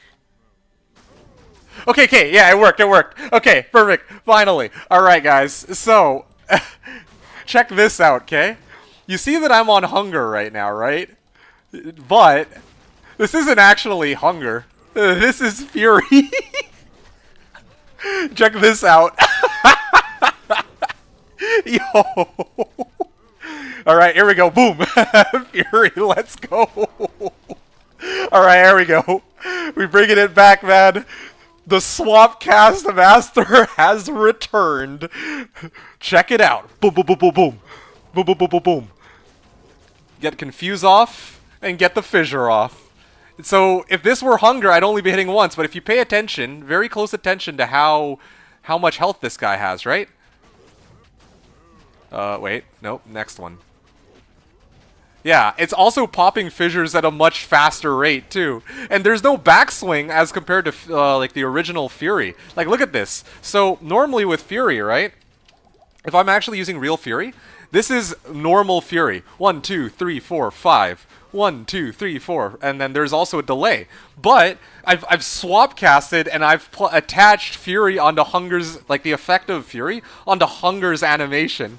So, now I'm basically just spamming Fury, and the thing is, if I go too far, like, if I can, as long as I stay close to the monsters, Fury will take effect. I don't think that it's that every Hunger is a Fury, but Fury is using Hunger's animation, so there's no backswing animation, and I'm not locked into being in Fury either.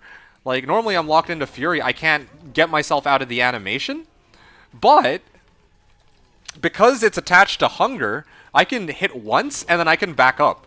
I can hit 2 times, hit, and then back up. I don't need to be locked into Fury animation at all. So, yeah. Oh, shit. Oh, yeah, so this is dangerous. This is what's dangerous about this setup, though. I can get pulled into that form.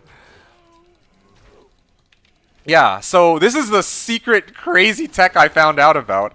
Like, just on Thursday. I was, like, fiddling around with my shit, and I was like, wait a second. Can I actually make Fissure? Can I actually make Fissure, or, sorry, my Fury work off of Hunger? And the answer is yes. Look how many Fissures now, like, in comparison to earlier where I was just hitting with standard Hunger, now you'll notice that a lot more Fissures are actually appearing. And that is because I'm using Swapcast onto Fury, where, yeah, my Hunger animation actually causes a Fury to take place.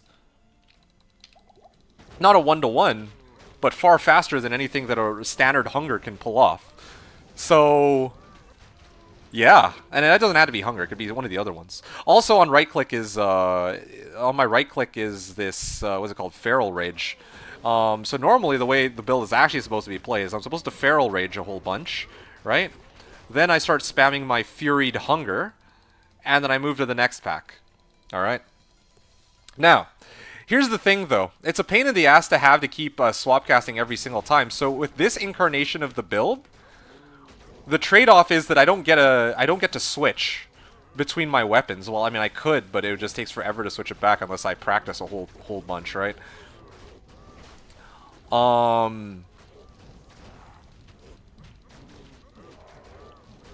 Yeah, but I mean, like, in my, on Switch, like, I could go get Nages, like, honestly, yeah, I could probably just switch it, like, my Stormlash back out for Nages, just so that, like, yeah, I can use, at least the Nagistaff to port me all the way over to, I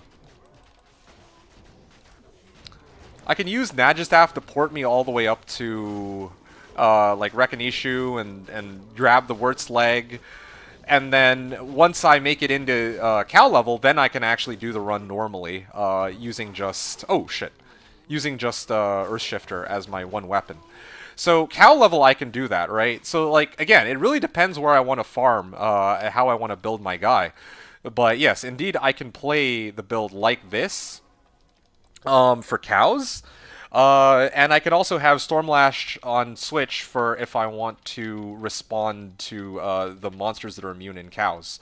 So yeah, that's the gist of it. There's definitely a lot of, like I said, there's a lot of moving parts to the build. Hope you've enjoyed the little demonstration here. It was, yeah, this is, you know, kind of the gist of how it works. Rare Monarch. I can sell that for a pretty penny. But, maybe I'll hold off on that for now.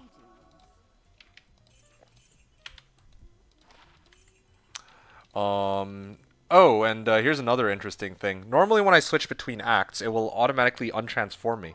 But I'm actually still swapcasted on my Hunger. So, yeah, I can just transform myself and Yeah, look how fast. Like, if you listen very carefully, right? Hey, Tony Rizza. Nothing much. I'm just showing the power of my Earthshifter Druid. Yeah, the power of my Earthshifter Druid. And also, you might recall, Fury. My Fury is hitting for 5.5k. So when this is also one of the reasons why these monsters disappear as soon as I hit them. 1, 2, 3, 4, 5. If you pay close attention to the sound effect, right? My guy only swings once, but then multiple hits come out. This build is cooked. What do you mean by cooked? I don't know what you mean. Like, if that's a good or a bad thing in this case. Let me just get away from this. I don't know what I'm even watching. Yeah, I don't either. I'm telling you, man, this is what I cooked up, okay? This is what I cooked up. The swap cast, sorry. The earth-shifting, swap casting, hunger/fury, fissure druid with summons. It's the dumbest, most bizarre setup that I have ever created, I think, put together. And like I mean, I just also if I had like even 3 more skill points, I could also get Armageddon. But yeah, you know, this druid does it all. Yeah, it's an all druid. Okay, it's actually an all druid. It has summons. It has fury in werewolf form. It has fissure. Okay, now the only thing it's missing is NATO and hurricane. Don't even get me started on like if I wanted to do NATO and hurricane, I could also get rain, and then I'd literally have the all druid. Okay, maybe that's what I should just call it. This is now the all druid. It's like people will ask me, well, what does the build do? And I'll just answer everything. You started a revolution in Druid gameplay. Bro, this is new meta. This is new meta, like deadass. Oh, shit. I feel bad for Bubba Frag. He wants Chaos runs, and I'd love to start him up on Chaos runs, but I genuinely don't think this build could take on Chaos. Especially with 0 resistances, too. Yeah. I tip my hat to you, sir. Thank you. I appreciate that. Also, Baldiz, are you still around? There is actually one other armor I totally neglected to talk about, and that's actually angelic armor. I could run angelic armor, and then I could run Mara's as my amulet, so that I can get more resistances and plus the skills, which I kind of need for Oak Sage and werewolf form and all the other shit, minus fissure, of course, and while also still maintaining the ridiculously high amount of attack rating that I'd be getting from Angelic. So yeah, I have Earthshifter, dude. Oh man, you got back just as I finished my demo, bro. This build is actually like insane. I feel like Mario's in the opening cinematic watching the Wanderer burn down the town.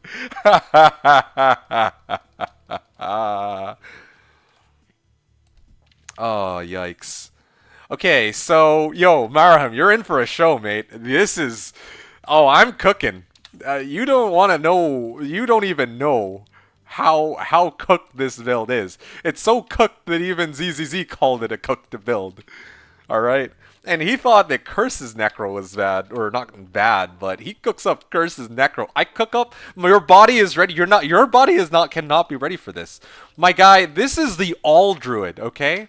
This build is the, people are like, oh, is it a werewolf druid? Is it a fury druid? Is it a summon druid? Is it a fissure druid? Nah, man, this build does it all. This build actually legit does every single thing that you can think of.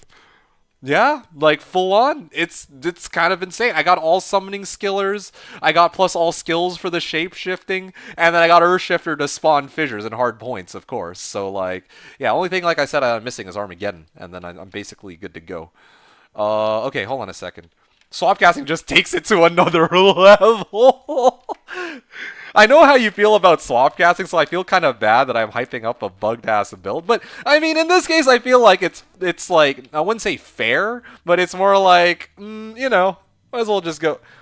But can it tell me why kids love the taste of Cinnamon Toast Crunch? Oh, jeez, no. It's not that crazy. Such try-harding. It's not even that try-hard. Okay, hold on a second. All right, Maraham. Are you ready? You're in for a show, okay? Here, let me get my Nagistaff up so I can finally... Oh yeah, I need to put teleport on something other than E. Yeah, I mean I could just do it like this, I guess. Give me a sec. The only reason this was ever on E was because I was trying to swap cast teleport, but here I don't need to do that since I'm not playing my Sork anymore. Okay, there we go. Okay, here we go. Keep farming cows until Enigma, yeah. Because of the sugar, said the Druid. Yeah, honestly, sugar is probably a good guess. So ready? All right, all right, all right. Okay, I got everything I need, right? Okay, I'm gonna go into my next game, and I'm gonna show you now. Now that I have everything. Now, I just wish I did have the Trang belt, like I said. That would make things a bit easier, but whatever.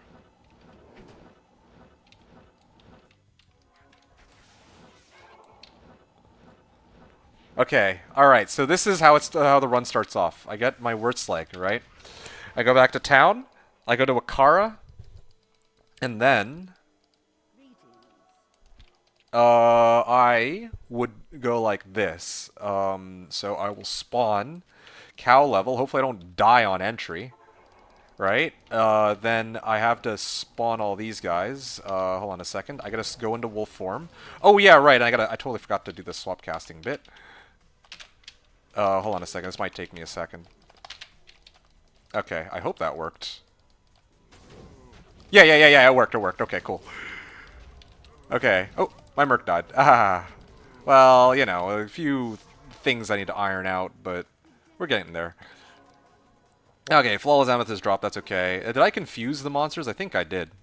Confuse is... Yeah, there you go. I need confuse... yeah, there you go. See, I pulled them in first. So now that pack is confused as hell. I'm gonna let them do their thing. Now I gotta find another guy to confuse. There you go, there's another confuse. Okay, cool. That pack is getting pulled in. Wonderful. I'm amped, though, so this is a little scary. Okay, there we go. They're confused. Alright, yeah, I gotta move to the next pack. While those guys are still... Ow. Come on. There you go. Another confuse. So now I'm, like, getting all these guys in, like Bone Wall, right? Right? Okay, hold on a second. Gotta keep moving. Bloody hell, dude. These guys hurt so much. There you go. Another confuse, right? Again, this is all because of Fury that I can kind of afford to do this. There we go. One last confuse, and I think that pretty much covers all of the... Yeah, okay. Pretty much, now I'm just going to rotate back the same direction I just came, and I'm going to hit all the cows one at a time. Oh, this one's cursed, though. Okay, hold on a second. I hope I didn't screw myself over. Oh. There we go. Now I can begin. There we go. Boom! Oh, shit. Okay, confuse still lasts even if I've left the area. That's good to know. Yeah, there we go. Oh yeah, I do have to be careful though. I don't have any lifesteal. I actually need, maybe I need the Wiston's guard, or not Wiston's, but there's a belt that gives like 5% lifesteal and monosteel. I might need that instead, just so that I have a way to leech. Because otherwise, oh, you know what? No, I'm wrong. Sorry, I'm trolling. I actually forgot that Feral Rage is the one that gives lifesteal. So yeah, if I use a Feral Rage and I alternate, I'm okay. So you see. You see, it's the all-man... Or, not all-mancer, sorry. All-druid. The all-druid. There you go. Ah, very nice. Okay, next pack. Let's go. Oh, shit. Ah, man, they hurt. It's the stupid curse. Hate how they all spawn... they spawn curse so often. It causes me so many problems. Okay, so now... this guy ported, so he must be injured. There we go. Good. He didn't recurse us. That's good. Oh, shit. I actually picked something up. Okay, next pack. I feel like COH would be so good with this build. I guess it could be. Yeah. I mean, COH would not be a bad option. It would help solve a lot of the problems with survivability, yes. You're not wrong about that at all. I guess Fortitude wouldn't be bad to eat. Like, I told Baldiz that I don't fuck with Fortitude because it provides physical damage which I don't need, but it also provides chilling armor, which might not be bad either, though, so I don't know. I'll have to see. So you guys can see this, right? Like, this setup is That does look pretty fun. Congrats on the complete build. Oh, it's not done. This is not its final form. I was just telling people this isn't even this build's final form yet. But yeah, this is the gist of how the build operates, at least so far.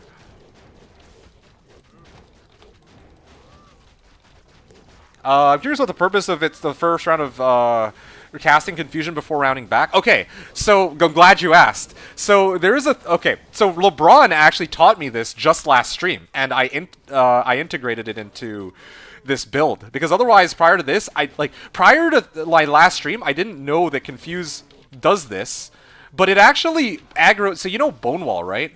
Bonewall has a special property where it will aggro all surrounding monsters, even if they're like really far away. And wait, that was 2 to Fury, 1 to Hung. No, I don't need that.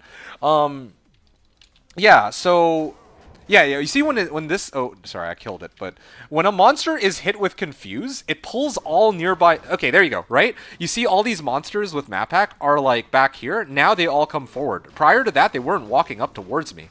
And the reason for that is because Confuse actually somehow pisses off all, like, look at this. You see all these cows? They're all pissed off now. And now they're all going to come forward. And that's what I want because I need them to actually walk into my fissures or to group up so I can hit them with all my fissures at once. Yeah. So yeah. Oh, this is a. Hold on. I need to back up or else I die here. Oh shit. I messed up. I was trying to heal my Merc, but anyway, you get the idea. He's fire physical immune. Could I kill him? Yeah, probably. He's already half-life, but you know, the point of this is to demo how the build operates, and I think I've kind of done that. Yeah, but you'll also see that without Infinity, cows are problematic with it. So you get the idea.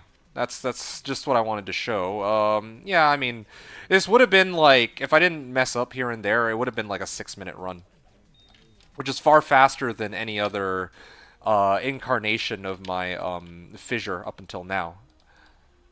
Well, maybe not far faster. I think my previous one was like 6 minutes, but still, you know, like, you get the idea. So yeah, you see, like, the fact that these cows get pulled in with Confusion means that I don't need to use Attract. Like, Delirium, previously my plan was I will cast Attract on cows and then I will teleport away to the next pack, Attract again, and then move on to the next pack, and so on, right? But unfortunately with Attract, that would mean that I'd actually lose out on a lot of gold to maintain that, and I need to be in human form in order to do that. But the thing with Delirium, the fact that Confuse can serve the same function means that as long as I keep hitting the cows, it will already pull them in on my behalf. So yeah, that's why I'm running Delirium as my helm instead of Ravenlore. Previously I was using Ravenlore, but I'm like, well, I mean, if I'm already getting Conviction from my Merc, then I'm actually better off running Delirium, because that would give me far more, I guess, damage, or far more like pulling power, and would make it easier for me to hit all of the cows with Fissure. So let me think what else I was going to say about this. Okay, so that's what I learned on Wednesday's stream. I think it was Wednesday's stream. And then on Thursday, I took a day to kind of like chill, and just, you know, I didn't really feel like streaming and going hard on Slash, so I was just doing some playtesting with my build. And then I realized, like, the thought occurred to me that I might be able to use Swapcast for my hunger. And it turns out that, yeah, I can, right? You see this?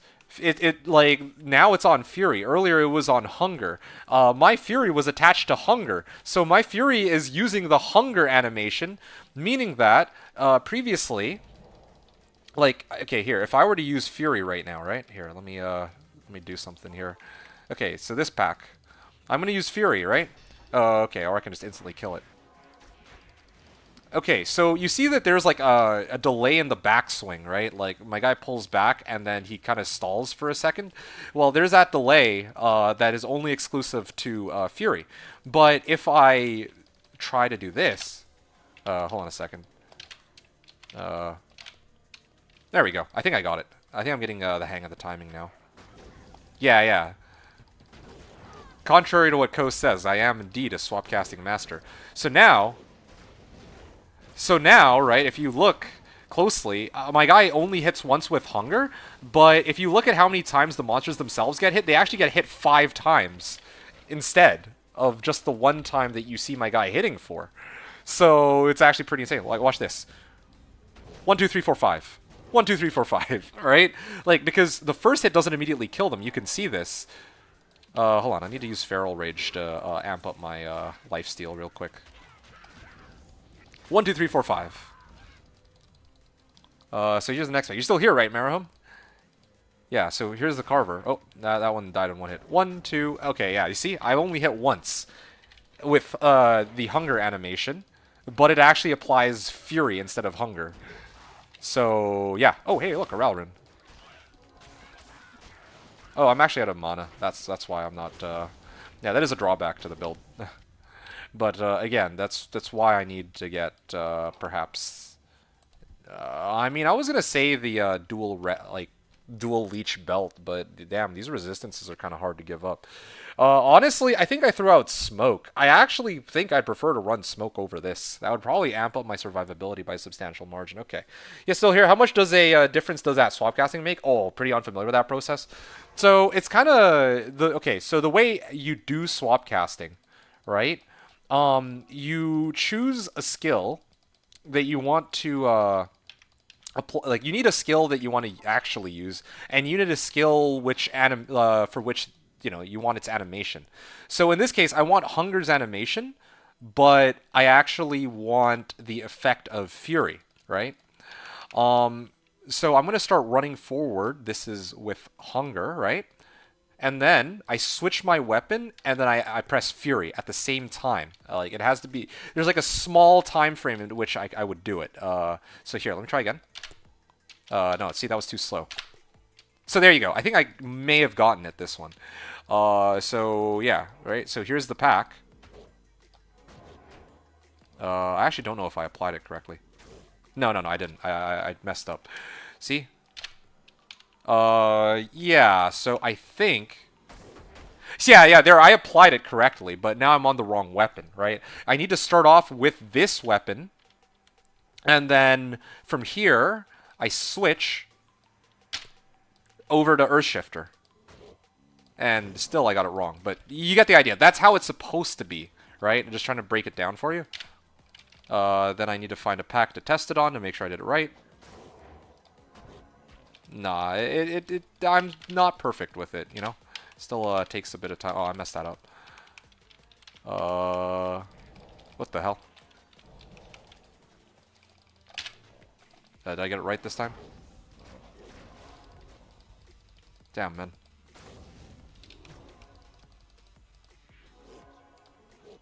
No, I don't think so. Yeah, well, you get the idea. Your impression was that swap casting was only for animation speed?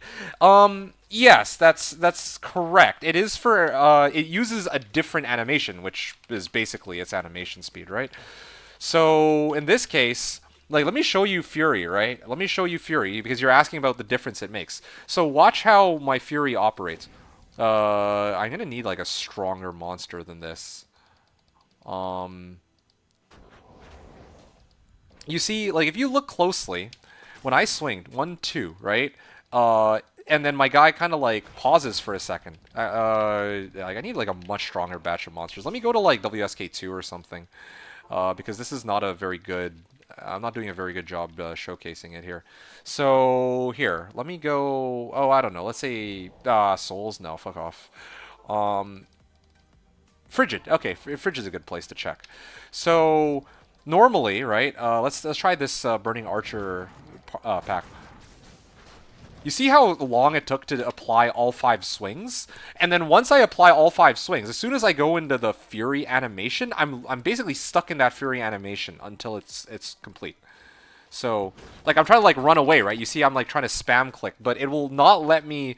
It will not let me leave until I'm done. Yes, correct. Lightning and Frozen Orb. So this is an interesting question. Hypothetically, yes, you could swap cast Frozen Orb onto Lightning's animation, but here's the catch. Frozen Orb has a built-in delay Frozen Orb has a built-in 1 second delay on when it comes out. Like when you cast Frozen Orb, your guy has to stop for a second anyway. So the thing that stops Frozen Orb, I don't think it's the animation. I think it's the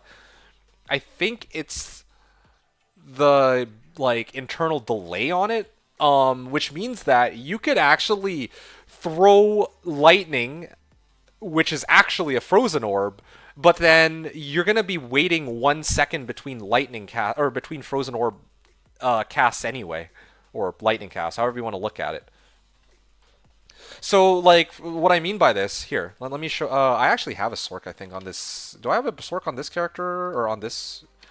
Let me switch. Let me actually switch to my other account here, my original one. I think I should have a good Sork for this. Oh wow, perfect. Blitz. I think he means individually. Individually, I thought he means like swap casting Frozen Orb onto Lightning is kind of what I gathered. Do I have the Tri-Ellie Sork? I think I have a Tri-Ellie Sork, right? Should have it here.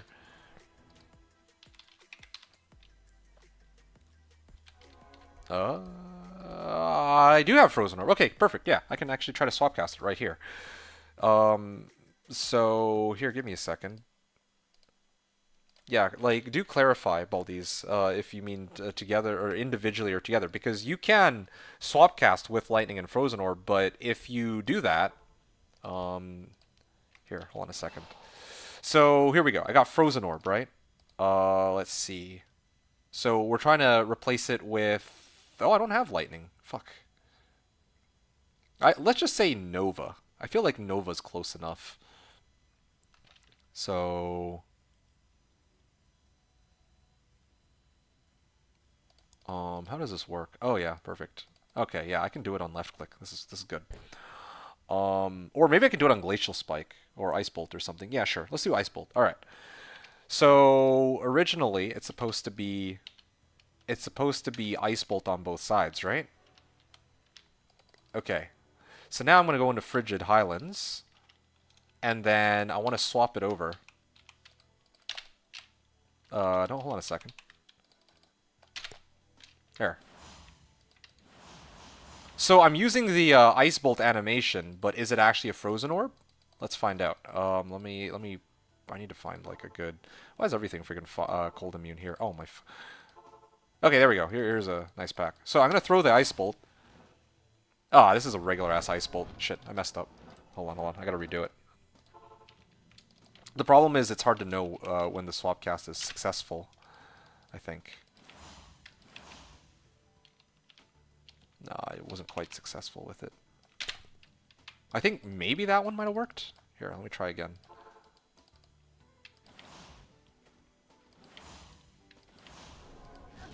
Nah, it didn't work. Fuck, man.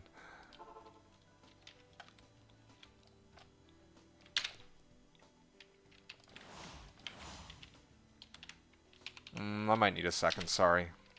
Man. Did that one work? That was pretty fast. No, I know that if it works because they'd actually die right away. Or actually, I could just check how much mana I have. That's an easy way to check it. Because Frozen Orb costs like a ton of mana compared to Ice Bolt, so... Yeah. Hold on a second.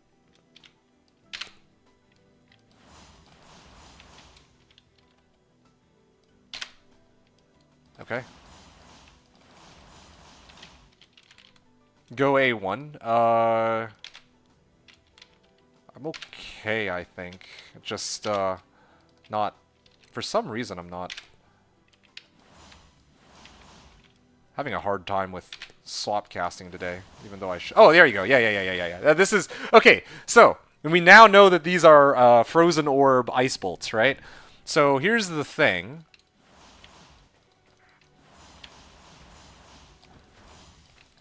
Yeah, you see that all of them are getting hit? That's because they're getting hit by Frozen Orb. But the thing is, there's a delay on how often Frozen Orb can come up, right? You see, if I throw Frozen Orb, there's a delay of about 1 second when I can throw the next one. So, in this case, I mean, I'm indeed using the Ice Bolt animation, but the simple reality is, even if I'm throwing 2 or 3 Ice Bolts, It's not the case that each of these are a frozen orb. Each of these... Here.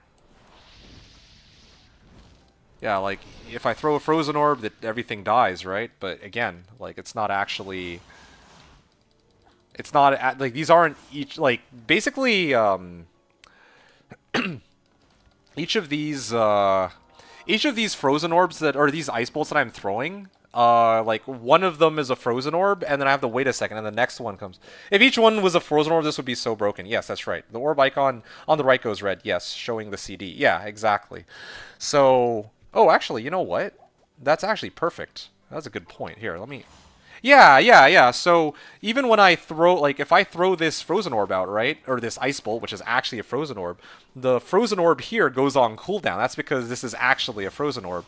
And however many ice bolts I'm throwing, those are basically not doing anything. It's there, the animation is there, but those don't actually do anything. So there is one other thing I'm going to point out. You can't do this with Frozen Orb. However, you can do it with Lightning.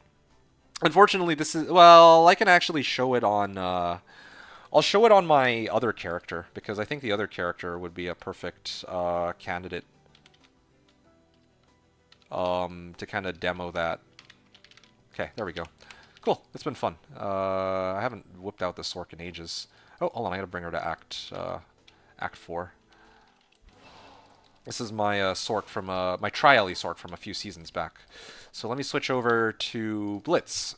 This was the first season that I played Sork on Slash, or first ladder reset that I played a Sork on Slash, and yeah, this character is a Lightning Sork. She's about to reach level 95, but anyway, besides the point. So normally this is the Lightning cast rate, right? 1, 2, 3, 4, 5, but there's no built-in delay. It's just the speed of the animation. However, Nova, on the other hand, is a little quicker. So what you can actually do with this build is you can actually swap cast Lightning onto... well, actually, same thing applies with Charge Bolts, because, you know, Lightning and Chain Lightning have special FCR breakpoints. I think it's like 117, but even when they use those FCR breakpoints, they are still slower to cast than standard spells, like, in this case, Charge Bolt, right? So here, what I'm going to do is I'm going to repeat the process, and I'm going to try to put Charge Bolt animation, like Lightning as Charge Bolt animation instead. So here we go. I'm going to start running, and I failed. There we go. I think that might have worked.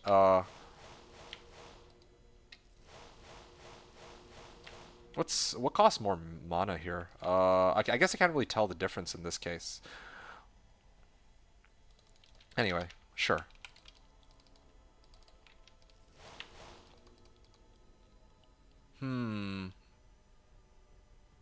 Sorry, I'm just trying to think about something real quick. Anyway, I'll worry about that later. Okay. Wait a second.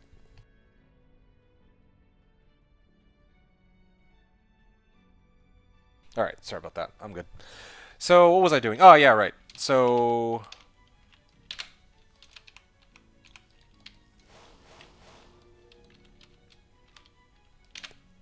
There we go. I guess that's fine. Okay, now here's a quick way to find out. Oh, okay, yeah. This is a Lightning Charge Bolts. So, Baldiz, you see what I'm getting at, though, right? Like, you can see that I'm firing off these charged bolts, but this is actually lightning that I'm actually throwing at monsters. And every set of charged bolts is actually lightning rather than charged bolts. So this is what lightning would normally be. 1, 1, 1. But here I got 1, 1, 1, 1, 1, 1. You see? It's much faster. Especially if I were on 200 FCR, if I were to swap cast lightning onto charged bolts or something of that sort, then yeah, you could actually amp up your lightning DPS significantly. So anyway, sorry, this was a very long tangent to what I was originally trying to showcase, and again, this is one of the reasons why it takes me forever to go through like 1,000 runs of anything. I get sidetracked doing demos like this, but hopefully you guys have learned something today with regards to the, well, I want to call it the game's mechanics, but you know, kind of like game mechanic abuse or something like that. Okay. Is there anything else you were curious about? Baldiz or Maraham?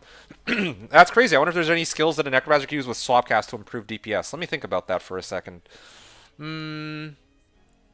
I mean, like, what are you trying to Swapcast to improve DPS, right? Like Poison Nova? Bone Spear? It would only really be Bone Spear. And the only thing you could realistically replace Bone Spear animation with is like an attack, right? Anyway, just as one last point of reference, this is where the I've learned that you have too much time on your hands hiding in your bat cave. Wow, not even, man. I'm just going over game mechanics.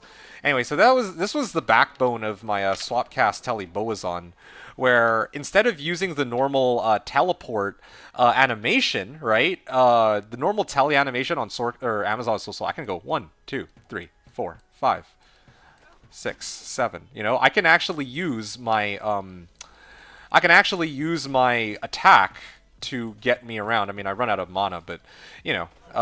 And then meanwhile, if I were to use like a normal teleport speed, ooh, look how slow it is. 1, 1, 1, 1, 1, right? Versus if I go like this, 1. Oh, there you go. 1, 2, 3, 1, 1, 1, 1. Okay, I need to time it better, but you get the idea. You get the idea. So that's where it all comes from. And well, I mean, yeah, Amazon's teleport animation is the most profound. But yeah, I mean, I guess I'm sure that there's some other, you know, there's probably some characters out there who could use this in other ways. Who knows? But well, you get the idea. Anyway. This Zon was cool. I'm glad you felt that way because I know how you feel about I mean, I think you said that you considered swap casting to be like a bug. I mean, it is a bug, but more specifically, it's like I integrate it as part of my builds, but it's not a real. It's kind of a build that relies primarily on bug abuse. Granted, this build would function perfectly fine without it. It would just be, you know, worse. That's really it. I tried to do this one for my Zom, but I was not good at it. Yeah, I don't blame you. It is kind of annoying. Like I've practiced. Well, I wouldn't say practice. I never really practiced it, but you know, it takes some time to really get into the rhythm of it. And even now, like I can't do it perfectly, right? It takes me like 4 attempts, 5 attempts. I'm kind of getting the flow and the rhythm of it. Maybe I can build it into muscle memory, but I'll lose it after this season is done. So I completely understand. You like to do annoying things. Well, that's one way to put it. I learned that you have too much time on your hands fighting your back cave. Not enough crime to fight in Alberta. Yeah, I just like to watch you struggle. I respect that. Yeah, fair enough. Showing the CD, yeah. So, Marahum, are you still here? I know I keep asking, but yeah, this was like we kind of went on this long tangent about swap casting. But yeah, how much does it? Going back to the original question, how much difference does the swap casting make when it comes to Fury with Hunger? It makes a pretty massive difference. It makes a massive difference for 2 reasons. The 2 reasons. Okay, excellent. You're still here. I'm really happy to hear that. Yeah, you're very welcome. I mean, thank you for listening to this long ass, like, very long-winded for like no reason explanation, right?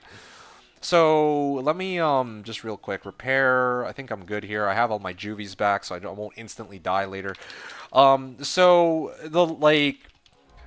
There are how long does it stick for? Does it stay over games? No, it does not. You see, in the previous game, I was here. Let me see if I can successfully swap cat. Well, I mean, you have to take my word for it. It doesn't stay over between games. You lose swap casting when you either leave the game or when if you try to replace this with another skill. I think maybe even if you switch weapons, it might also remove your swap casting, or not switch weapons, but.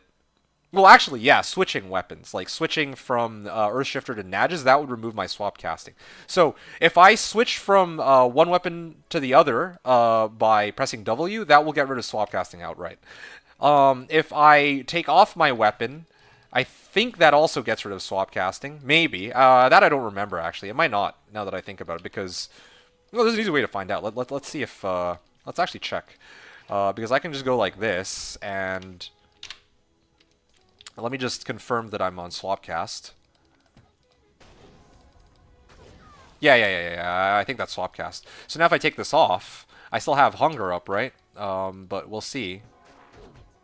Yeah. I still have swap casting on that. I can tell because if you look, right, I hit 5 times. 1, 2, 3, 4, 5. It's delayed, but it does take effect.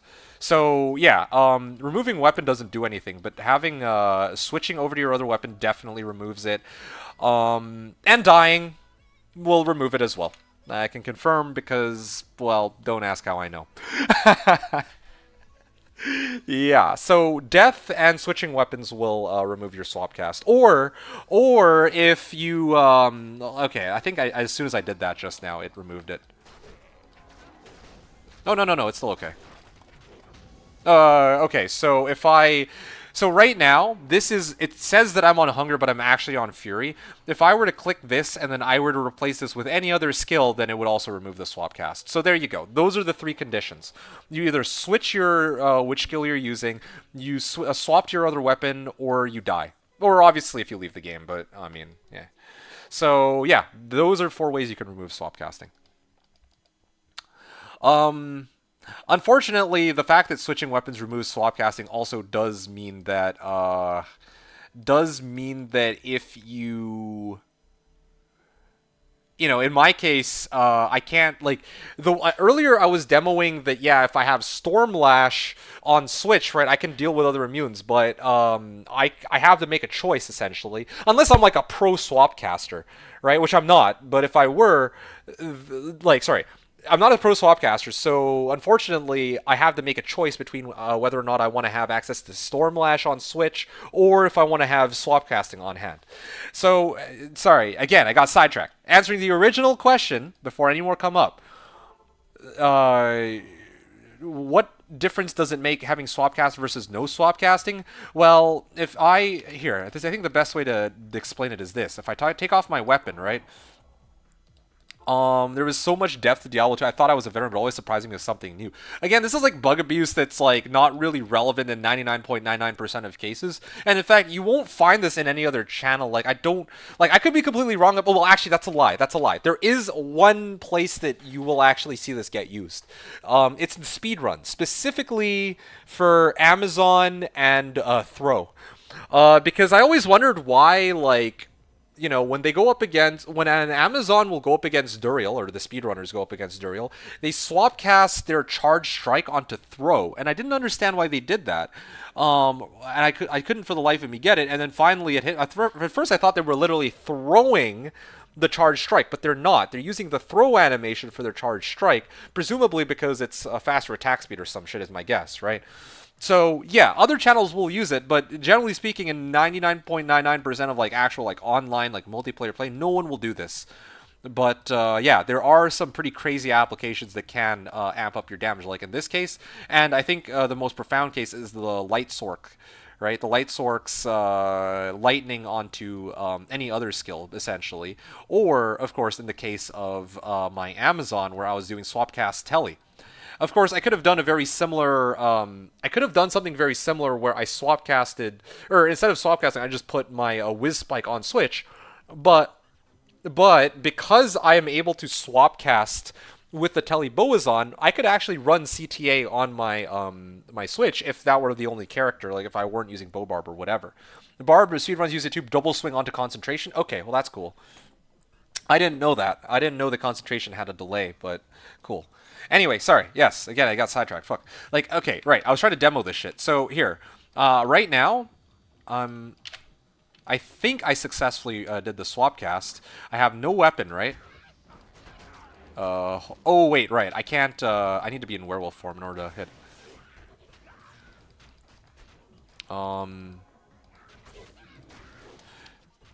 Let me just get Fury up. So you'll notice that if I have Fury up, right?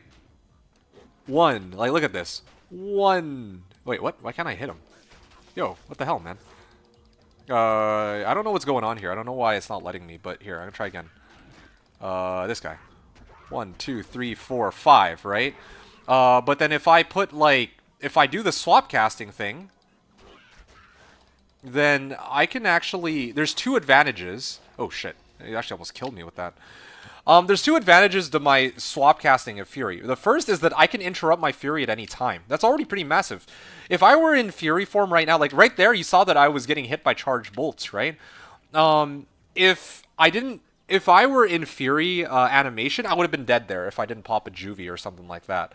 But because I can always cancel Fury whenever I want, I can just attack with Fury, or well, Hunger, which is actually a Fury, and then I can just back off whenever I feel like.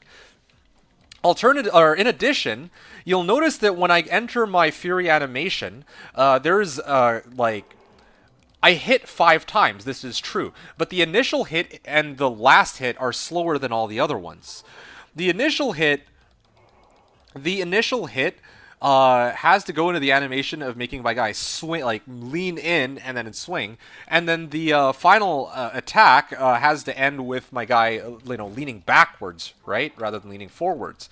So like yeah, I mean it's really difficult to see the way that I have it set up right now, but with swap casting, none of that is relevant. There is no like the effect of Fury is there just on Hunger's animation, except I think, however, that oh shit, hold on a second. Let me just really quickly. Okay, I think that worked. Maybe it failed actually, because they'd be dead by now if it had worked.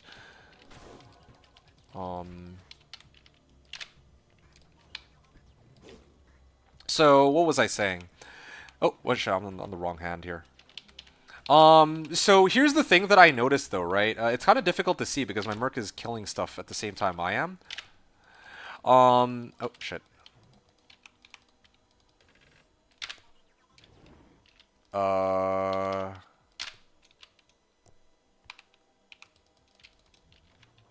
shit, I actually did have a swap cast, but I was on the wrong hand.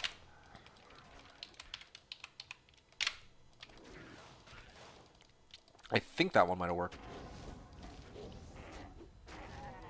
Okay, Fissure killed them. I don't know if Hunger actually took effect here. No, it didn't. It only hit once. It's annoying and it's tricky. I do kind of wish there was an easier way to tell if I have it applied or not, but unfortunately... Oh, maybe Rabies. Hold on a second. Damn it! The mana cost only applies... The mana cost only applies if I actually get a successful hit. Anyway. What was I trying to... Like... Yeah, so basically what I was trying to get at is, like, that I noticed, right, when I was testing this in single player. I can interrupt my Fury, but it's not like, oh, I'm gonna throw a, like, I'm gonna hit them with Hunger, right? Or I'm gonna do the animation for Hunger, and then every Hunger is a Fury. Like, it is, but it isn't. It's sort of weird. So, Hunger, like, if I use Hunger, it uses the animation, sorry, if I swapcast Fury onto Hunger, it uses the animation of Hunger, but I don't get the full effect of Fury if I back off. That's the thing I noticed. So it's not the case that, oh, I'll Hunger and then I'm basically applying 5 hits in one. It's just that the 5 hits come out quicker, and I can interrupt those 5 hits at any time. So, like, yeah, I might go in, I might hit a monster, and then by the time I back off, I actually got 3 hits in. And then I move on to the next monster, and then I hit again, and I got 2 hits in, and I move on to the next monster, and I hit them with Hunger, and then I get like 4 hits in, right? And all of those will apply fissures along the way. But I don't think that it's the case where I'll attack with Hunger, and then I'll back off, but then, like, oh, all 5 hits from Fury came out. Like, that would be kind of insane. Based off the number of fissures that come out, that's how I thought it worked at first, but it's not. I don't know if I'm making sense here. Like you guys fill me in on if I'm making no sense, but although I don't know if I could do a better explanation than that. It's kind of hard to like demo it properly when my feral or when my merc is up and my bear is up and they're actively killing shit. Okay, yeah, I think I'm just about done here. I'm going to try to do another run of cows, and yeah, we're going to go from there. After that, I'll probably try and farm some other areas to show you guys sort of how the build works elsewhere. I think that would be good. And again, like, it is quite convenient that I can, like, switch over to Nadges, right? But hypothetically, if I had Enigma, what I could do instead of Nadges is I could actually put CTA on Switch, here's a really cool idea, right? I mean, this is pretty standard, right? Having a CTA, but because the thing is, I want something that I can use that I don't have to swap back to. So if I cast CTA, then I have Enigma for teleport. I can use Enigma to get around. Ah, shit. Yeah, I could use Enigma to get around. So like what I'm doing with Rekinishu right now, and I don't need to rely on Nagish for that. I use CTA to BO myself at the beginning, so I have significantly more survivability. That would be the optimal way to play this build. If you can even really call it a build, but you guys get what I mean.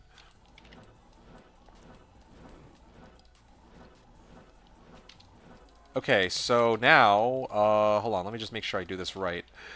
Uh, I hope that worked. Yeah. See, I got it right first try this time. I'm getting better at it. I'm definitely getting better at it. Now I just need to apply Feral Rage. There you go.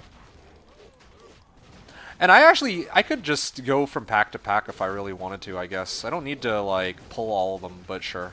Like, whatever. There we go. These fissures should eventually kill them. Okay, where's my Oak Sage? I'm basically relying on Oak Sage to carry me right now.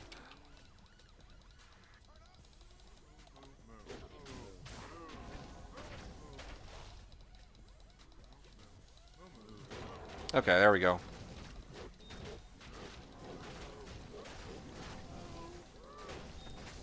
Oh yeah, you hearing the number of fissures that are coming out? I got like 7 or 8 or 9 fissures just by swinging. If I were using just fissure by itself, if I were using just hunger by itself, this would not be possible. I'm actually kind of curious. If I were to do just hunger by itself... I mean, hunger by itself is not bad either. I'm actually using just standard hunger at the moment.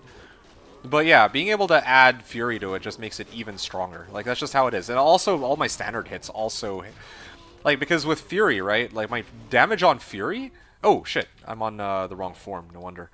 My damage on Fury is 5.5k max, right? As opposed to 1k. So, I'm not only hitting with my fissure damage here on my Fury, but I'm actually hitting for all the damage from Fury itself, right?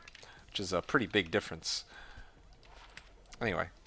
Oh, 3 to Masteries. I don't think anyone's ever going to need that, so... Yeah. Okay, so now I gotta get my Oak Sage up, I gotta get Feral Rage back on.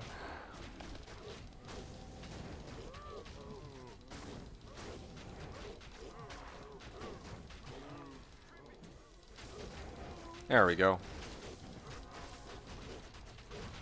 I gotta get more fissures. Go, go, go. I do kind of wish I had enough skill points for Armageddon too. Yeah, if Armageddon would be like sort of free damage, but I'd have to keep recasting Armageddon. That's the trade-off.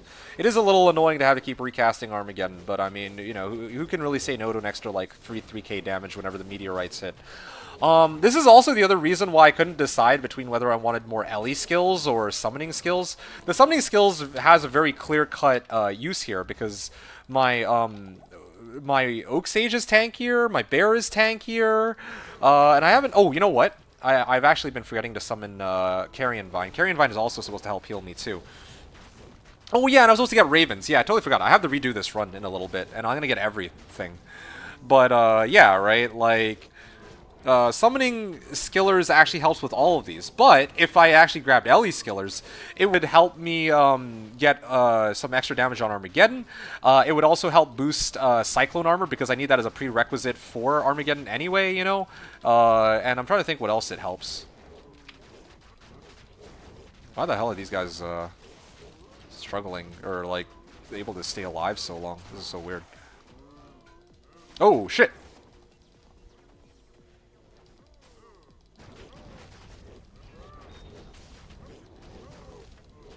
Alright. Yeah, alright, I'm gonna keep moving here.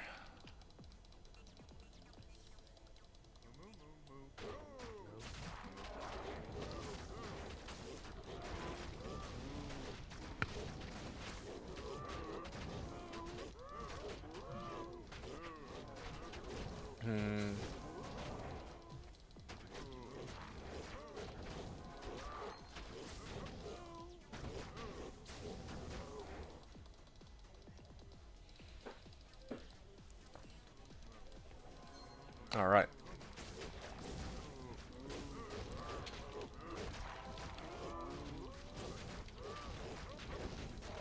Oh shit! Whoa, whoa, whoa. I misclicked off the screen there.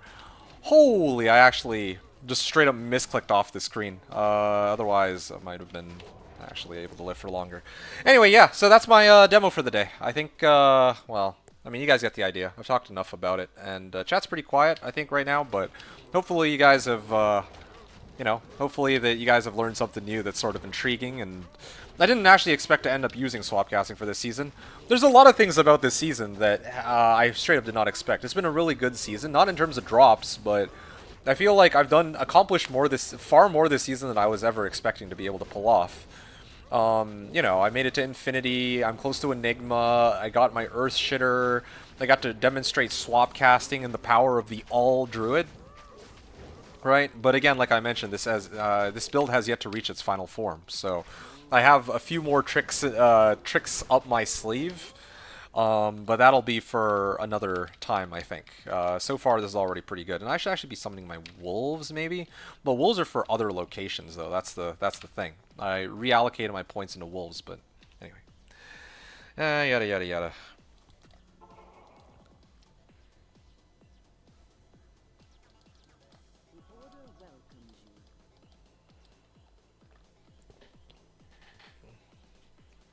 Hmm.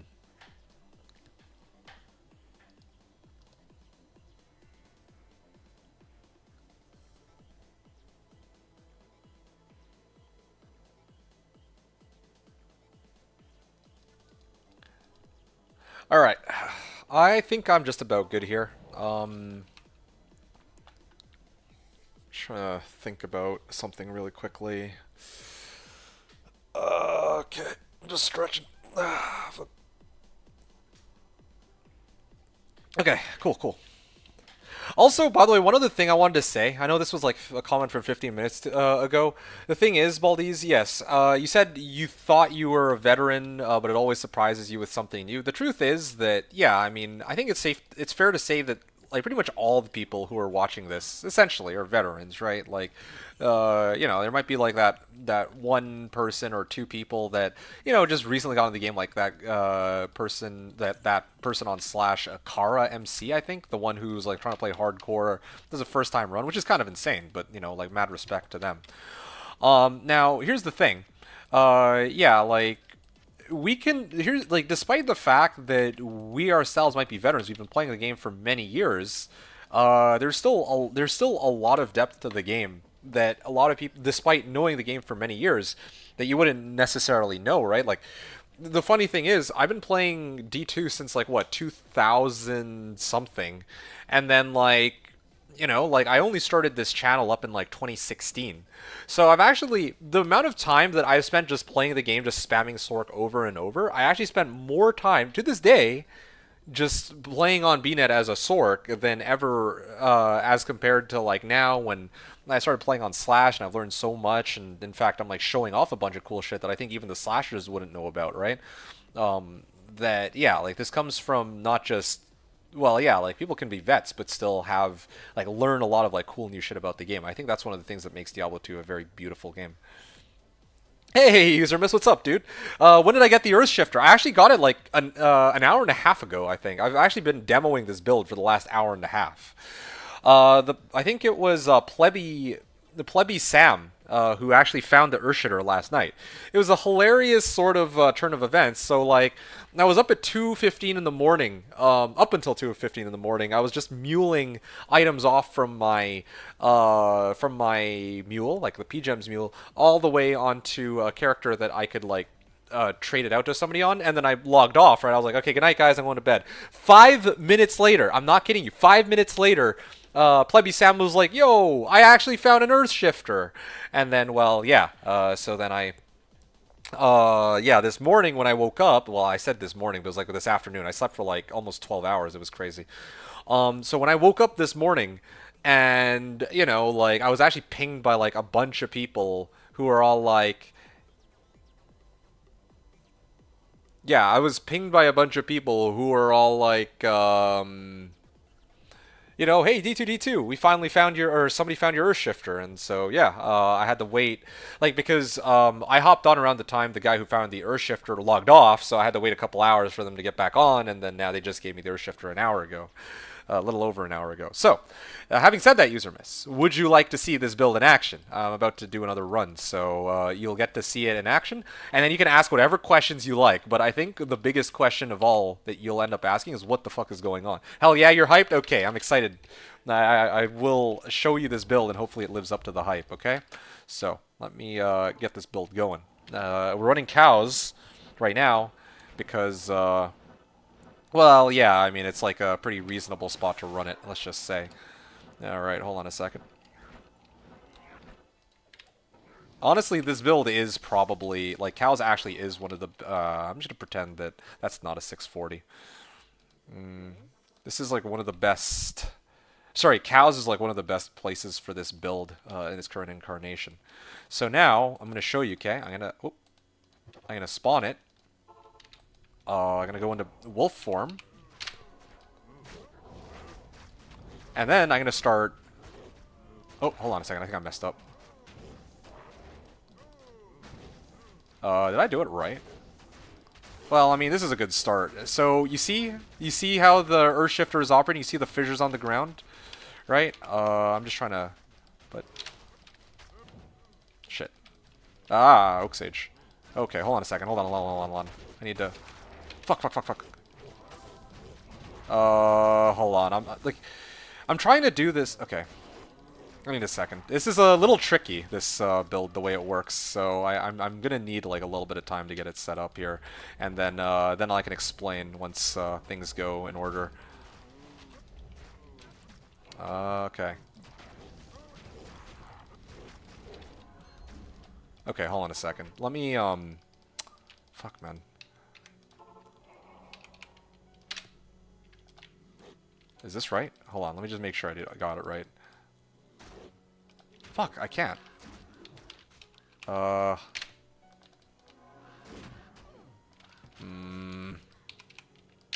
Need to get better at this this crap. I think that worked. I think that should have worked. No, it didn't. Hey, Paul Rune. That was an accident. Sure. We'll go with that. Paul Rune. Okay, well that was not what I meant to do, okay? Just for the record, this is from Stony Field, of all places. Yeah. Sorry, I don't like to waste your time like this, but it is tricky to get this set up. Okay. And the reason, like, trust me, it will be worth the hype, okay? Like, and you'll understand why. What the hell is going on? Why can't I do it now?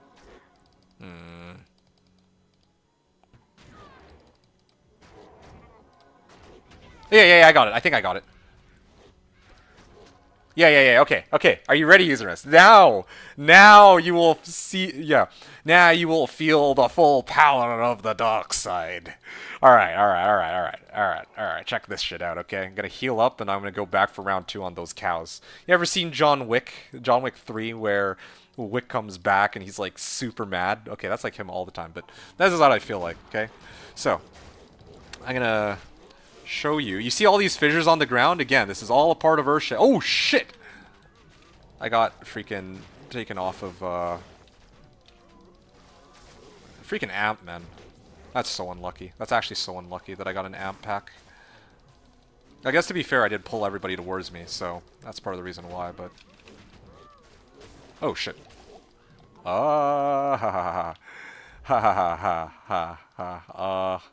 We are currently experiencing technical difficulties. Let me just... Everything's in order, it's just bad luck with the cow spawns, and I also pulled, like, the entire... I swear that I pulled the entire cow level into this area because of, Fuck, man.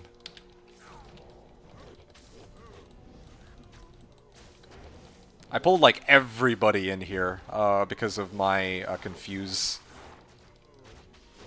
And also, I have, like, no resistances. That's the other problem. Fuck, they're oh, no wonder. No wonder I'm struggling so much, like, to kill them so badly. They have freaking physical cold immunity, so my merc can't really deal with them either. Oh, hey, look, another physical immune cow. Oh, shit. Alright, you know what? Okay, I'll just tell you how the build works, okay? I'm not, for some reason, as soon as you started watching, I'm just having, like, pretty piss poor luck. Otherwise, it was doing great before, alright, just for the record. So, this is...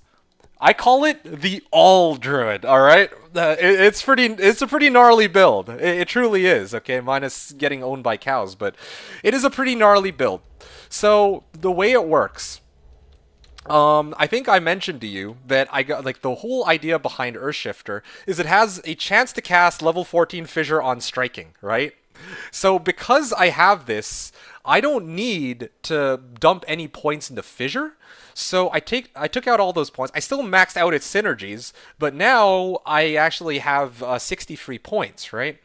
I actually put all my remaining points into Bear and Dire Wolves.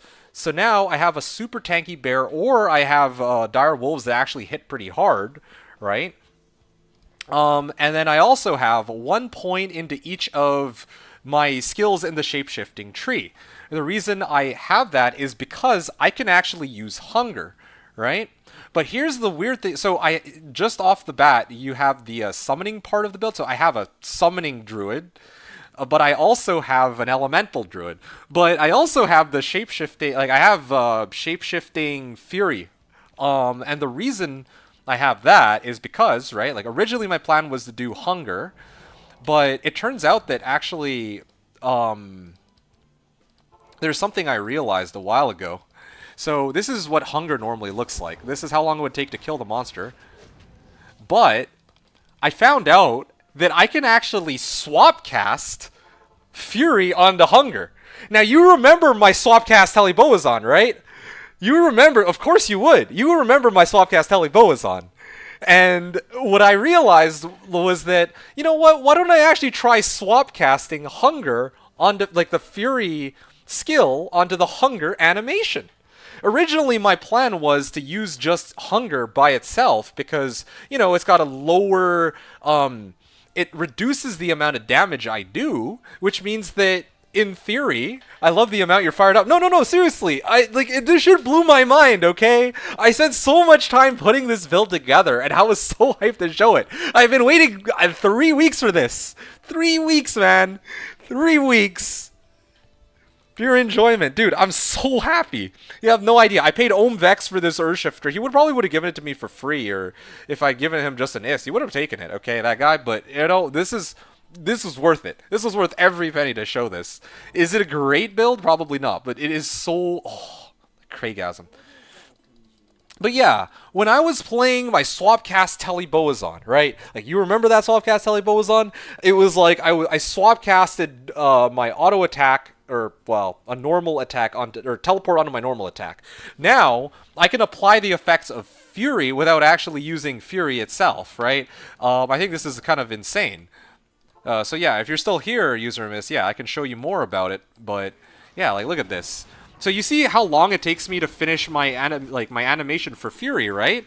Yeah, you remember that. You see how long it takes me to finish my animation for Fury? I can't back out of it, right? So now, because I've put it on Hunger instead, I still get the full damage and effect of Fury, but now it's on Hunger's animation. So now I can hit, and I can back off, and I can move to the next one, hit, hit, hit, hit.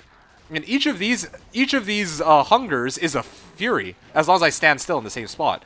Then I can apply like attacks of Fury faster than ever. So this is, again, with the power of swap casting. So that's where this Fury comes from, or sorry, that's why I'm calling it, I've now dubbed this as the All Druid. It has summons, it has Fissure, right? And it also, well, I mean, it would have been nice to also get Armageddon, because when I'm in werewolf form, I can cast Armageddon. It would have been better to cast Hurricane in werewolf form, but whatever. That is so cool. I'm glad you feel that way. I put a lot of effort into putting this build together. And you see Fury, right? Like, again, like, it hits 5 times. So rather than Hunger, which, you know, like, Hunger's still fine too, I would also get some lifesteal, which is really nice. I can use a Feral Rage to give myself move speed and lifesteal, And my Vicarian Vine is also giving me some health from eating corpses.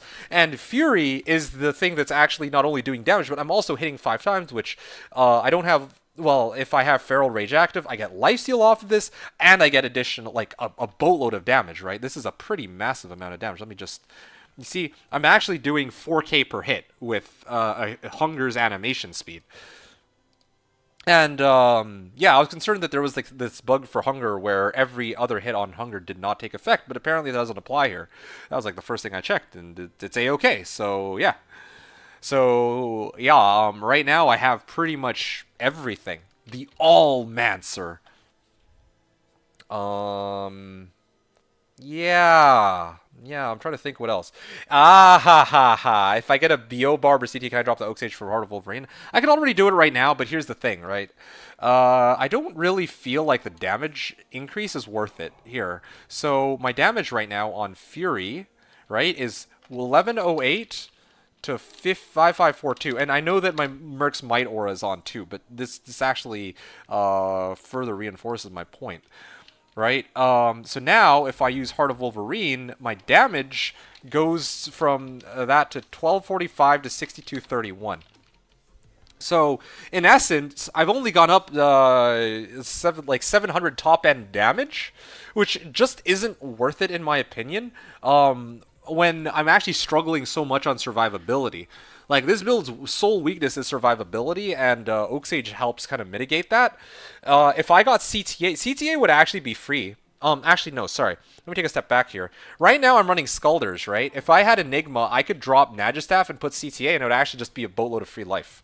So I could do that. I could go BO Barb or CTA, like just that by itself, but that doesn't necessarily mean I would also drop Oak Sage for Heart of Wolverine. I just don't think the damage increase is worth it here, considering that the vast majority of my damage is supposed to be coming from the fissure procs with my Merc's Conviction from Infinity. So yeah, let me run it back on this. Well, I kind of want to grab some more Juvies, so I'm going to go Ancient Sway. So you're going to get a chance to see it out in here. Wait, did I mess up? There we go. So yeah, I'm using Feral Rage for movement speed, right? Oh shit, I think I accidentally overrode my swap cast. Let's see if I can make it work now. Damn. Hold on a second. Let me get my Oak Sage back up.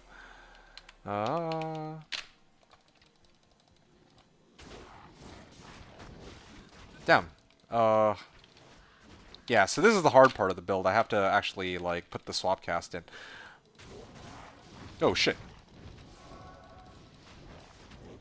Damn it. Like, this is actually a pretty dangerous pack to try to swap cast on. And I have no resistances, so I definitely have to fix my resistances problem, too. That's something I need to deal with. Oh, I mean, an easy way to help fix my resistances would be to replace my D-Torch for a better D-Torch, and my Annihilus for one that had more resistances. That would help immensely. But anyway, like even right now, I'm using Credendum Belt to help compensate for not having any resistances. If I replace this for, well, I mean, I could use what are those gloves called? Laying of Hands, but it only helps fire res, right? So yeah, there's a lot of stuff there, user miss, definitely, to keep in mind. I need a Maras. Yeah, but see, if I run Maras, then I lose out on the attack rating from Angelics, right? So that's a bit of an issue as well. It's a pretty big difference, for sure. I could, instead of, like, what I could do right now is I could grab Maras and then replace Skulders for Angelic Armor instead. Then I could keep my attack rating and get resistances, but then the trade-off there then is then I wouldn't be able to use Enigma, right? So yeah, there's quite a number of things to consider in this case. The All Druid.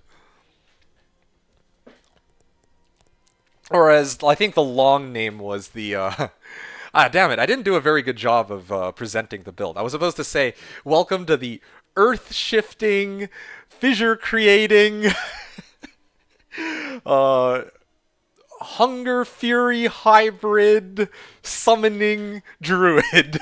And then for short, the all druid.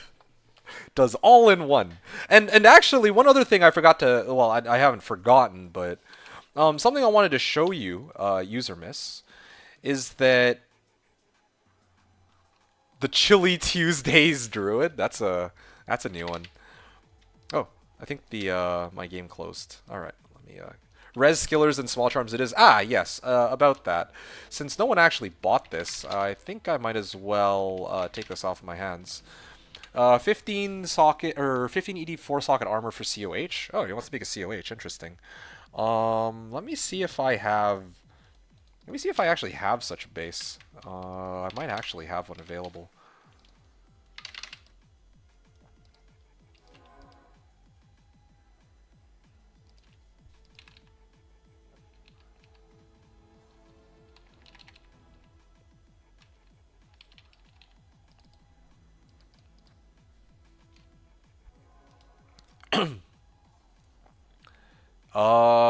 No, I don't have. Oh, oh, oh, hmm.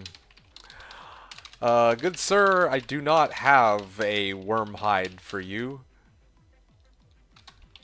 but I have scarab husk.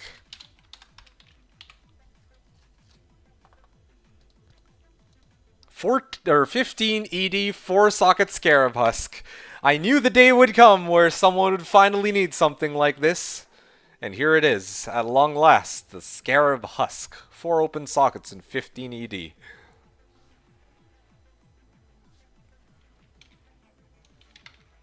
Yeah.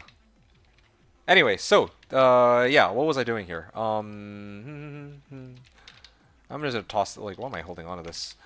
Anyway, oh. I'm gonna switch over to my other character. I think it was the Switch Mule? Switch, Wealth. Yeah, it was supposed to be Wealth Mule. The Wealth Mule is the one that actually has, this freaking thing. Actually, these two things. Let me get rid of, I guess, a little bit of MF, to be honest. And you know what? I might actually even have to get rid of the Skulders. The Skulders is actually gonna make me like making this switch is gonna cause me to lose so many resistances, but or so much MF. But this is, you know, I'm mainly here to kind of demo the build and all that. So we'll see what happens.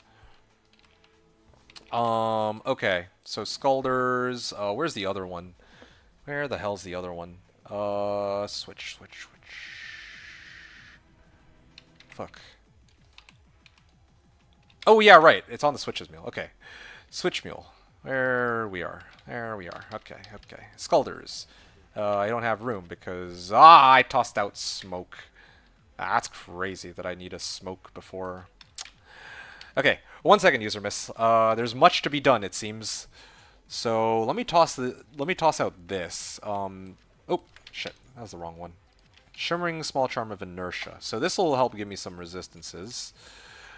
And where's the other charm? Didn't I have another charm? Or maybe not. Okay, well, whatever. 16 life. Resistances, why not? 7 MFSC. This is supposed to be on Switch. Okay, sure, yeah. Skulder is on hand, yes. Now I need to get smoke. Where the hell's smoke, man?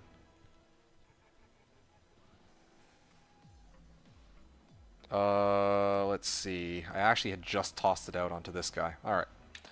Sorry, guys. There's many different options to build my character. I never thought that I'd reach the day where I'd actually... Well, I'd have to, you know, make such adjustments, but here we are.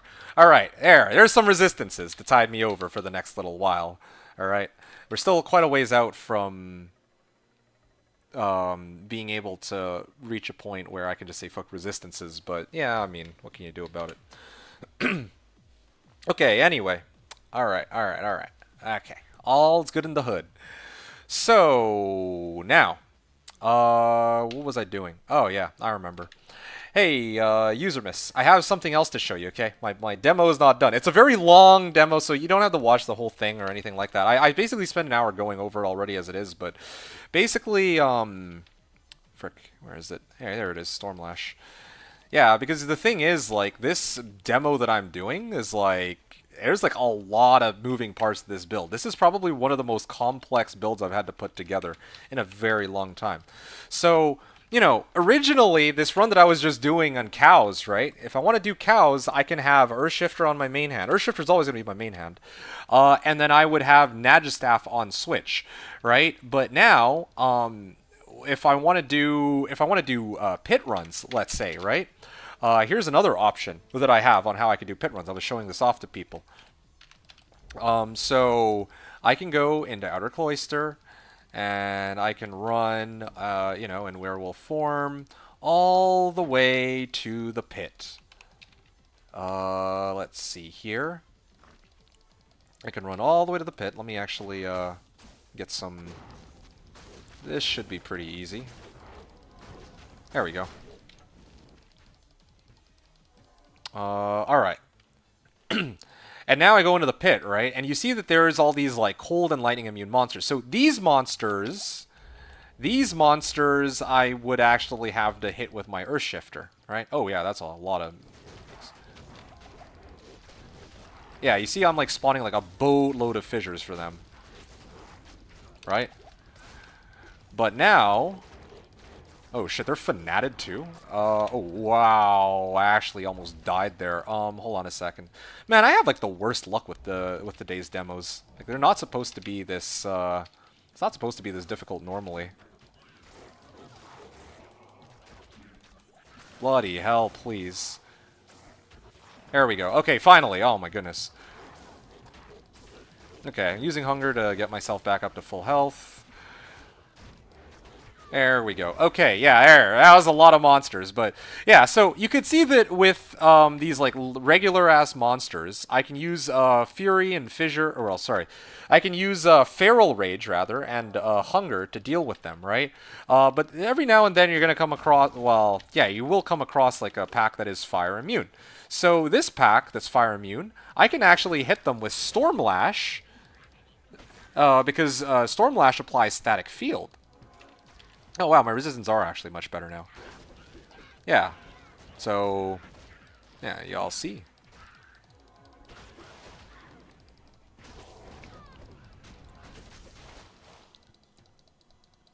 So yeah, this is another way I can use to deal with these monsters that are fire immune. Another alternative is I could have used Rift Runeword instead. Rift spawns Frozen Orbs, and I could use that as an alternative to Stormlash here. Okay, so these guys I want to bring down using Fissure, of course, because they're not immune. But here's a big pack of Devilkins, right?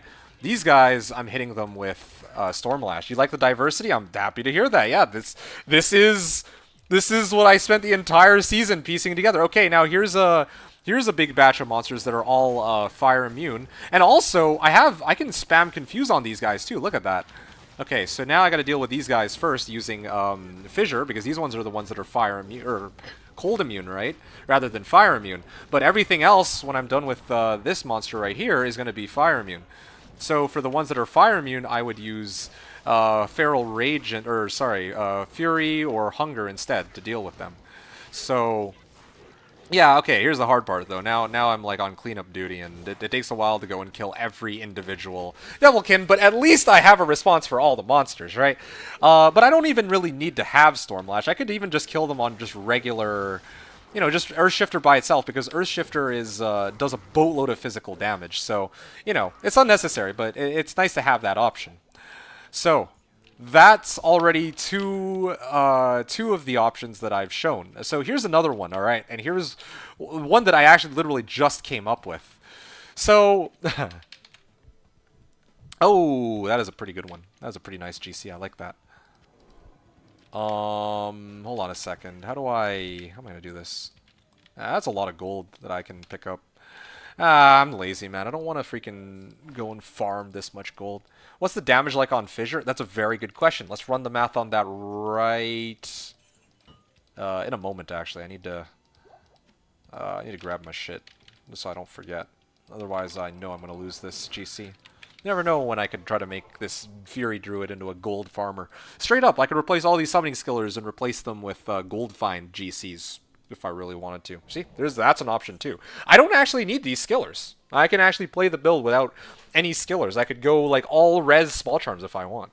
Damage on character screen for Fissure Lies, it's a bit difficult to calculate, to be honest. It sort of is. But by my understanding, every fissure that appears does the amount of damage that's shown on the screen. So the reason I was saying, like, let's run the calculation is that, it's easy enough to assume that, hey, yeah, a fissure here says 980 to 1038, but we know that that's not the case because that's it's not like it's my Earthshifter that's popping the fissures, not my own fissure, right? So because we're actually using a 25% chance to cast level 14 fissure on striking, we had to have to factor in that we're actually on what is this? We're actually on level 14 fissure, right? So the easiest way to calculate this is I'm just going to take off this torch, and then boom, level 14 fissure. So each fissure that I cast, if monsters walk over one of the craters left behind from fissures, they will take 748 to 806 damage before all of the relevant resistance calculations. And I mean, this is like in the future, I might use like some helmet that has like, let's say 3/5/5 fire facets and an armor that has a bunch of 5/5 fire facets, and that would be like a lot of plus fire skill damage, right? So yeah, I mean, fissure damage can adjust from this, but right now the base damage I'm pumping out is 748 to 806 per fissure. But as Co pointed out, it is a little difficult to calculate because you have to consider that it's for every crater they walk over, for starters, and well, I think that bigger monsters can get hit by multiple fissures at a time too. So like, even if 748 to 806 doesn't sound like a lot, considering like factoring in resistances or minus resistances from conviction and everything else I just mentioned, or like spawning multiple fissures, yeah, it could be a lot more than you might expect. So yeah, that's that. So this is another one of these setups that I was showing off. But now let me try one other one.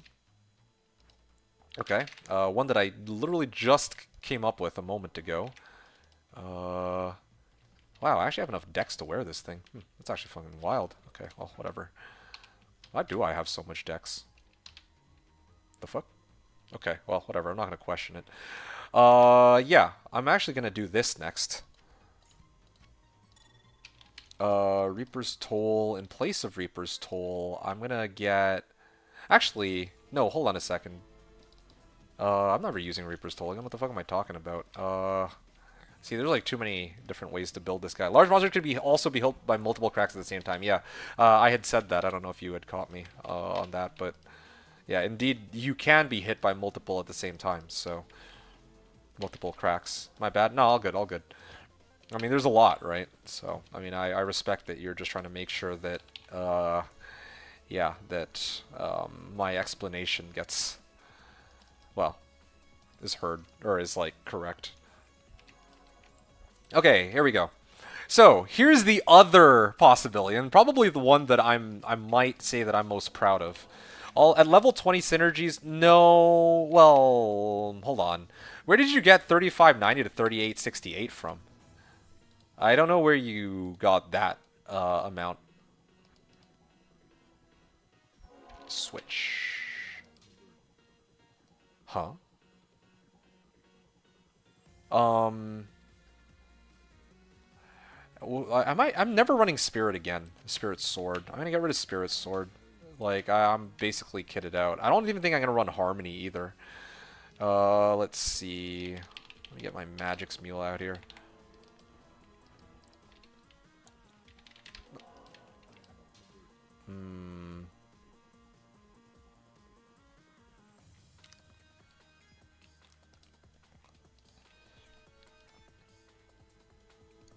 Let's see. Where is it? Okay.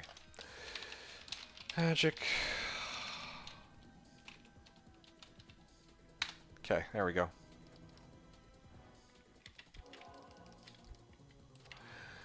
All right, not bad. Okay, so it's time for me to do, like, I actually just came up with this, like, while I was sifting through my mules. You guys might remember that I ran Plague on my Merc, yeah? So what is stopping me from myself? Oh, you know what? There is one problem with this. I have this as my weapon, but I should actually have this as, I should have this as a sword, and I should be running Medusa's Gaze. That was the issue here. But you know what? Whatever. Good enough, right? So I'm actually going to go into another run of pits, and let's see how well this goes. Hell, I could probably even run this on... Oh, wait a second. Hold on. I just realized there's one other thing I'm forgetting. Let me get my switch mule again.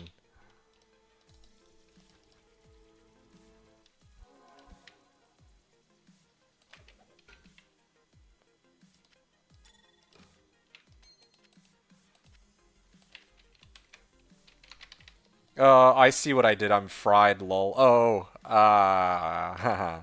fair enough. I respect it. Okay, here we go. Yeah, I should have a 5/5 fire fast in this, or to be honest, I'd rather. This is actually kind of crap. Now that I think about it, I mean, no offense to LeBron.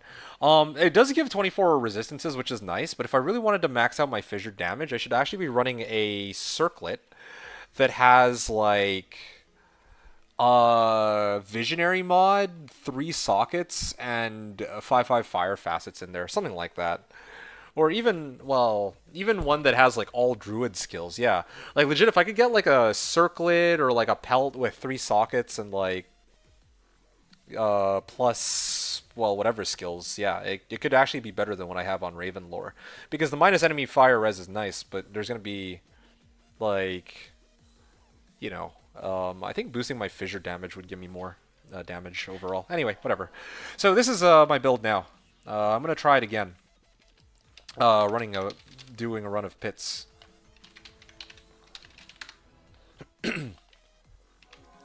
This time I won't be swap casting. I'm just gonna be using regular hunger. So yeah, I'm just gonna be running it, right? So here's the really cool thing about running this setup, which I'd totally forgotten to go over before. Let me actually make it in one piece to where I'm trying to go, and then I'll explain. Oh, yikes. I'm gonna get my creeper, and I'm gonna start getting my ravens up. Praise the Raven Lord. These ravens are actually, like, legit. Like, because they actually applied dim vision, which is quite helpful. Anyway, here. So here's what I want to do, okay? I'm gonna walk in a pit. Okay, fire... Oh, cold immunes and all that. Okay. Check this out. I just need them to hit me first. Okay, this takes a while. This is my problem with Plague. If I don't run double Plague, like with the, there you go. Right? Yeah, these guys do... Oh, okay, there we go. So... Oh! Where's my Oak Sage? So here's the really cool thing about using Plague on Switch. I can actually break the immunity of these Fallen. So all these other measures that I came up with, all these really janky measures to like have like an off source of damage, as long as I apply lower res with conviction, it takes a while though, this is the caveat, right? If I were in human form, it would be better if I could just spam lower res, and then I'd have like a good, easy solution to hit everything. But I mean, whatever, give or take, right?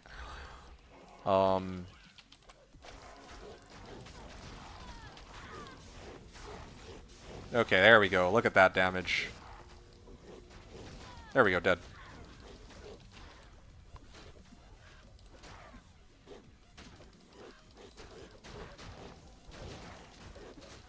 Okay, now I'm gonna, I guess, get my Plague. There you go. And I can actually... Oh, yeah, there we go. Now Conviction's up on them, so I can actually apply my Fissure. Damn it. My Fissure didn't go off there, but you guys got the idea. Okay, actually, this gives me a little bit of... I mean, I'm not going to finish my run here. I want to, like, now that I have all of these things in order, There is one other area I want to try to farm now that I think I might be strong enough to handle it. That place is none other than Chaos Sanctuary, except I don't think that I can break their immunities. I think they're a little bit too immune, or, well, too resistant, however you want to say it. But sure, let's try it. 1, 2, 3, 4, 5.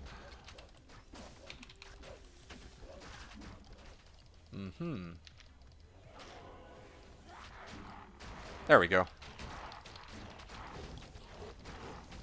Yep, there, that's a lot of damage from lower res and all that. Hey, Magic Tiara. One of these days it'll be a Griff's. Imagine. Hold on a second. BRB. Oh yeah, also, because I have Plague, I can always switch over, get rid of... If I'm amped, I can always just go switch over to Plague to get rid of... to activate Cleansing. Yeah, okay, useless. Yep. I don't need to deal with any of these guys. I'm actually going the wrong way. This is why I don't like running this without teleport. Again, if I had Enigma, I could just Enigma in and start off, right? But unfortunately, since I spend most of my time in werewolf form, it would be kind of annoying having to switch out and back in.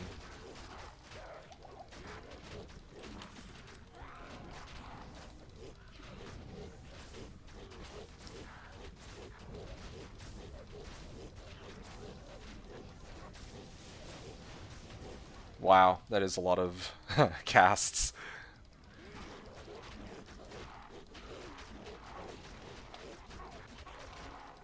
Yeah, it does take a while for these to pop, though. That is the other drawback behind all of this.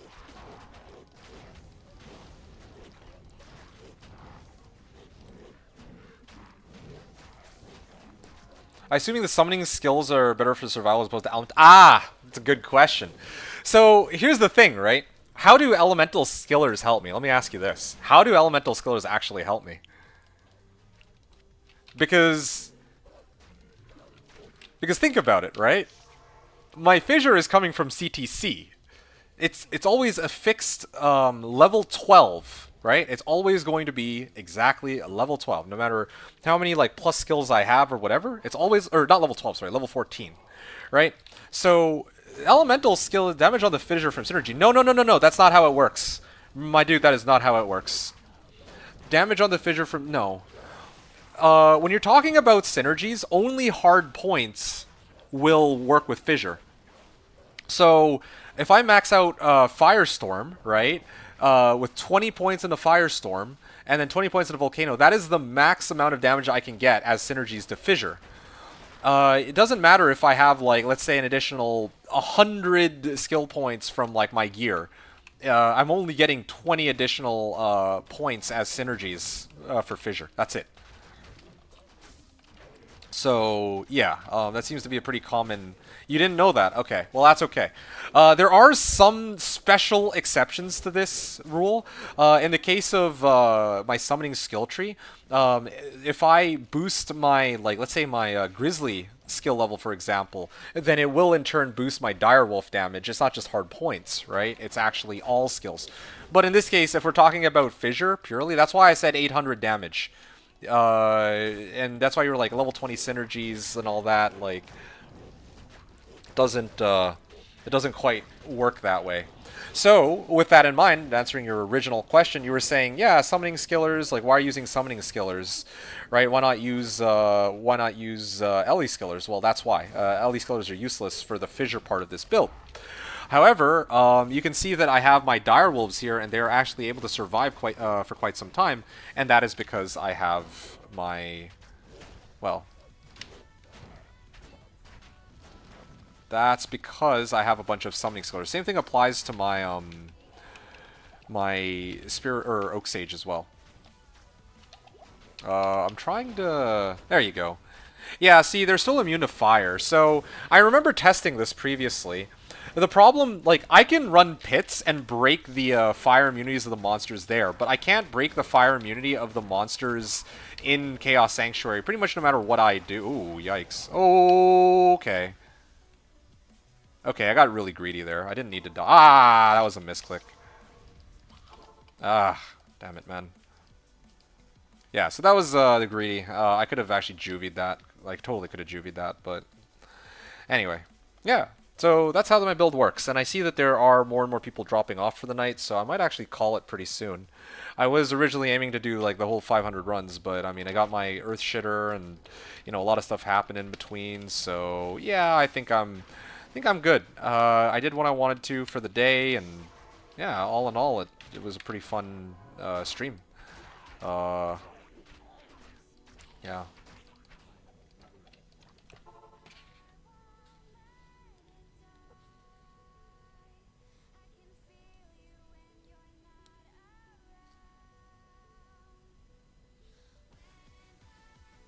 Hell yeah, glad I got to see it. I'm really happy to hear that. I'm really glad you got to see it too, because of all the people in this chat, I think you, with your knowledge of how my, what was it? You know, like, you remember my Swapcast Telly Boazon. Probably of all the people in this chat, you remember it the best out of everyone. So, you know, like, being able to bring back this whole notion of swapcasting is nice. What's the plan now? I don't know. I genuinely don't know. I'd have to really, I'll think about it for next time. Um, I'd like to do some more farming with the Earthshifter now that I got it, but I also at some point would like to finish the 1,000 Earthshifter or the Thresh Socket runs. Trav till Nigma. Oh yeah, I didn't do Trav. Here, let me run Trav real quick. Yeah, yeah, I remember now. I completely forgot about Trav. So there's two ways I can deal with Trav. Okay. Let me just. Okay, so the first way I could deal with Trav is what I have here. I just transform into my werewolf form, and then I'm just gonna run up here with Oak Sage, just waiting to. Come on. They hurt though. This is a horrible place for me to try to pop lower res on them. Anyway, whatever.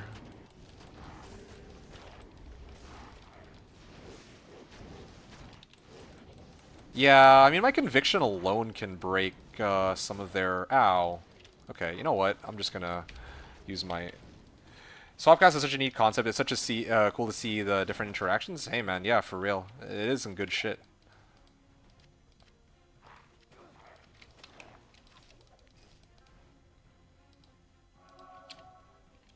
Okay, hold on. Let me switch over to my other weapon.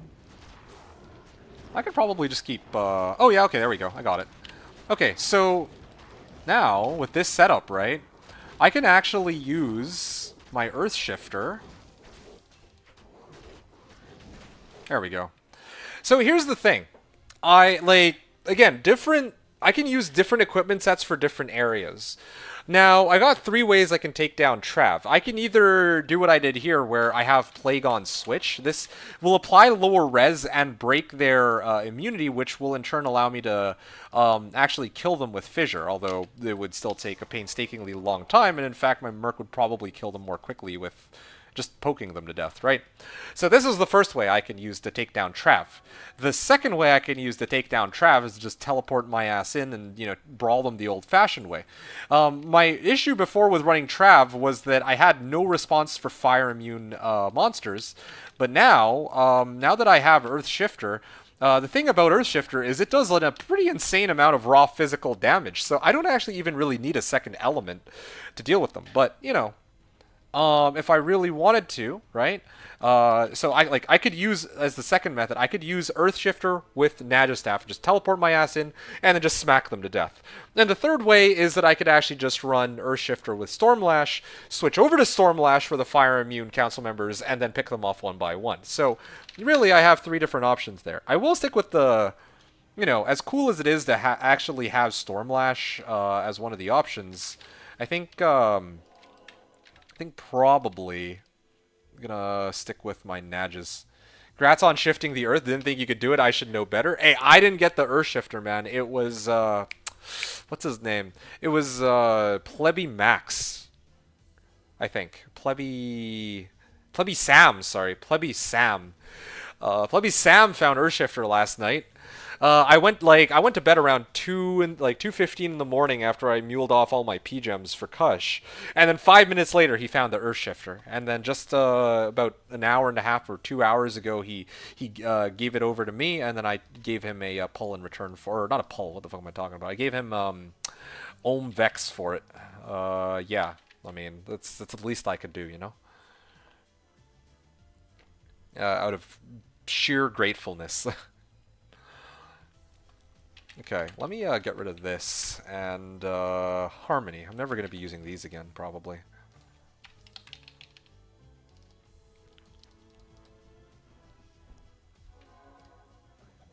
What the hell? Oh shit, this is the wrong character. Magic C. Okay, LeBron, you're here now. Would you like to see my demo for the build? It's going to be a long demo. I don't know how long you have. It's going to be worth it, though, man. It's wild. It's wild and wacky, okay? I'm telling you. I've been showing this shit all day, and I'm going to have to do it all over again, but it's going to be worth it, all right? Sure, you got about 5 minutes? Okay, okay, that's not enough time to do the demo, but I'll do my best. So, you've heard of all types of druids out there. You've heard of the classic, you know, NATO druid. You've heard of the fire druid, right? So elemental type druids. You've heard of fury shape-shifting druids, right? And you've heard of summoning druids after I step foot onto this private server.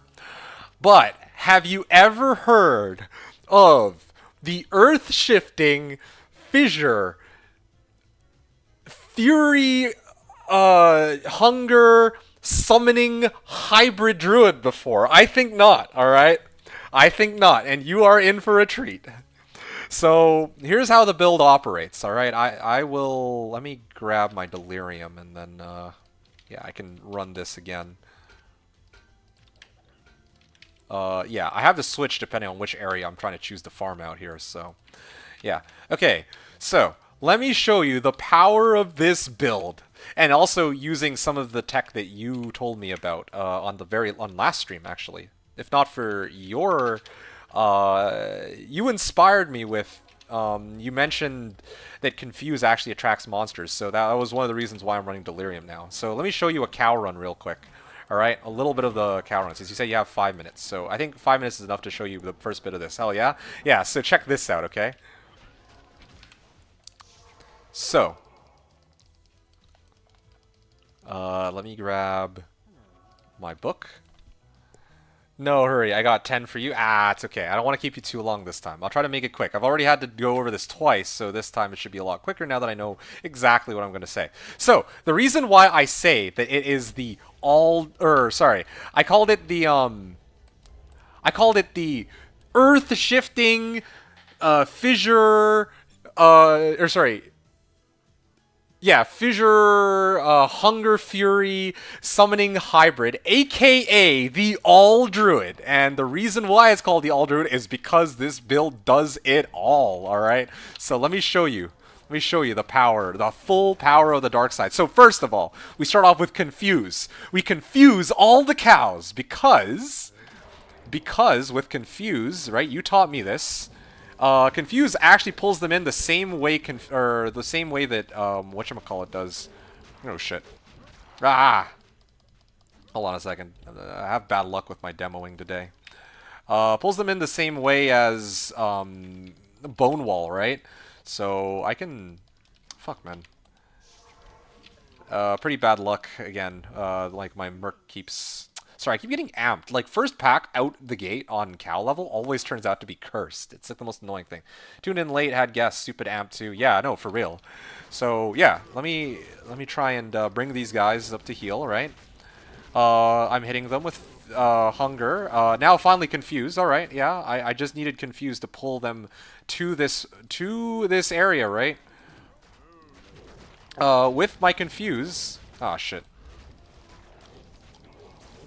I can actually bring them all in. Okay.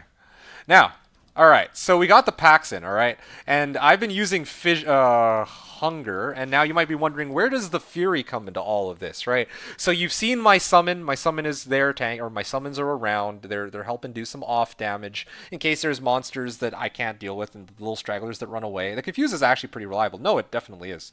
So. So yeah, you saw me use Fissure from the hits. You saw me, you seeing the summons in action right now. You saw me use Hunger. Now, here's the craziest thing, all right? This is the craziest part of the build. And this, like, you might recall on Thursday I was supposed to stream, or Friday I was supposed to stream, but I took a day to kind of chill, and I just needed a break. And I'm glad I took that break because I made a very earth-shifting discovery, all right? I found out. Actually, it's funnier if I just demo it for you. If I actually show it in action. No, hold on a second. Did it work? All right, let's find out. Oh shit. I don't think it did. Yeah, it didn't. Hold on a second. Okay. Hold on a second. All right.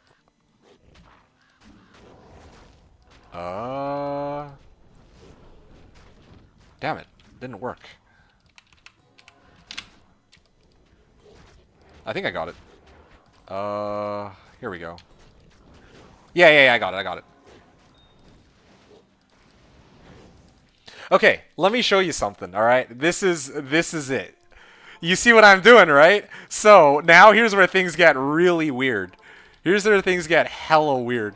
So, now, rather than having to wait the whole duration on Fury, I can actually just attach Fury to Hunger.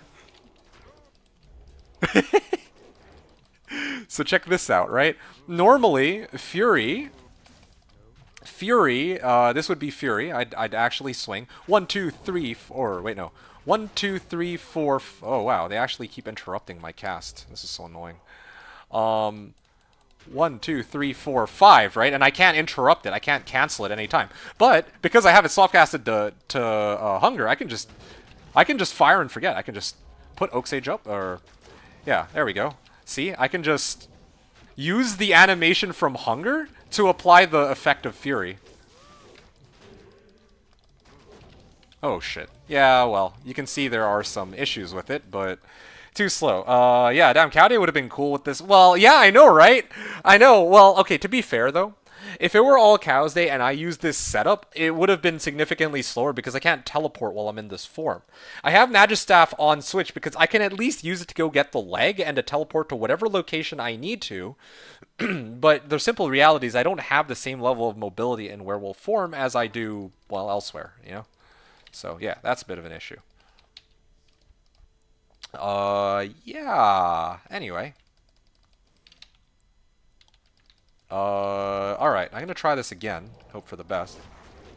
So yeah, now you can see that with Fear... Oh, hold on. I have one other issue. I gotta keep resummoning this Oak Sage. Okay, I'm just charging up my Feral Rage, right, so that I actually have some lifesteals, because Hunger, no, like...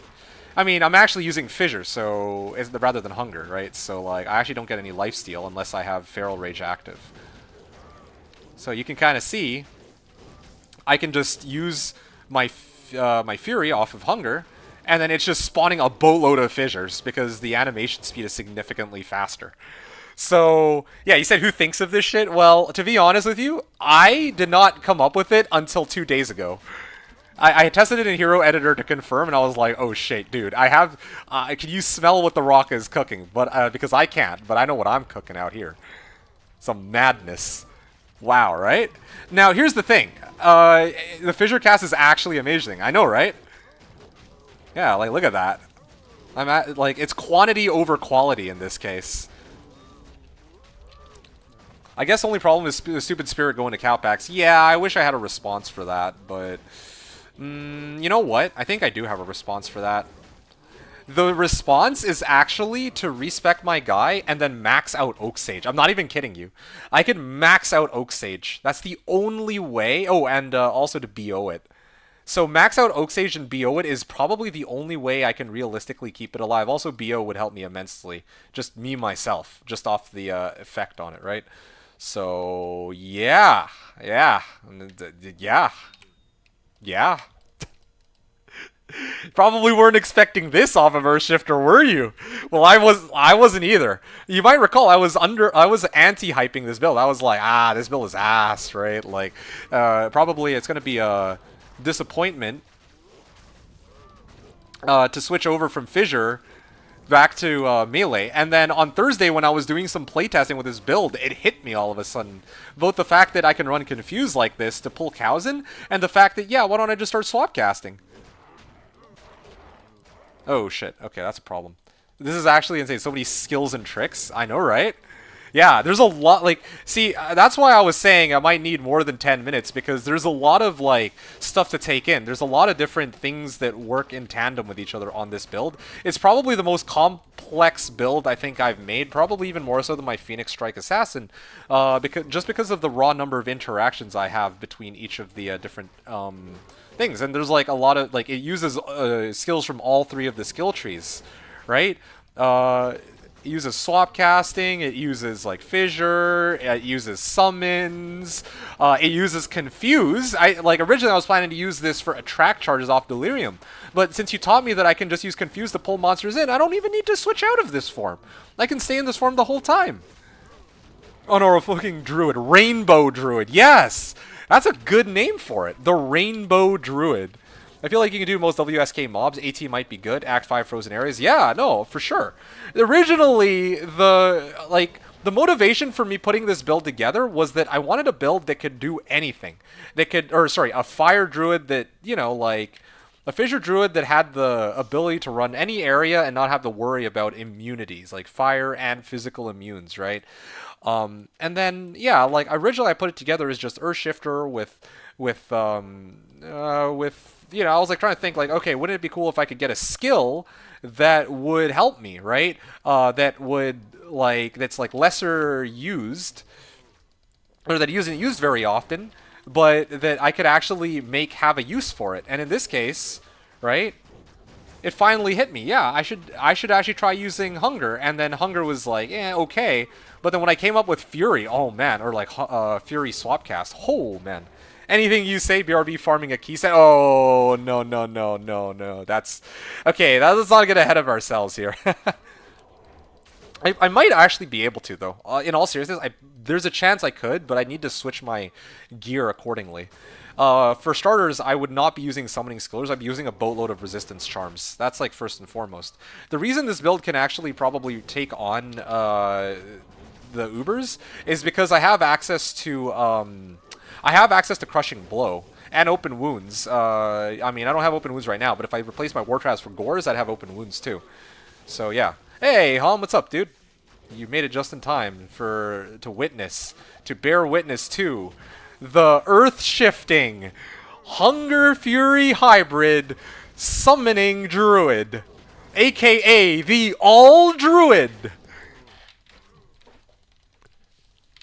Yeah, it's cooking. It's cooking. It might not look like much, but it is honest work. Yeah. Look at this. Oh, they're all amped now too. Holy. Oh, yikes. See? This is the dude, look at this hoarding and the confused guys help. Yeah. Yeah, it's insane, man. Yeah, there we go. We got the Enigma? No. Enigma will probably be next time. Yeah, it'll probably take me like another... Oh, shit. Oh, that would have killed me. That last hit would have killed me, but it took me out of bear form, or wolf form, to save me. So, if I'm at what... Like, if a hit would bring me to 0 HP, it actually takes me out of werewolf form instead and then puts me to 1 HP. Yeah, so that actually saved me, that last hit. That one hit buffer, yeah, no, that was crazy. I did have to pay for Earth. Well, I didn't have to pay for it, but yeah, I mean, I was grateful, okay? I was internally grateful that the one guy who found Earthshifter was finally willing to pawn it over, so, you know, the search was done. So, yes, I paid Vex, but even if it's not worth Vex, I was quite willing to do it just because, yeah, I mean, like, I feel like it's kind of right. That's like, yeah, it's the least I could do. He gave me the one item I finally needed. Like I said, I paid Ohm Vex. That was like 1.5, but yeah, whatever. What's it to you? I'm just happy to get my damn Earthshifter, bro. He didn't force me to pay that, by the way. I just did it because, you know, like, out of gratefulness. He was saying, hey, yo, that's Cow King's hat. Okay, anyway. What have I got here? Okay, I'll be back. Yay, Cow King's horns. So, anyway, yeah. So you can kind of see why I was, like, trying to find, like, a solution for monsters that are fire physical immune. Yeah, so LeBron, you're still here, I'm guessing. So here's the thing, right? This is probably the main weakness of the build, where if I come across like a fire physical immune, then I have some serious troubles. So this is why originally I was trying to come up with a way to, I was like, okay, so I can leave this game, right? Yeah, I can actually leave this game. Okay, cool. So let me do something real quick. Previously you gave me Stormlash. It turns out that I actually did need Stormlash. This is why I need Stormlash. I could do this. And this allows me to deal with lightning immune monsters, right? Since now I have a third source of damage. But in order to use this, that means that like on switch, right? On Switch, I need to get rid of Nagistaff. So I have to choose either having like obviously Earthshifter is always going to be my main hand. On my offhand, I can either have like a third element, or I can have I can either have a third element, or I can have Nagistaff.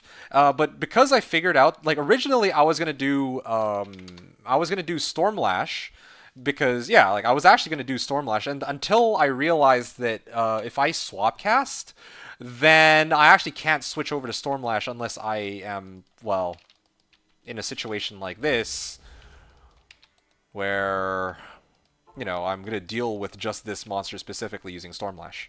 Stormlash is good fast too. Exactly. So here, let me do this. Come on, give me the static field. I don't know why static field isn't proc. Yeah, there you go. There's static field. There you go.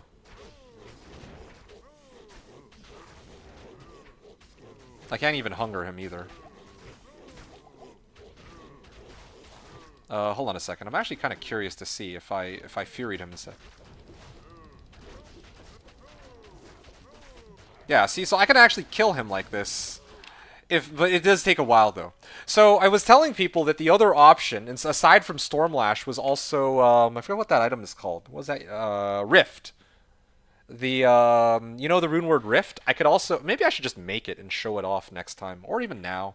I don't know, but I need a scepter for it, right? I could use like basically yeah with Rift. Yeah, Rift works indeed. Rift is also a pretty nice way to deal with these light or physical fire immune, right? Like lots of spew out like a boatload of frozen orbs. And you know something? I actually never bothered to try Rift with well, actually, I mean, that doesn't make much sense. Never mind. I was going to say like Rift with swap casted Fury, but yeah, I could do that, I guess. But anyway, yeah, like so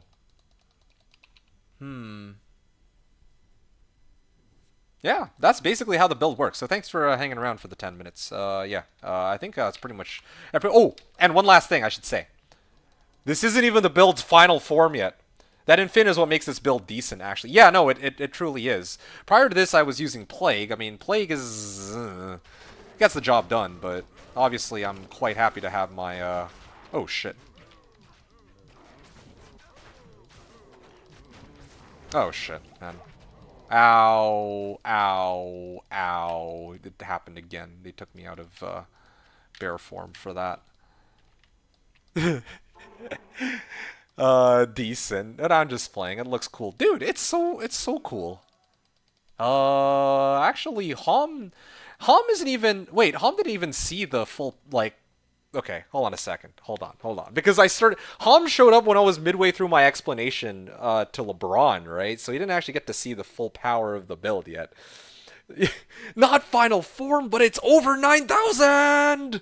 Yes, it is. Yeah, I know.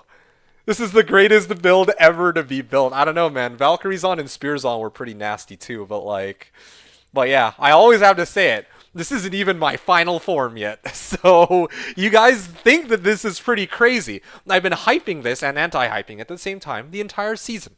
But you guys have no idea, okay? You guys have no idea, I swear, what is about to come. Yeah, man. This isn't even the end. I will probably be running this setup for a while, but it'll get even crazier than this, all right? So you guys can't imagine, but it'll get even wilder, all right? You CE necromates can't comprehend true genius. Oh, yikes. All right. So, yeah, I'm going to do another run. I want to start it from scratch here. So, Hom, you're here now. I can finally show you how the build works from start to finish, right? Like, you only came in, like, midway through the explanation. So, there's a lot of stuff that got lost here, all right? So, I got to pitch it to you again. 4 box. Want to run 4 box each socket quest real quick. Why? No, okay. Well, Barco gets it. Yeah, I mean, I have like a whole bunch of socket quests. Like, I prepped a bunch already, so I'm okay. Anyway, where was I? Delirium. Yeah, okay. I think I'm ready to go again. Oh yeah, except I'm getting rid of Stormlash. All right. So, are you ready, Hom, to have your mind blown out of the water? Okay, Nagistaff on switch, right?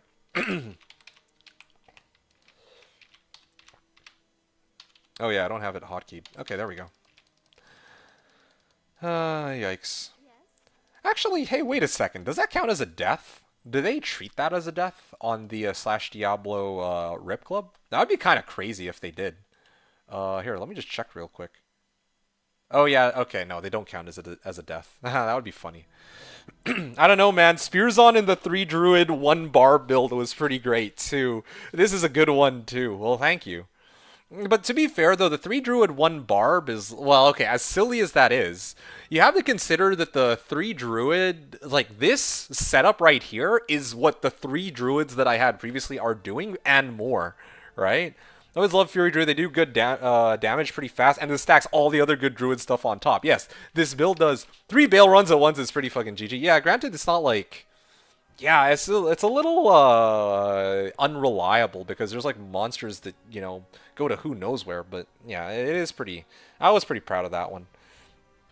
The Spears on... But the Spears on was nasty. That Spears on was actually insane, but it didn't have nearly as many moving parts. It was actually so simple. I think the beauty of the Spears on was in its simplicity. I've never seen a build where you just throw on an EBOTD and all of a sudden it just shits on everything. That was kind of nuts. Like... Yeah, that Spears on was so broken, man. What did the Spears on do? It actually... Everything!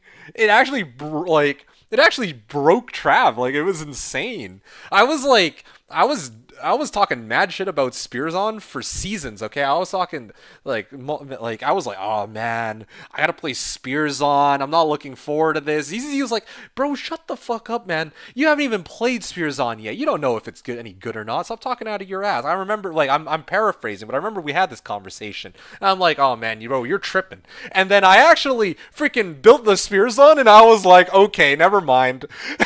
He was completely right. This thing was actually nasty. Yeah, I can't believe you got that Zod at tower level 5 early AF and ladder. Yo, that was wild. You were like, I need BOTD, guys. Gonna be wild. It drops. Was that actually what happened? I completely forgot that that's what happened. That was insane. Because, like, I remember I was, like, cycling through all these different spears. I'm like, okay, first I'm gonna get, what was it, like... I remember I started off with a Larzukt magic spear. Then I switched over to the honor rune word in a 5-socket spear, right?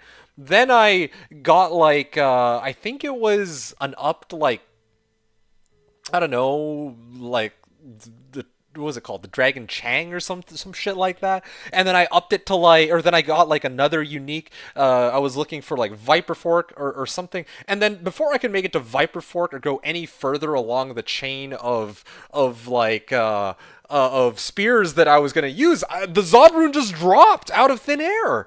It was crazy. No, no, bro. You've never seen my spears on? I guess my spears on came before or after my Swapcast. No, my first season ever was my Swapcast Helibolon. I'm amazed you've never seen me run my spears on. Okay, here, I'm gonna show you my spears on right now, okay?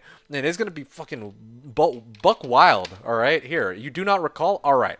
Alright, okay, I see how it is. We're bringing it. We're bringing back Spirit. Okay, that was the name of this spears on. The good old Spirit. Here, see? Spirit. There was a video or two on it. It was insane on Cow Day. Oh yeah, that was a fun all cows day. Alright, so check this out, alright? Literally one of the best times. That was honestly a pretty borked season. Okay, so this is my spears on, and I'm going to show you how the run works, alright? Warp, warp, warp, warp, warp, warp. Okay. Boom, boom, boom, boom. Boom, boom, boom, boom, boom. Okay, warp over to the next pack. Boom, boom, boom, boom, boom. Boom, boom, boom, boom, boom. Alright, the run's done. That's it. That's Spears on. That's how crazy it is, bro. The Spears on just completely took a deuce on trap. This thing is actually so nasty, man. This is actually, like, so when LeBron says that this is insane, like, the Spears on was pretty nasty, what the I know, right? You seen this shit. Can you believe this? This is base game, right? This isn't like, oh yeah, Slash cranked up the power of... No! This isn't the power of friendship. This is the power of Spears on, man. Did you even take damage? I did, but the thing is, BOTD has 14% lifesteal. So that's why. I was yeah. This BOTD is what like basically carried me through the run. Okay? This is Fend at 10,000 damage, okay, top end, with, do I have Deadly Strike on this? I guess I don't. I do have Laying of Hands and all that shite, but anyway, yeah. I do have Decrep, though, for my Merc, so that helps, but I guess technically speaking, if is there any way that I could have really changed the way this build worked to boost its damage further? I'm sure there is, but besides the point, right? Bro, like, for real, we're not joshing you here. Spears on was insane. I used to say that as a meme, but ever since then, I just decided, okay, D2, you gotta shut the fuck up, man. Like, so just Fend? Yeah, that was Fend. No, so you were asking, do you just use Lightning Strike? No, man. When I say Spears on, I'm not talking about Lightning Strike. That's a completely separate build. I'm talking about, well, I mean, a Fenzon, I guess you could call it. But, I mean, I could use any of these, and it would have been fine, too. I could have used, here, let me try to use Impale. Yeah, just for shits and giggles. Okay, oh, no, sorry, this is Jab. Jab is a little bit scarier because, I didn't actually put as many points into it. Oh, my Merc died here, but, he did his job. Okay, yeah, there you go. So that's Fend, alright? That was my maxed out... Sorry, not Fend. That was Jab. So, yeah, there you go. That was... Oh, wait, no, sorry. Wait. I was wrong. This was Jab. I have that one maxed out. This one was, like, the first one was Fend. I have that sort of maxed out, too. I could also do Impale... but I didn't have no skill points to max that out, but indeed, yeah, if I went for Impale, then you'd actually see that the raw amount of damage is pretty high. Well, I could hit for like 20k or some shit like that, but it takes forever to actually Impale, and I discovered very early on that it actually ruins the durability of the weapon. Well, except lucky for me, I'm using a weapon that is... I'm using a weapon that has, you know, that's indestructible. But yeah, you see here? Take a look at that. It does... This is worse than... you can see why I opted to go for Jab and Fend over Impale here. It does take a while. But the trade-off is that you could use this to, like, try to one-shot a... Well, maybe not one-shot a boss, but you get what I mean. Cool Cat says, go... Oh, that's easy. Hey, hey, Easy. Ghost Spear Poggers. Yeah, that was Ghost Spear build, indeed. So it actually destroys, yes. Just poke dudes, yeah. Yeah, man. This is the Spears on. This is a Spears on, like in vanilla. You can make this in single. Now you want to do that? Yeah, I don't blame you.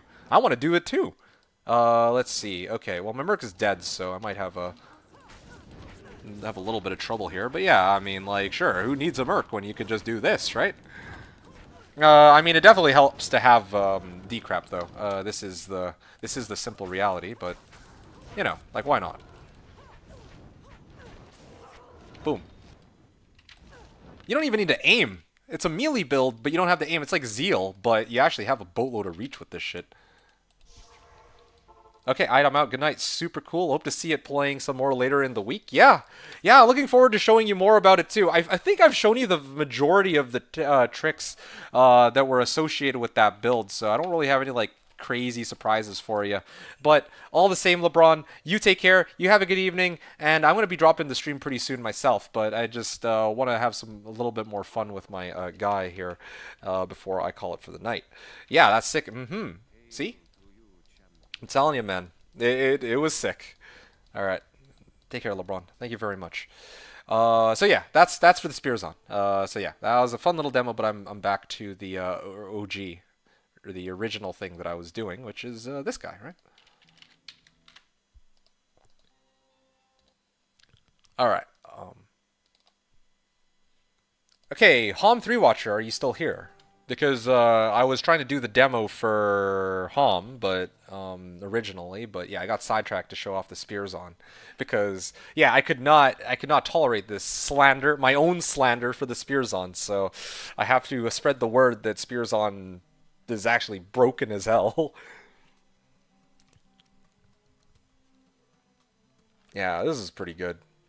Okay, I'm guessing Hom is in here. If Hom isn't here, then maybe I'll run Trav or something else for a little while, just to kind of chill until he gets back. Okay, now Trav, right? Originally, I was struggling.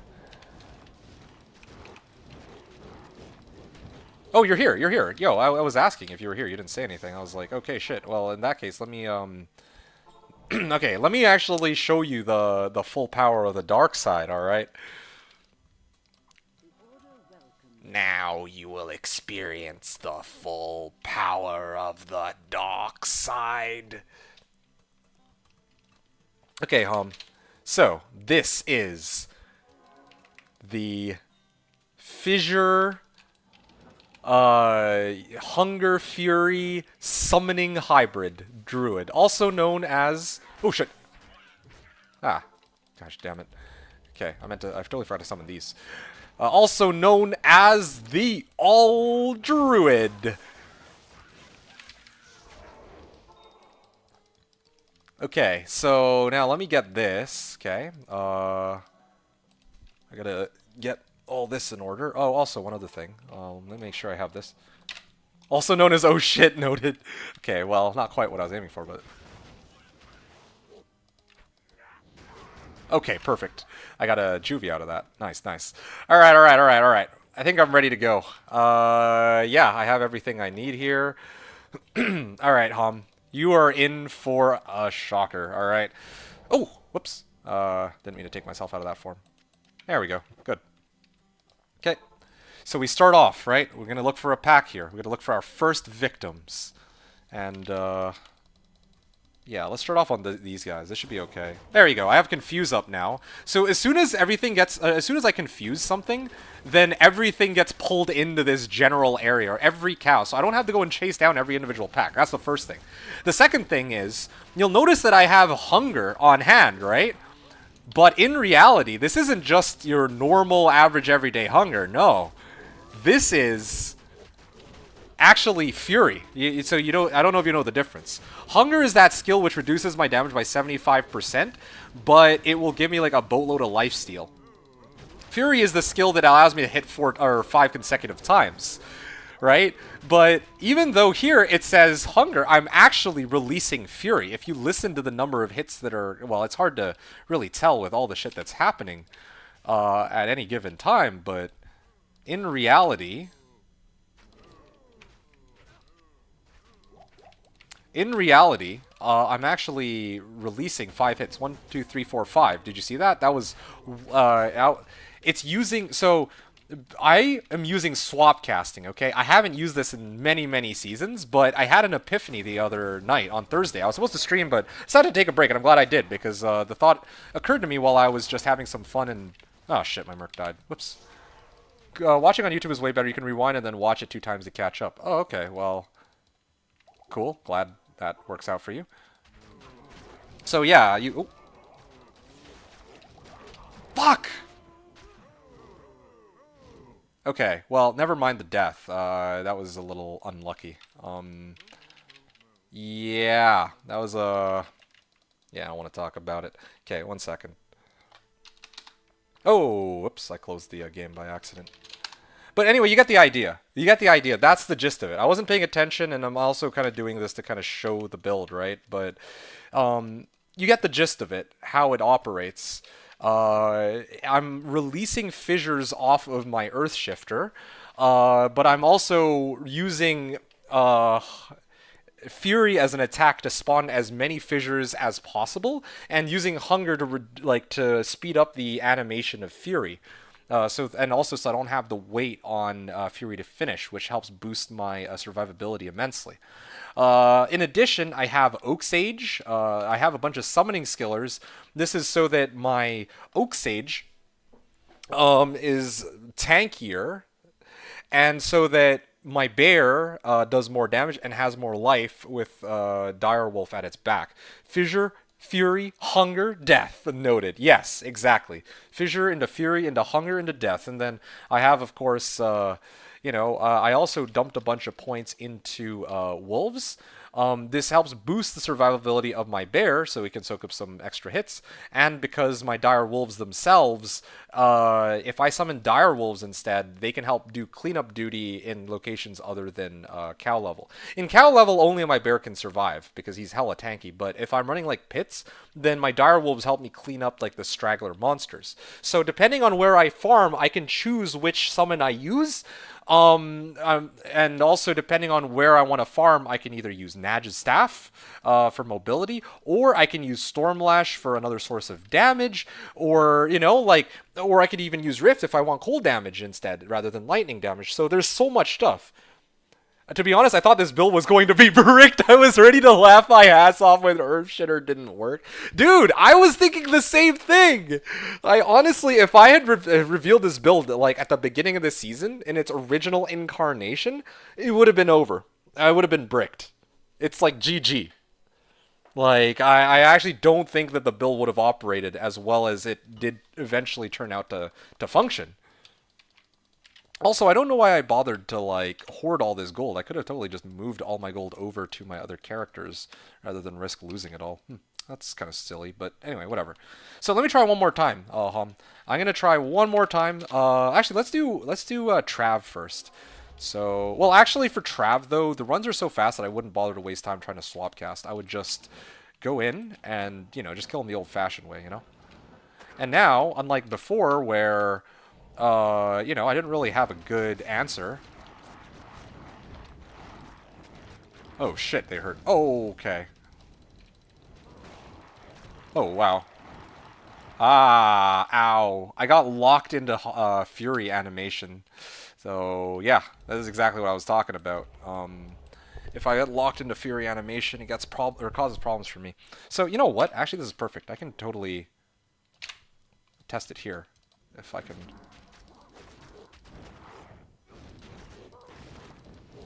Oh, shit. Ah. Ow, ow, ow, ow, ow, ow. You just need to get more resist. Yeah, and life charms and double delirium. Double delirium, like on my Merc too. Yeah. Honestly, yeah. If I had like delirium on my Merc, he could be the one to pull the cows.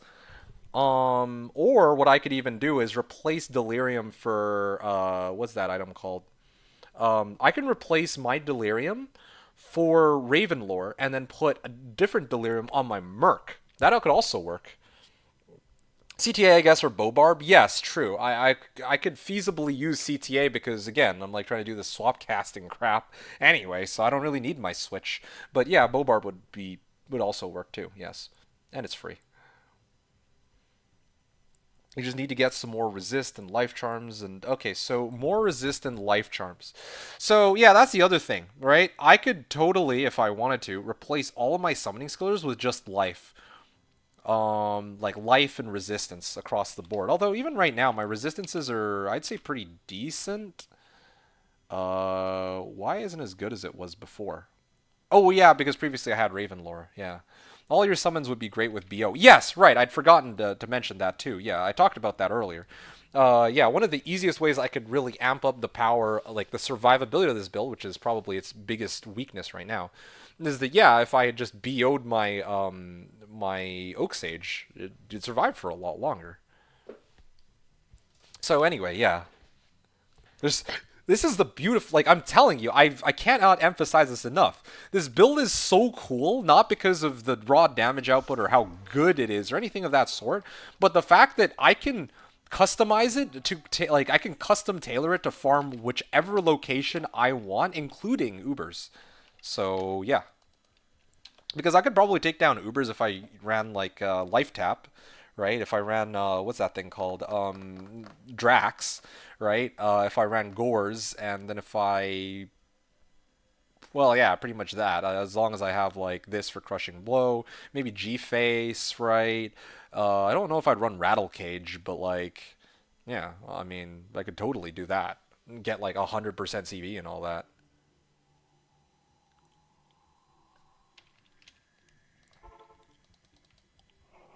Anyway, hold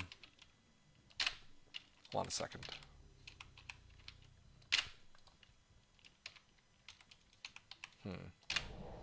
Huh? What the hell? Did it work? Nope, never mind, it did not. I think I got it.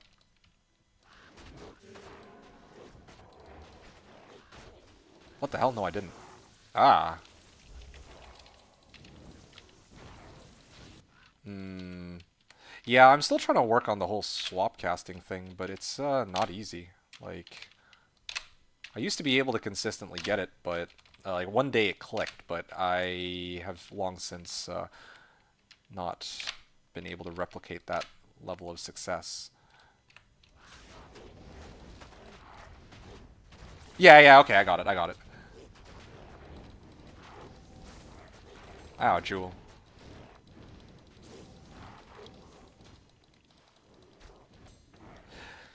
Hmm.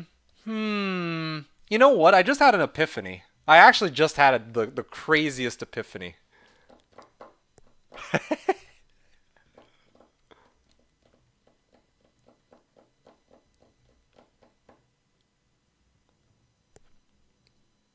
If I have Enigma, if I have Enigma, I don't actually.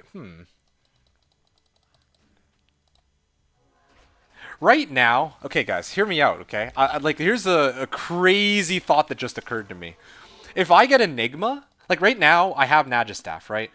In order to, use Nagistaff, I have to transform out of werewolf form. That part is okay. But then I also have to switch over to my other weapon, which is the Nagistaff, in order to actually use my teleport charges. But if I have Enigma equipped all the time, then I just need to take myself out of werewolf form and I can teleport to wherever the fuck I want to go. Oh shit, yo, I'm cooking. Oh man, this is gonna be great. Holy. All right.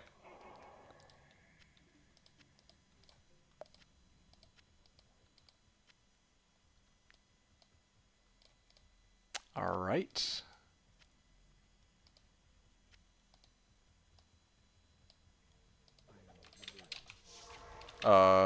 Yeah, Jewel, and I mean, again, I'm actually, how much gold find do I have?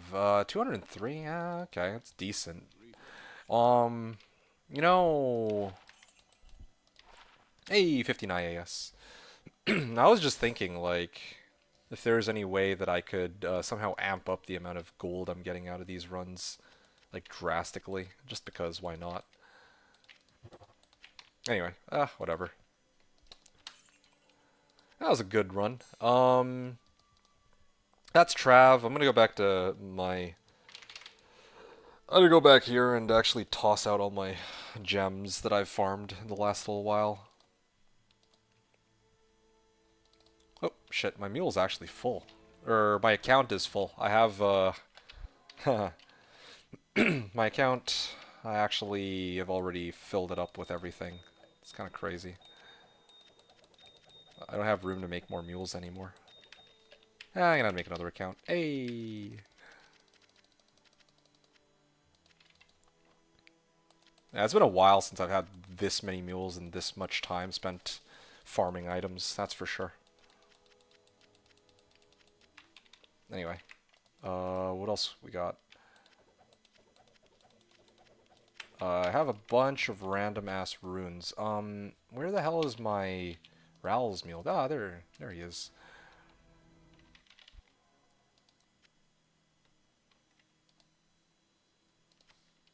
Oh, okay.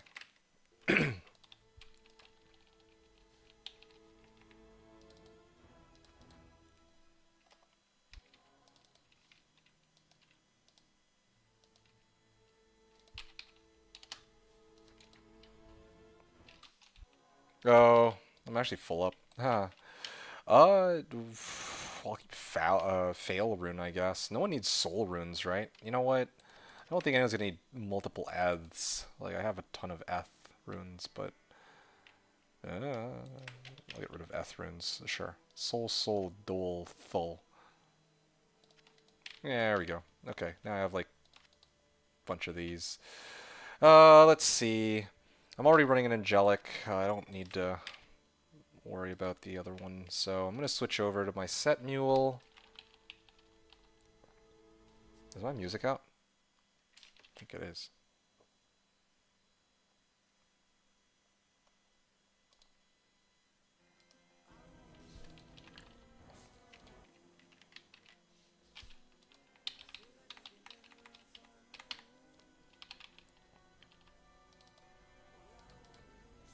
Alright. Cow King's Horns. I think I already have Cow King's Horns now that I think about it. I actually don't need two of these. Alright, cool. I think I'm good here. What else have I got? Oh yeah, I got a couple of these. Nice. And this too. I think I had my wealth mules somewhere, didn't I?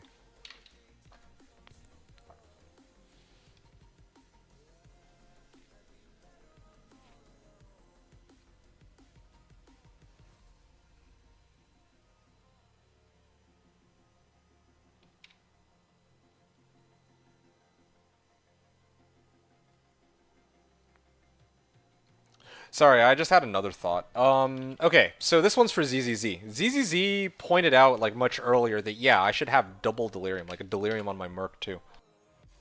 To be honest, I don't know if I would agree with double delirium, but I definitely should be using delirium on my Merc. That I do agree with.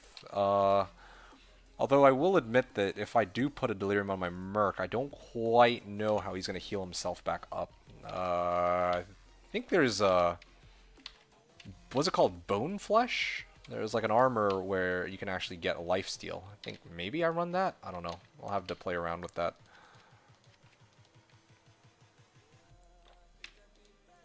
Okay, so that's for this guy. And then my Wealth Mule.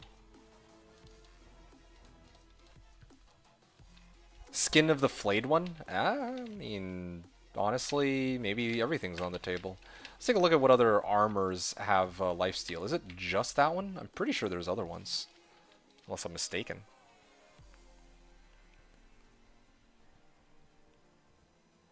Istio.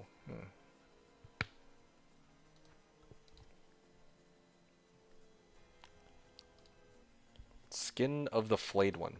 D2 unique armor. I mean, I'm sure there's also some rune word armors that give stuff too. Or maybe I should just run Fortitude on him or some shit, I don't know. Or Treachery, so that he has higher IAS, can proc Confuse more often.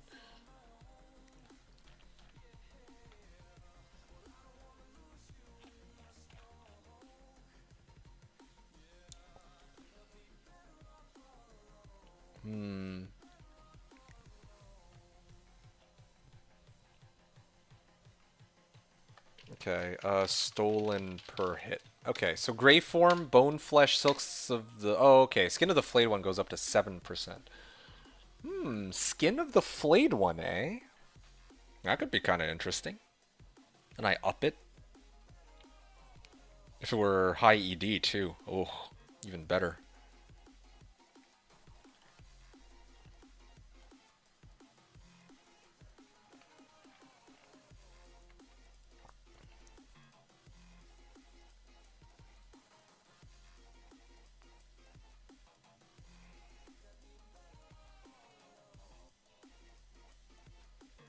Hmm.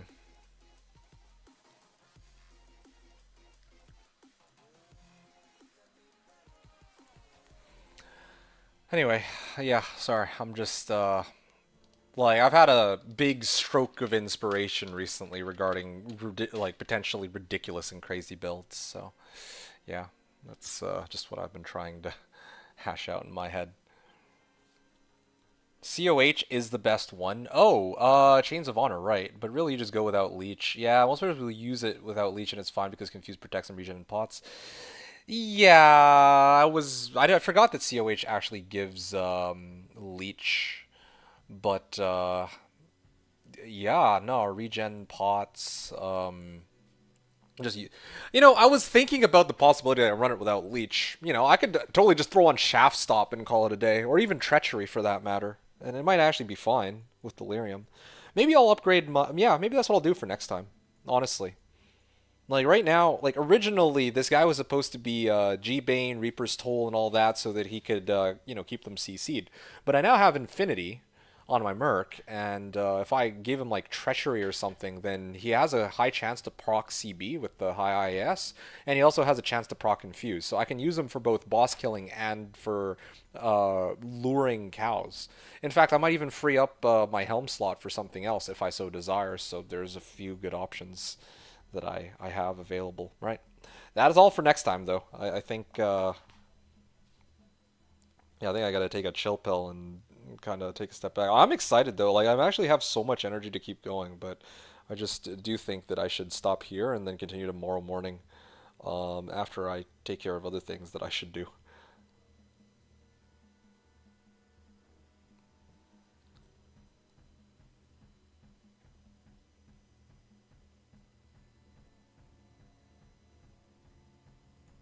Mm.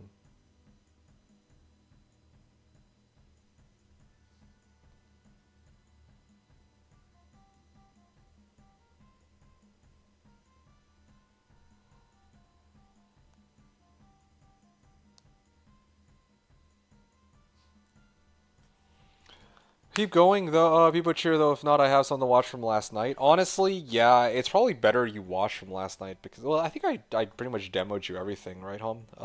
Yeah, I think I pretty much covered the majority of how the build operates. It's a pretty cool setup, I think. And oh, by the way, cool cat, ZZZ, it is on a delay on YouTube. I don't know if you're aware of that, but yeah.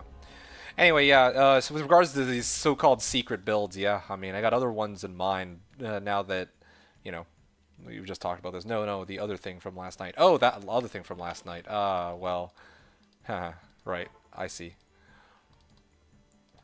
Anyway, what do I want to do now? I've done nothing but cows and Trav. I mean, I could keep doing cows and Trav, but yeah, this is kind of an interesting. This is a pretty massive, like, not discovery, but realization, I guess, that yeah, I mean, I don't need um yeah, I don't actually need to have like I don't need to have like if I run Enigma, then yeah, I can always be permanently in Swapcast form. Even if I toggle off bear form or sorry, wolf form back into a human and I start teleporting, I can still switch back into wolf form and, attack any time with Swapcast as long as I don't switch weapons. That's it. It's the only drawback. He has a sweet OnlyFans account. What the heck? Come on. Okay, cool. Yeah, I could try to do a chaos run for shits and giggles, but I don't know if I'll just get instantly melted. Ah, fuck it, I could just try it for fun. Yeah, why not? Only question is whether or not. You know what? No, I'm gonna switch off. Like again, it really depending on where I want to farm helps determine which equipment set I want to use, right? So, you know, I was just running cows. Obviously, Delirium's the go-to, or at least, to be honest, I'm kind of tempted to run Delirium on my Merc. As soon as I run it on my Merc, maybe I no longer need to run it on myself. That would actually free up a slot, like because I'm currently using it to actually apply like Confuse and all that. The plus to all skills, the Fissure and the Hunger don't really help my damage very much. If I sub this out for my Raven Lore, or there's like a lot of other good helmet options too that I could use, but yeah. Double Delirium was just to counter Amp Cows, which was a problem. Otherwise, I guess no Delirium. Well, as long as I have Delirium on my Merc, it's okay. Because I just need him to Delirium the monsters to pull them all in, at least for cows, right? If I'm anywhere other than cows, I don't need Delirium. Like, I would only... Here. I'm about to run, what's that place called? Shit, one sec. I'm just gonna organize my gear here. Yada yada yada. Fuck, man. Alright, there we go.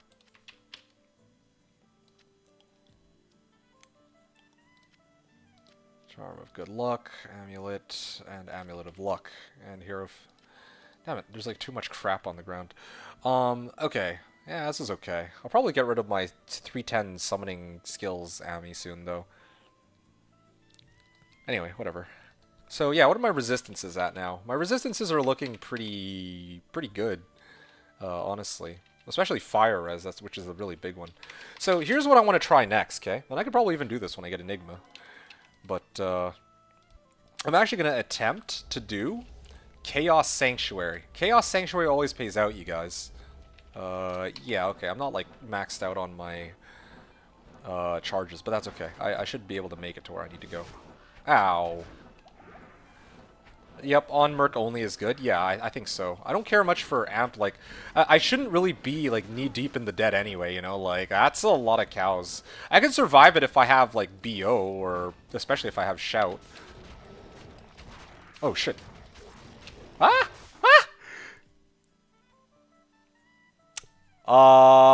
It was supposed to be a seal glitch, but I guess I just don't have the level of survivability needed to pull that off just yet. Ow. Did I die? Was that considered death? Let's see, how much gold do I... I mean, if I did die, then it would have actually counted against my XP, so... The remaining XP that I have, lol.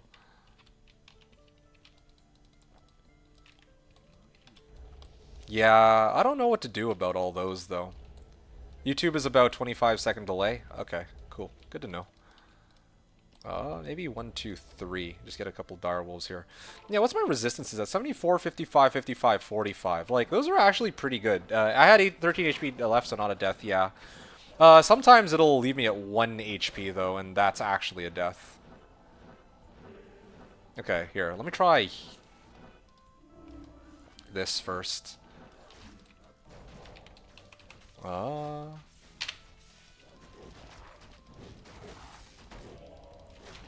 Oh shit, I'm using the wrong weapon. Testing 1, 2, 3.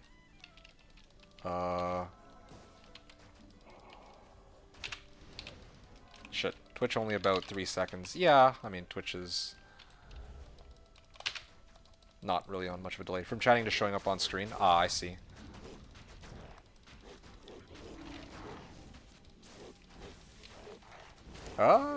You know what? I can just beat his ass, honestly. Oh, never mind. I take back what I said completely. They just completely one-shot me, like... yeah, why is that, though? Why are they able to one-shot me? This is what I do not understand. Well, yeah. I don't think I'm quite at the level of being able to take on Chaos yet. Maybe with some gear adjustments here and there I could, but... I can just beat his ass. Death noted. Wow, okay, I see it. Hey, look, we're limit testing, okay? We're limit testing out here. Yeah. You can't expect these things to just work outright, like, it's a work in progress, mate. It's a work in progress. How fast can I farm meth? Oh, don't even get me started on that one. Although, I guess if I had Reaper's Toll, it might have been quicker. You know what, actually? Yeah. Oh, shit. Oh, of course. Of course I come across Mighted Pack. Alright, here we go.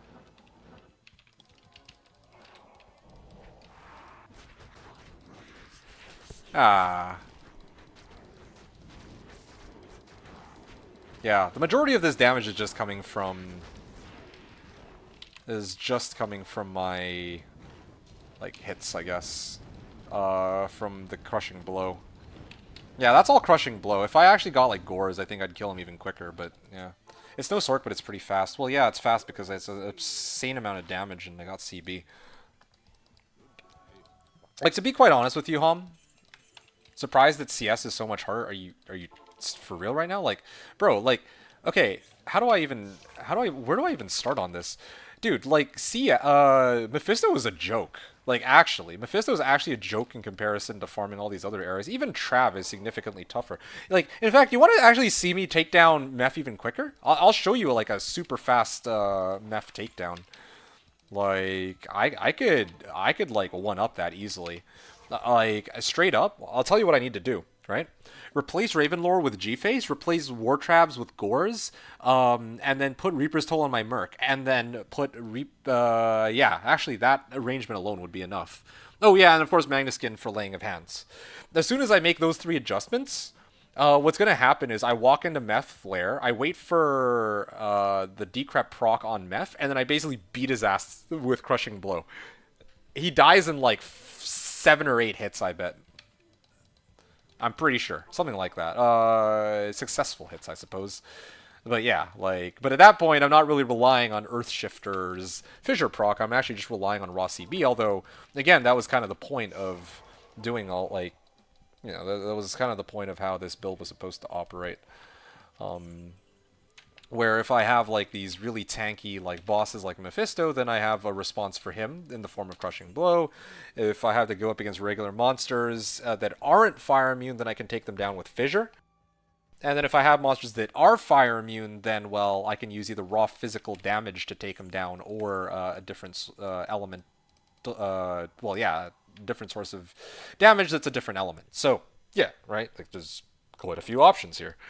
Anyway, having said that, however, like, yeah, having said that, I think I'm going to run some... Oh, you know what? There is another area that I haven't yet done. Yeah, let me, try to run, Bales. This was what I was gearing up for from the very beginning, actually. Oh, shit. I do have resistance, so I don't know if they'll be able to insta-kill me with that. Okay.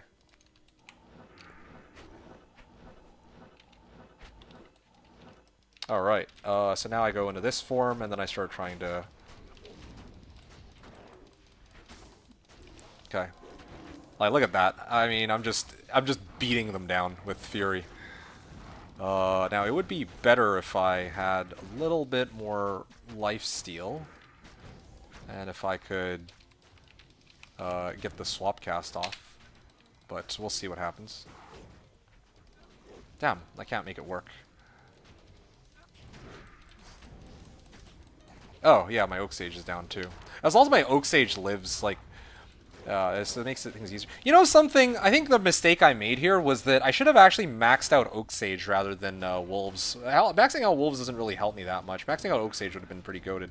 I didn't even think about the fact that Oak Sage would have been, like, you know, been such a huge amp, but you know what? Whatever. Maybe that just means that I need to start trading for tokens. Yeah, maybe that's what I gotta do. I gotta start buying out tokens and start trying to see if I can convince someone to trade me for, you know, Oak Sage and or so I can max out my Oak Sage and all that. 1, 2, 3. No, it usually goes for about a mal. Usually, I think at most. But yeah, we'll see what happens. All right, here we go.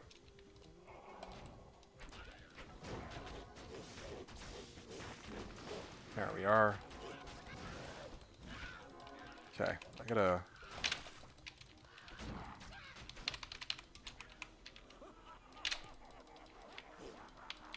Shit.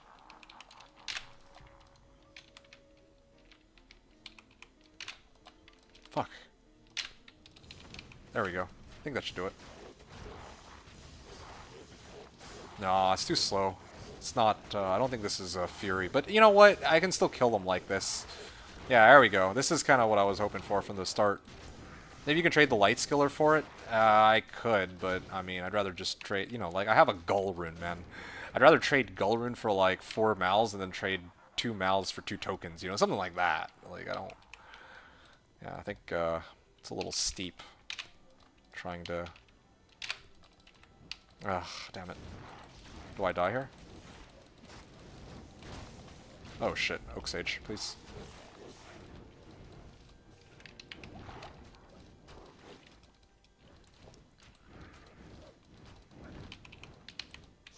Why do you need 2 tokens? Let's see. Because then I can play around with maxing out Oak Sage.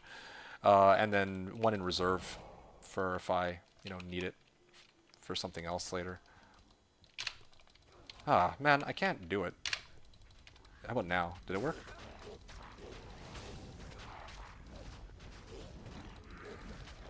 Ah. Yeah, this is still... I just want to take a moment to appreciate how I'm both... like, I have Ravenfrost, but I'm still chilled off of Holy Freeze, and Bale is fucking casting his thing on me. Forget what it's called. He was casting D-Crap on me, too. Anyway, I just realized something else. Can't I just do this in town? Like, I don't need to go out into the open to do it. But I do need to go out into the open to test it.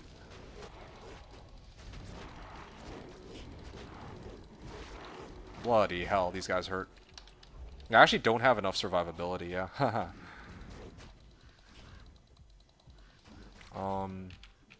Oh, I was actually on Fissure. Oh, that's so awkward. Or I was actually on the right skill.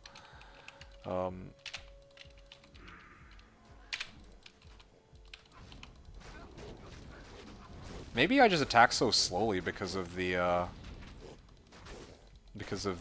D-Crap. No, no, I'm not actually on the right skill. Okay. Fuck, man. Alright. I think this should do it.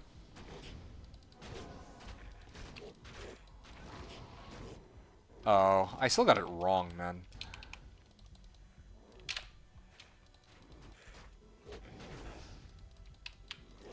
Alright, I'm gonna pull one over at a time.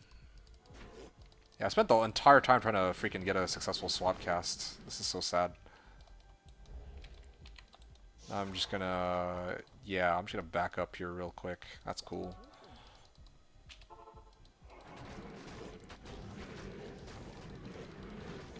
Okay, well... I quit.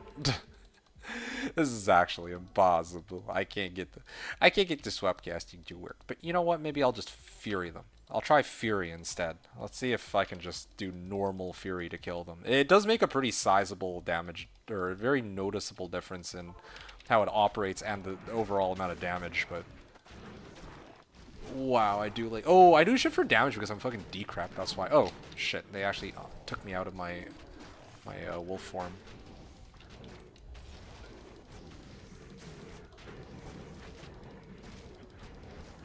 Yeah, I actually still do a pretty sizable amount of raw damage. But,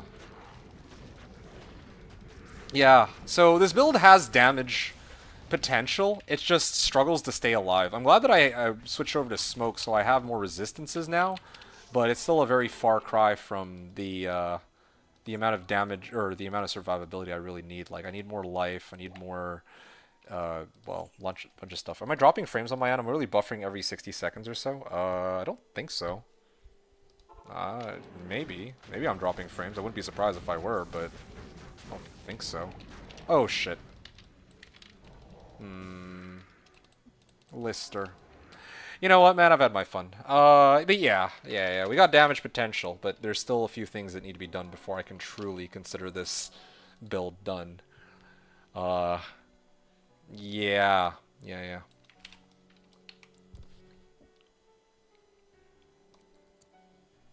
Let's do one Recognition to send us off. Oh, Oh, you want me to end? Oh, okay. Well, I was gonna keep going. I'm not done my testing, but I rank this a B tier build? B tier in terms of what? Like enjoyability or in terms of how strong it is? It's not even its final form yet. And yeah, like I did spend a fair bit of time like swap casting. That's part of the issue. Thought you said you were done? No, well, I said I was going to be done, but I just don't know when. I'm still locked in trying out different things, okay? Like, I got my Earthshifter, and I'm having a lot of fun with it. I didn't actually expect it to be so challenging to play this. And my hero edited version is much easier to play because I kind of just I play it under the best case scenario. So I played it with like all of my skillers are like 40 life skillers, and I have my Oak Sage and all of my other skills maxed out too. Including Werewolf, so I actually have like 5k life there. That's without BO. So, yeah, they didn't actually expect survivability to be an issue, but yeah, it's kind of nice that it is, because now I know I have something to work towards, I guess. Something. Well, yeah, you get the idea. Alright. Oh, no, that's the wrong one. I need to get Delirium. I think that's the next course of action. There we go. I think that does it. Yeah. I think that's right.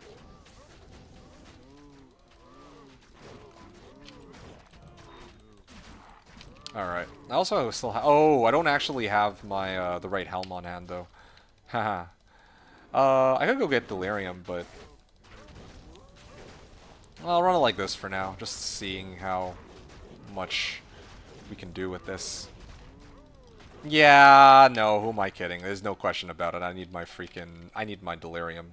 Like, these runs are all, like, in terms of how smoothly they go, they're all right, but if I want to get the maximum potential output of, well, if I want the maximum overall, like, damage output, I guess, potential damage output, then I should be running Delirium. There's no question about it, because Delirium allows me to... Delirium actually allows me to pull the monsters in, so I don't have to go and kill every single pack, right? So, yeah. I guess I will get Delirium, then. There we go. Yeah, maybe I just keep it in my stash for whenever I do need it. Alright, well. Shit. It's gonna die, probably. There we go. There's Confuse. I'm just gonna keep moving. Oh, shit. Where's my Oak Sage? Yeah. I do need another source of lifesteal, too. Yeah, I might have to look and see if I have Wiston's Guard. I actually think Wiston's Guard might be better here. I think it's called Wiston's Guard. No, Wiston's Guard is the shield. There's that stupid, like, belt that gives me dual leech. I'm pretty sure I held on to one. I'm pretty sure I got one and I was like, yeah, I have a feeling I might need this later. I'm gonna have to check my set mule. I think he has it. There we go.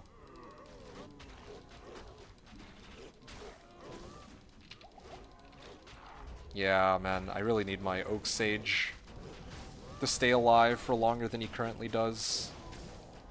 Oh shit, they freaking took me out. This is the other weakness of Delirium if I'm wearing it. Actually, yeah, this is actually a really good argument for me putting Delirium on my Merc and not wearing a Delirium myself. When I get put into Delirium form, then, like, if I'm in Werewolf form and Delirium activates, what actually happens is that I get moved out of, Werewolf form. So, yeah, that's a problem. Where's my set mule? There she is. I'm surprised I didn't think to do this earlier. Well, I mean, I guess it's because I'm relying on Feral Rage to carry me for resistances. Oh my, I actually don't have... I actually do not have the belt I was looking for. But yeah, let's just win. I'm still really curious what you mean when you say this is a B tier build. Do you mean like in terms of enjoyment, or are you talking about in terms of like what exactly? Like in terms of how good it is, like in terms of like clearing monsters or what? Because I don't know. It's like so far in terms of enjoyment, I'd say that this ranks like I want to say A, maybe even S tier for me. Like if we're just going off of enjoyment factor, purely enjoyment. The reason why it's so enjoyable in my eyes is because it's like well, first of all, it's an extremely unique build. You guys, I assure you, you'll never have seen this anywhere else, right? But secondly, uh, it has everything on it, right? Like, you know, and normally people have to choose between, oh, do I have to play Fissure? Do I have to play Summons? Do I have to play Shapeshifting? But no, the way this build works is you can have everything with this setup. Can't really do that with most other, you know, gear setups.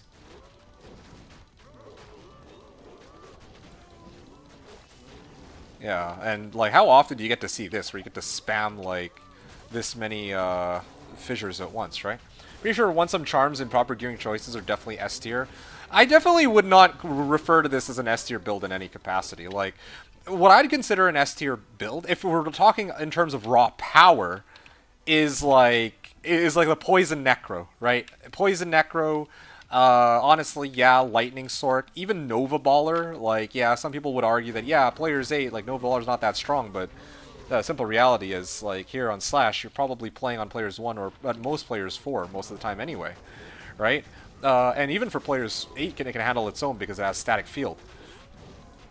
This build will never achieve the level of power that Poison Necro or Nova Baller or Lightning Sork will be, like, or Blizz Sork, right? I'm like trying to think of other ones, nor Hammerden, or any of those other ridiculously like overpowered, like, you know, like those are genuine S tier builds if we're just going off of like raw strength or overall versatility. But if we're looking at like, you know, this setup that I have, it's not meant to be. Its fast kills everything will probably live through most situations.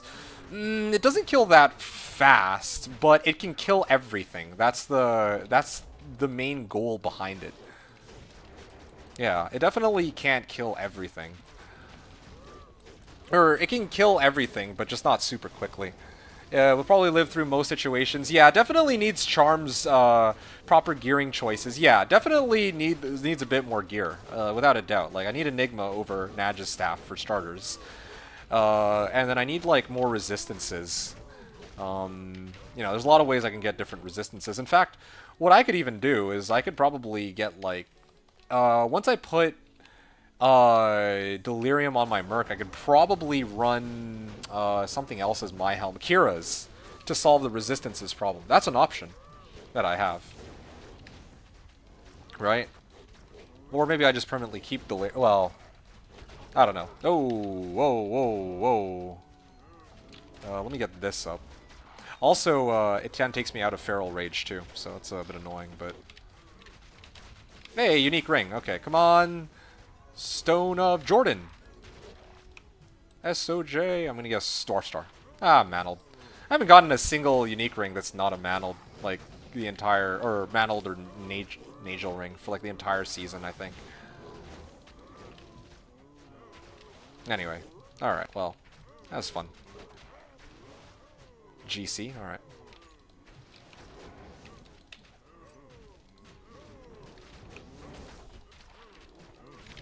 Anyway, I'm gonna keep moving. I'm like getting caught up on these few cows. Anyway, okay, so here's what I think I'm gonna do. I'm probably gonna run some Trav after this and just focus on trying to farm some gold. To like offload to my other characters. I don't have to worry about gold anymore, or I could always use them for like gambling in the worst case scenario.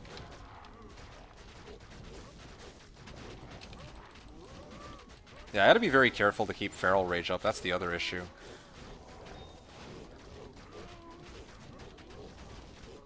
Yeah, one of the biggest weaknesses of this build, without a doubt, user miss, as much as I would love to call it an S tier build, mobility. Because with most of the other builds that are actual S tiers, like I have enough mobility that I could like, I can like teleport around. That's really the biggest thing. But just off the fact that I have to be in werewolf form most of the time, means that I can't like properly like teleport around. That causes me a lot of problems. That's just the, that's just the reality. I don't like to put it like that, but yeah, like. If I didn't have to... If I could teleport in werewolf form, then oh, yeah.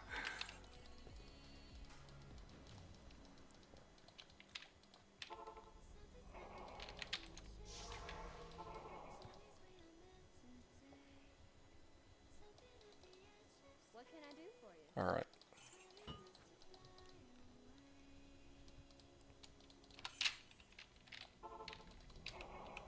There's some more monsters here. I guess I can Oak Sage it up. Yeah, I really do regret getting, maxing out wolves rather than... Well, I mean, I wasn't planning to run cows with this, though. I guess, in theory, if I went back into pits, which is originally what I was trying to show off, yeah, it might be okay. I feel like if it's optimized, you get Enigma, you'll be able to tank as good as any other class. Yeah, I guess. I mean... Tankiness is not... Like, honestly, yeah, tankiness is a very clear weakness of the build right now, but I have a very... I already have in mind how I can fix the survivability issues, right? That's no problem. But no matter how much thinking I do, there's no way to really fix the mobility issue. Well, there is one, actually, but again, this isn't the build's final form, so I have much to do before I get to that point. Oh, yeah. I love seeing those fissures in action. Oh, wow, yo, he's actually kicking... he's kicking the bucket off of these fissures. There we go.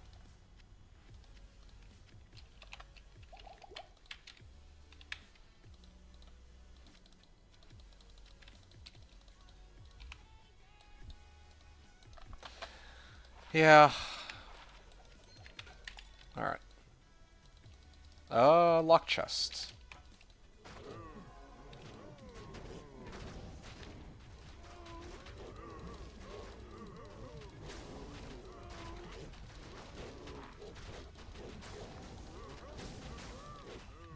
Alright. Flawless Amethyst. Good. I think I'm just about done this run. It took a while this run, but I mean, it got the... Well, did what I needed to.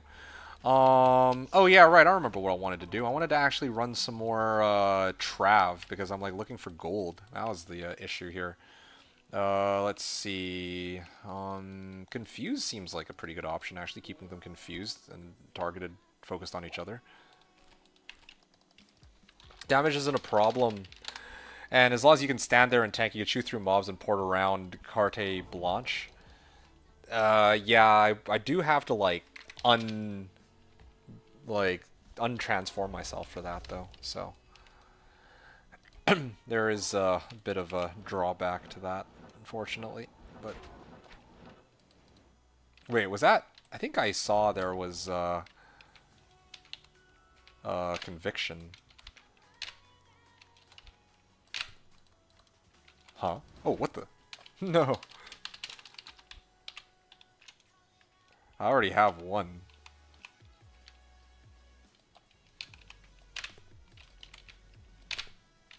There we go. I think that should do it. Yeah, there you go. Oh, yeah. I'm used to... Oh. Whoa, whoa, whoa. Huh? Why are these guys hitting for so hard? Wow, my bear got owned, man.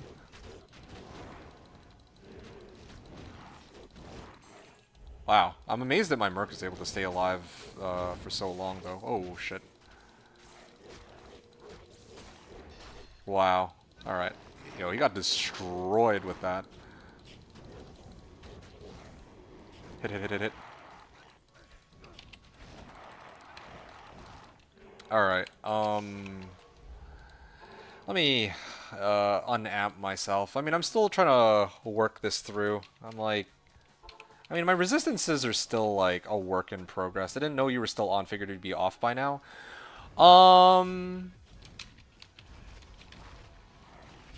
Yeah, yeah. Hey, wait a second. SFG, you're here. Yo, you weren't here. Yo, I actually got the Earthshifter. You haven't. I haven't done my spiel and told you about my build yet, have I? Yeah, I got my thing. That's why I'm still on. We're limit testing right now.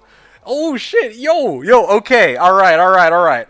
I'm sure it's amazing. I wouldn't call it amazing, but it's something. It's amazing entertainment value. All right.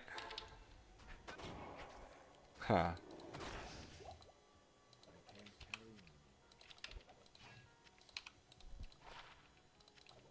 Okay. Hold on a second. Aegis.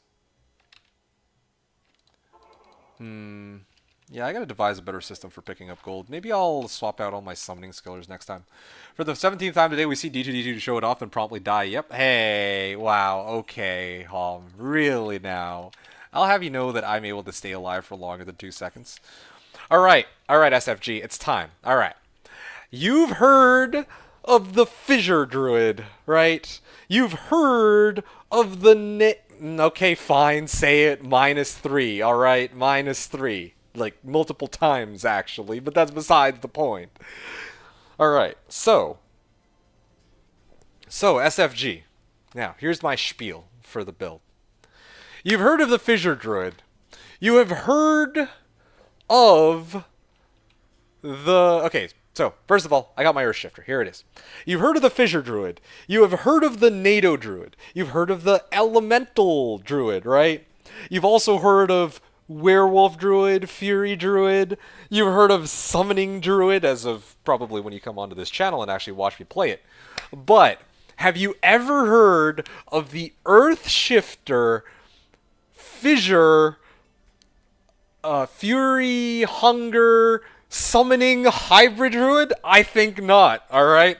This is also known as the All Druid, alright? And now, you've seen it. Oh, okay, well, Well, rip me then. No, but here we go. So this is how the build works. So, here's my summons, right?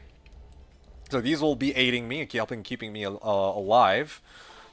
Can we call it a Tri-Druid and be done with it? Nah. You don't do things like that here, around here. Then, I transform into my werewolf form, right? So I have my summons, I have my werewolf. And now, I go onto the above ground, and then I use Earthshifter to spawn my fissures. Oh, shit. Oh, that's not good. Hold on a second. My guy's dead. Hope this works. I think I got it. Shit. I mean, they're gone confused right now, so I think I have a bit of leeway here. Alright, there you go. Ooh, wow. Let me Oak Sage it. I have low mana here. Ow. And then this guy. There you go. Dead. So, boom! That was my run of Trav. It might seem a little messy with the amount of times I've come close to death, but just don't pay attention to that. That's a work in progress. Easiest clear of Trav ever. Hey man, I'm working on it, alright? There's still a lot of room for improvement. That's the beauty of this build, so it's not like I'm just, you know, there's still much to be done, let's just say. So I may or may not be... I don't know how much longer this season I'm going to be playing for, but it's not like, oh, I got Infinity, I got my item, GG, that's it. Right? But yeah, it's a start. Alright. Oh yeah, I can sell that. So how do you improve it? Okay, so survivability is its biggest weakness right now. Right now I'm using... Here, hold on a second. Antlers of Memory, and Balance Knife, and Francisca. Okay. No, not enough for that. Alright, cool. Just gonna sell all this. So right now, there's a number of weaknesses for the build. The first is that I don't yet have an Enigma. If I have an Enigma, I don't have to have my Nagistaff on Switch, and I have a lot of different options on what I could replace it with, including, but not limited to, a CTA for one. That would be very helpful, right? So Enigma is probably the #1 thing that comes off the top of my head. The second thing or like a better armor in general. The second thing is resistances. My resistances are pretty low. I mean, like, smoke is the only thing keeping my resistances up. If I could get a better D-Torch, if I could get a better Annihilus, that alone would give me pretty much like an additional 20 to all resistances. That's pretty massive. Um, Yeah, there's a lot of other things I could try to do to adjust my resistances too. Like I'm using Magnus's skin right now. Laying of Hands will give me 50 fire res. Yeah, I mean I'm using Credendum. I need 15 all res, man. Right? My helm right now, I'm running Delirium. This doesn't really help me aside from Confuse. So what I could do in place of Delirium is that I could actually, well, and also the +2 to all skills from my summons, but my Oak Sage is still dying regardless. So what I could do, instead of having Delirium here, is I could put Delirium on my Merc, and then I could run Ravenlore instead. That would help amp up my resistances a little bit better. In fact, I'll do that even now. I could probably afford to do that here in Trav. Although then there is an issue of physical... I still do, I'm still lacking physical damage reduction if I do that. But anyway, yeah, so that's two things that I could change. And then there's also, like, my skillers right now. Like, in my inventory, I'm running a bunch of summoning skillers. I could replace these with anything, really. I could replace these with Ellie skills. I could, and get more... Well, actually, I wouldn't really get much more damage out of it. I could get, like, shape-shifting skills, which would actually boost lycanthropy and, well, werewolf, I guess. I could do, like, a bunch of life and resistance small charms, you know. There's a lot of options. But, oh yeah, and then also my belt, I'm using Credendum, but I was actually looking for, I think it was Wiston's or like Wilhelm's Pride or something like that. Whichever belt it was. Yeah, I think it was Wilhelm's Pride. The one that gives dual leech on my belt.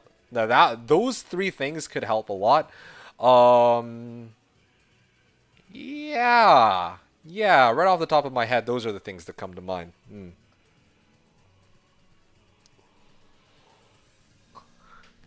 Anyway.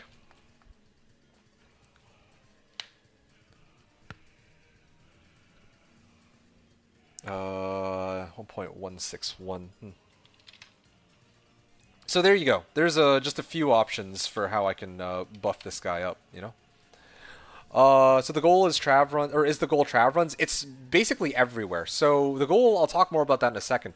The other way I can improve the build is by getting a couple level ups, and that would allow me to put my points into, let's say, all the way up to Armageddon, and then I'd actually have a different, like, I have extra fire damage from Armageddon on top of everything, all the other damage that I'm already pumping out. So with regards to the goal being Trav runs, the goal is to be able to farm anywhere in the game. Chaos, WSK2, etc. You would just come in after I attempted Chaos and died and lost 3%. But, twice. But actually, right now, I'm still able to run cows, albeit a little clunky. I can run Trav, as I just demonstrated. And, you know, I can probably run any... You gotta go back and watch the Chaos run. There were a few attempts at Chaos, let's just say. But, yeah, like... Yeah, right now, I could run WSK2, as long as there's no souls. I could run, like, Ancient's Way, I guess, although... Wait. Oh, this is normal. No wonder. I could run Ancient's Way, right? Although it all has to do with survivability. Survivability is probably my biggest weakness here. Like, trying to stay alive is rough, especially if I get amped. If I get amped, it's like GG.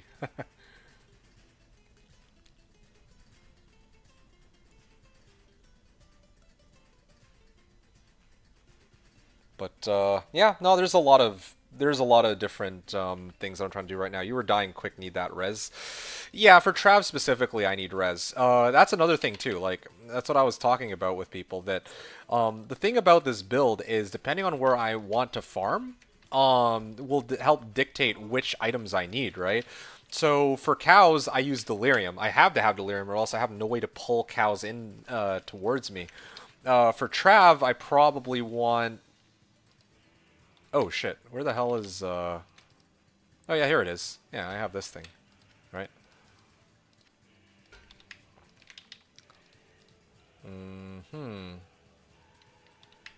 Yeah, so for Trav, I probably would want Delirium, or for I would want Ravenlore because it gives 25 all resistances. And let's see what other ones. Oh yeah, Pits. Pits I could actually consider using Stormlash because then that would give me an extra source of damage, right? So there's a lot of like this is the beauty of the build. Like this is the thing I was telling people. One of the most awesome things about this build is that I can adjust the equipment I'm using depending on where I choose to farm. Ah, shit.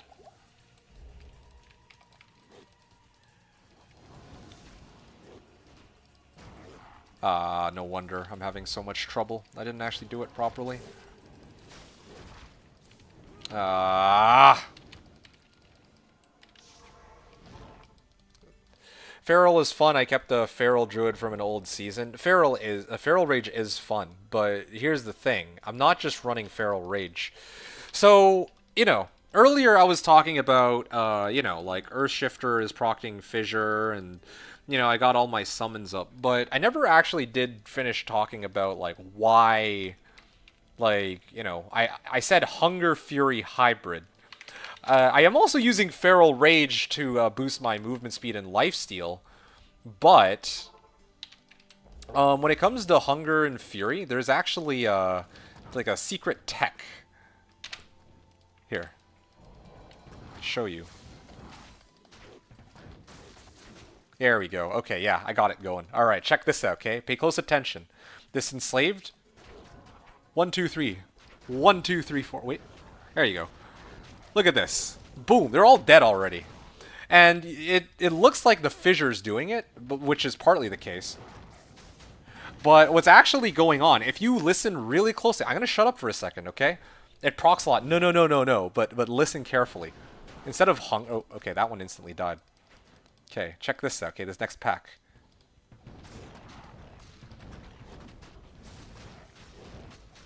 One, two, three. You hear that? I'm hitting once with Hunger, but 1, 2, 3. The reason why is because I am swap casting Fury onto Hunger. So this is where the hybrid part of it comes up, because originally my plan was to use Hunger proc, or use Hunger to proc my Fissure, right? Because Hunger is weaker. But then I thought about it and I'm like, wait a second, I can actually take, sorry, Hunger is weaker, so I can actually activate more fissures. But on top of that, Hunger has a faster attack animation than Fury. But then I realized on Thursday, like the day after after my previous stream, I took a break and I was like, I sat down and I really thought about it and I'm like, I don't need to, I can actually just swap cast. Hunger or Fury onto Hunger, and then now my Hunger is applying Fury. So whereas normally, like if I use Fury right now, right, I'm locked into. Okay, I need to actually find like a proper pack. Normally I'm locked into this animation. It takes 5 hits, and then I can't back out. I'm committed to the 5 hits. But with Fury getting attached to Hunger, now I can do this. I'm gonna hit the barricaded tower, and then I'm gonna back up. I don't have to finish the whole animation. Also, it's much faster. It's actually faster activating all these Furies, too. Oh, shit. Yo, they hurt. So, you got the idea. It procs a lot, indeed. But it's not because of... Well, I mean, it's a combination of Fury and Hunger and all those animations. Yeah, the damage is good. Yo, whoa, whoa, whoa. What the fuck? Where did I get hit from? There's, like, no one near me. So, yeah. Oh, and the best part is... duration 160 seconds, huh? Oh! Ah, right. Because, I don't have my Delirium, so this doesn't last as long. You just die in 2 hits. Yeah, so it is an issue of survivability, yes. Survivability is the main problem right now, and there's a couple ways I can kind of try to fix that. Starting with getting Delirium on my Merc's helm to help boost the chance of Confuse coming up. And having Enigma and having more life and resistances, definitely. And all that good stuff. Also, like a Leech Ring would be nice. So I don't have to keep relying on Feral Rage all the time. So yeah. Yeah, it's cooking, man. I was hyping up this build for ages, and I was like, I finally got to show it, and it's yeah, this is how it operates. Oh yeah, speaking of which, I just remembered I never did do the Trav run here. I actually finally successfully did the swap cast, so I can probably do this run. That should be much better.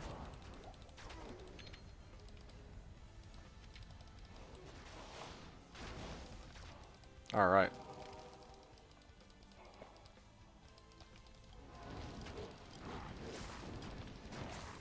Ah. Wait. There we go. At least my bear is basically immortal. That's kind of nice. Ah. Okay, hold on. I take it back. Apparently my swapcast didn't go on properly. Yeah, this is the hardest part about playing the damn build. The fact that I can't consistently swap. Maybe I gotta use a different game server where the lag might actually help me or some shit. Ow.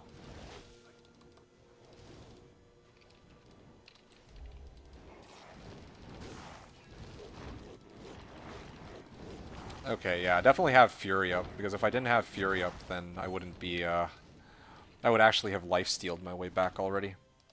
Yeah, it just sucks because there's like too many, well, yeah, like I said, the main issue is just the whole swap casting thing. If I were more consistent about it, then yeah, it would, I do think that it would be a much, like a build that's more, you know, easier to take seriously, but yeah, I mean, it is what it is. Summoning skills, but for Necro. Okay. All right. Yeah. Back to I think it was cows, right? SFG. I don't think I showed you cows. So cows is really where I'm starting to struggle the most with. I wanted to kind of show that one in action. And now, well, okay. I don't want to like fuck up my whole swap casting thing again. So I think I'll just stick with what I have. I'm not gonna try to. I'm not gonna. Oh man, it's such a long run, but. Cows is worse than Trav? Oh no. Yeah, I'm telling you, it's a work in progress. That's why I was anti-hyping it. Like, yeah, with Fissure, my build is much safer. Arguably might even have more damage output. And it's also, ooh, wow, okay.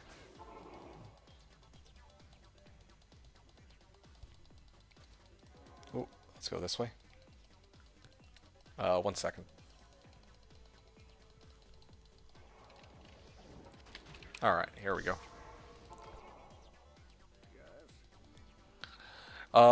So...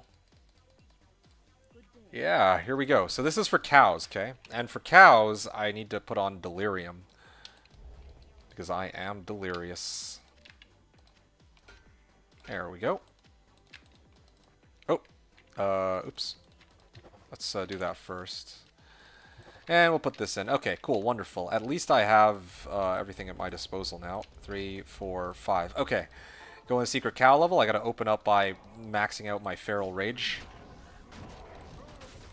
So that I have a max amount of lifesteal. Then I can actually start spamming Fissure.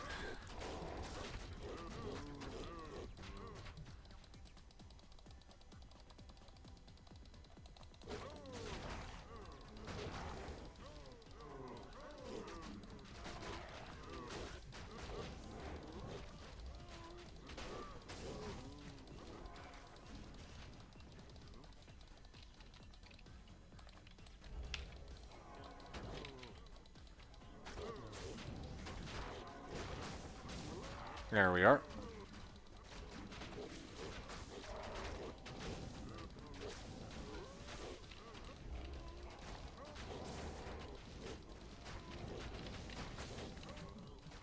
Oh, wow. They're pulling the... This is honestly a much better run than the previous ones I've been doing. That's for sure. Oh, hold on a second. Let me make sure I don't... Ah, man. Dude.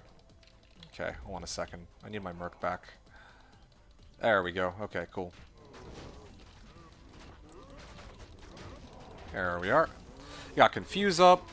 Yeah, the run's going a little bit better than before, than the previous cow runs, but indeed, there are some kinks that need to be worked out. If you could take more than 3 hits, it would be very good. Yeah, I mean, as long as I don't get swarmed by cows. It's when I get swarmed by cows that I have a pretty big problem, right? And especially if I'm amped. The thing is, I'm not amped. I'm kind of lucky on this run. The previous 3, I kept running into, like, amped cows. That was the worst. This is also a pretty close second. Freaking Stone Skin Fire immune. But, yeah. So this is how the build sort of operates right now. Oh, Lightning Res and gold, fine. I don't need that.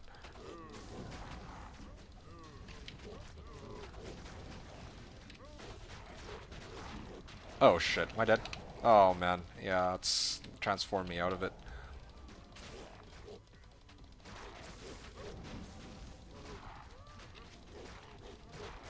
Ow. They freaking switched targets at the last second when I just showed up. So, BO Barb? Yeah, I guess I could just use a BO Barb to solve all my problems, at least temporarily. Yeah, I could do that, just to show, like, the potential of the build, but I don't yet have a Bow Barb. Maybe I'll do that, set that up for next time, so that, you know, like, I could actually see the build working, if it had enough survivability, you know? I'll think about it. Think about it for next time. I don't normally, like, the whole point of this character is to be shown on its, like, on its own 2 legs, right? But, again, this is one of those special cases where I'd be interested to see the potential of the build if it could actually survive. I think that's more important than trying to adhere to these, like, arbitrary rules.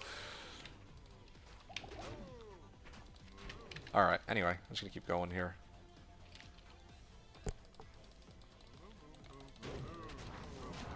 There we go.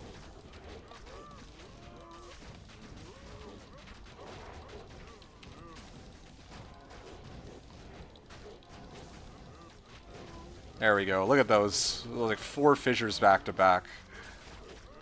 You want me to CTA you for a run? You can see how that helps. You know what? Yeah, I would actually very much appreciate that. Let me see. After this one, yeah, after this one, yeah, after this one, I'd like to try. Ceremonial Javelin. This stupid monster has been chasing me for the entire run, I think.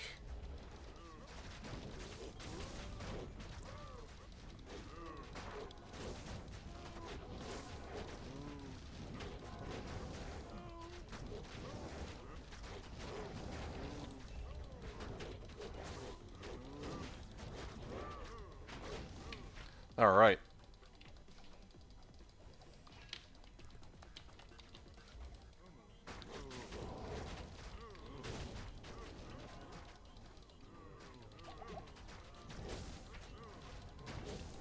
I crafted a 2 Warcry 20 FCR. Is that good for Fat? I don't know Barbs at all. You can ask him. I don't think it would be though, unless he's making a singer, but I doubt it. Actually, wait. He said 20 FCR. He might want it just for the 20 FCR alone. Yeah, 20 FCR is quite worth. Somebody will probably want that eventually, just to hit some crazy breakpoint and all that. Ow.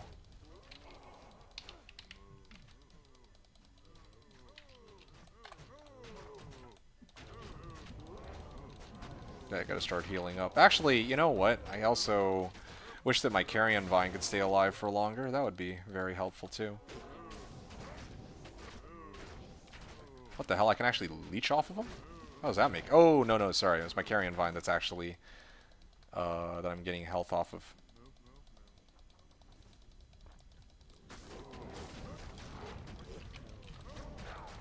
Oh shit, I got transformed out because timer wore off. Oh shit.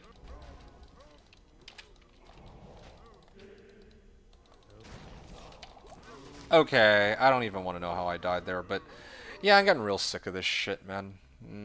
Just non-stop dying with all my fucking gold. I had like 1.7 million earlier, and then I just fucking died. And okay, yeah, say it. -3. Dare you say it? Ugh, annoyed. All right. Not saying it. Okay, cool. All right. Let me rerun this run or redo this run then, and I'll have what is it? With BO, and then we'll see if that's any better.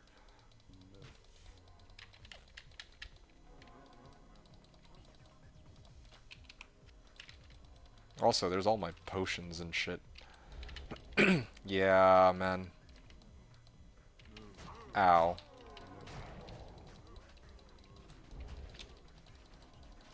Come on, man. Just let me get my freaking potions. If Ko were here, he'd have a field day. Just getting ready to eat up all these potions that I've dropped. There you go.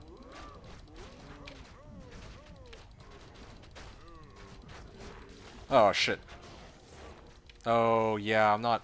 I forgot that my Swapcast already wore off. Come on, dude. Please, just kill him.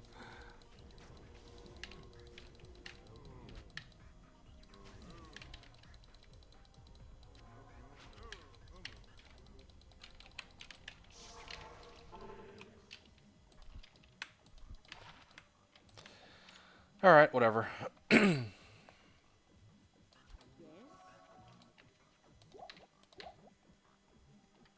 Oh yeah, right. Let me grab the rest of my keys. Okay, SFG mod. Yeah. You want to join the next game? D3 password 1. And I'm gonna get my bear and my oak sage up.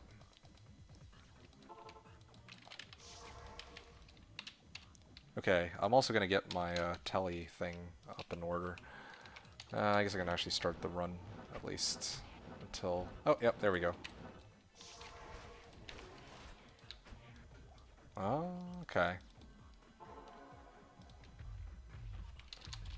Alright, thank you very much, SFG. Okay, let's see if this helps any.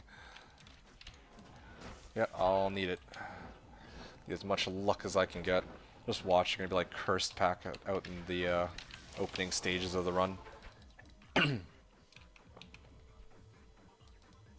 I don't think I've... You know something? I don't think I've ever actually made... No, I have made Call to Arms. I actually have. I rolled like a 661 or something. Or 651, and then I put it on my Necro. I remember. I think it was the season I played my Cold Druid because I needed... I remember I needed... oh wow, 2.2 million kills. I actually needed CTA since I was running AT. And it doesn't make sense to BO Barb for that. 441, not too shabby. That's good. I think I'm good here. Yeah. Okay, I'm good. I'm gonna begin the run. I'm gonna begin my run here. Alright, let's go. I have my Delirium, right? Alright. Come on. Ah, oh, dude, my Oak Sage still dies. My Oak Sage actually still died.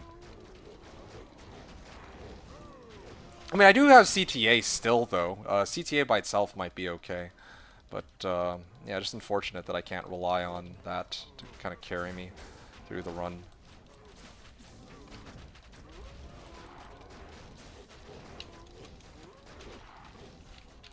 Ouch. There we go.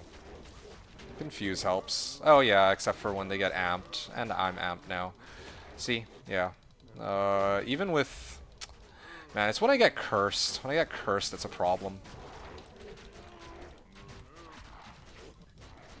Like, bruh.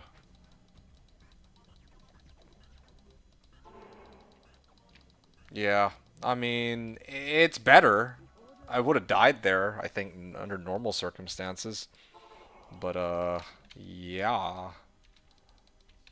Like, yikes.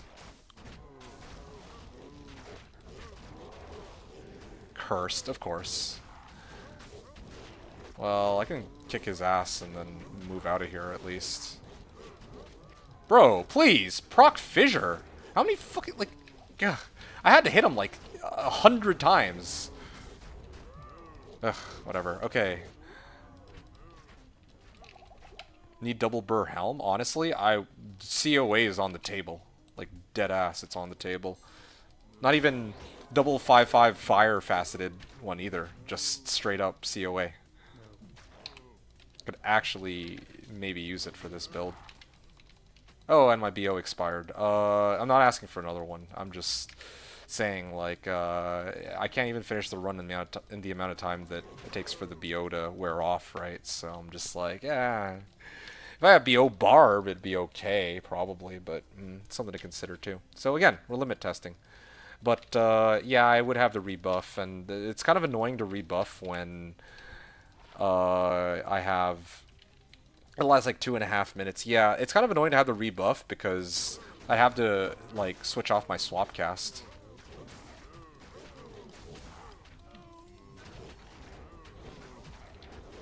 Okay, hold on a second. I think... Oh, wait, what? I haven't been on Swapcast this whole time. See, it's a problem.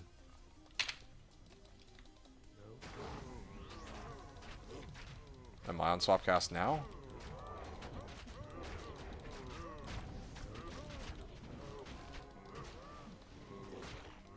No, I'm not. I can tell because of how much damage I do to whatever monster I hit, I guess. Yeah, I do, like, no damage.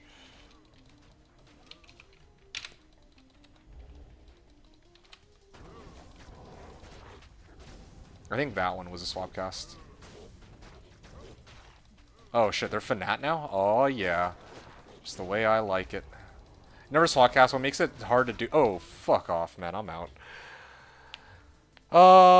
Yeah, what makes it so hard to do consistently? Oh fuck, how do I even try to explain this? Timing. Oh, and my Merc actually did die. Oh, wonderful. At least I didn't get -3'd, I guess. Inner sight. So the problem with Swapcast is that in order for it to work... Okay, so this is how Swapcasting normally goes, right? Let's do River Flame. So the way it works is, I have my weapon that I don't want to swing with. I have to start running, then I have to switch the weapon, and then I have to hit the skill that I want to actually use at the same time. Alright? So it's basically W, W, E. Right? So now, you see it failed. So, yeah, I go like, if I go too slow, here, let me try again. Right? I have to also start running. I have to actually hold down left click, right? Then WE. Okay, I actually worked this time. But you can kind of see the problem. Like, I have to get the timing right. It has to be W... Like, switch over, or, well, I have to be on the, you know, the weapon that I don't want to hit with. Then I have to, like, press W and then E at the same time, but it has to be, like, the perfect timing. I can't do it too quick, and I can't do it too slow. If I do it too slowly, then Fury will show up, well, here, and then I know it failed.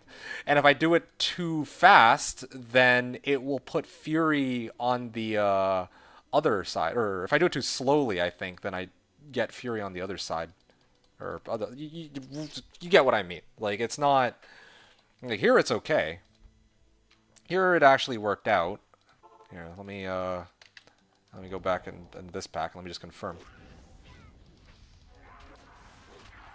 Yeah, that for sure worked because otherwise those guys wouldn't be hit. So you'll see now that if I go and if I switch weapons, right?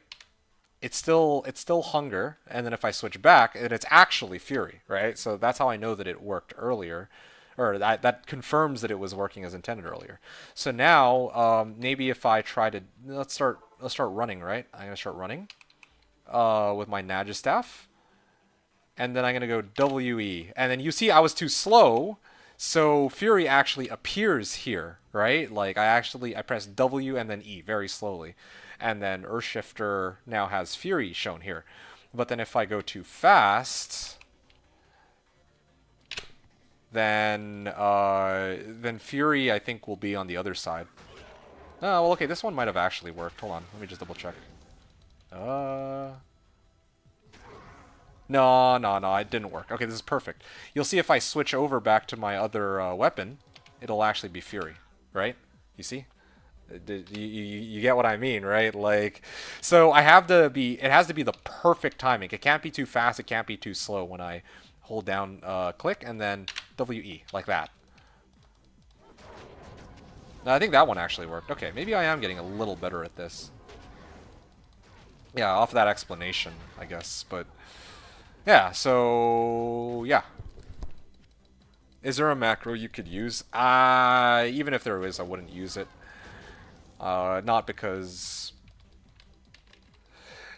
Slash permits or doesn't permit it or whatever, but just because I don't.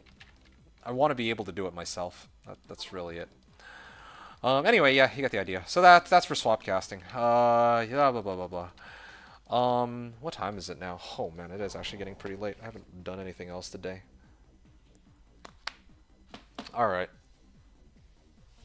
I'm gonna probably run a bit more Trav, and then I'm gonna call it. I think it's I'm actually at the point where I can comfortably call it, and I feel pretty good about what I've accomplished today. You know, I have my Earthshifter. I've done all the demos for it, and yeah, all in all, I think it was a very successful stream. The only thing I didn't get was like a purple box, or well, I guess an orange box, but yeah, like I didn't get any high runes. That's the only thing that's lacking on this stream. Otherwise, you know, I got a chance to show like I got my Earthshitter. I got to do some of my what do they call it? The what's that guy?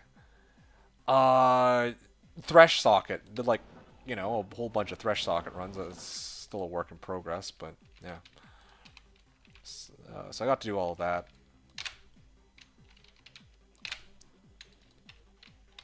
No all cows, no Hirons, back to normal D2D2 gaming. Mm-hmm. Ah, shit, man. Not enough mana. Ah, man. Yo, they actually, like... Oh, I have Delirium on. Fuck, no wonder I'm taking so much damage. Okay, hold on a second. I gotta switch this shit out, man.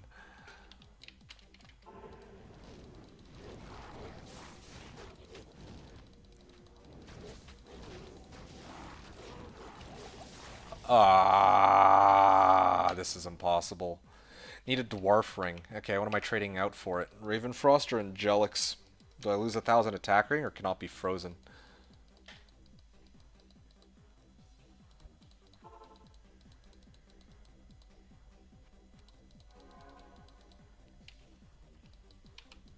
I gotta go back and get all my shit. Yeah, if I play any longer, I'll be on Perpetual Tilt. Like, this is actually so annoying. I don't even think I died to Trav earlier. This one, if I'm dying to Trav, which is actually supposed to be the easiest of the bunch, then... Inferno Stride Boots, okay, now that would be a good one. Yeah, if I ran Inferno Stride Boots or, like, Hotspurs or some shit, yeah, that could actually be a nice boost. I would... Well, actually, would it though? I'm not even really dying to like. Let's be real here. It's not really the elemental shit that's killing me. It's physical damage, man. Like even if I got Inferno boots, like yeah, I'd be taking a lot less damage from Hydras and their fire hits. But I think that when I get amped, that's it for me. Like I'm just fucking dead. Full on dead.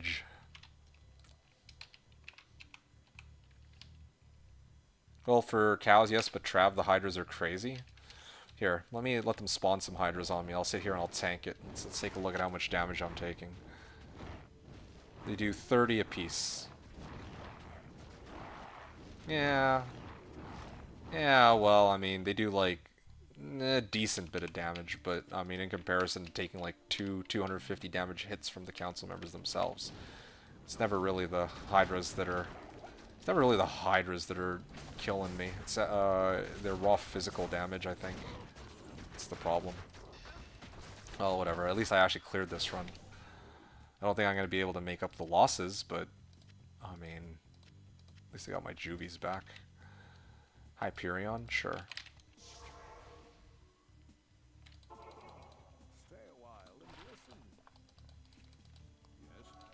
Hmm.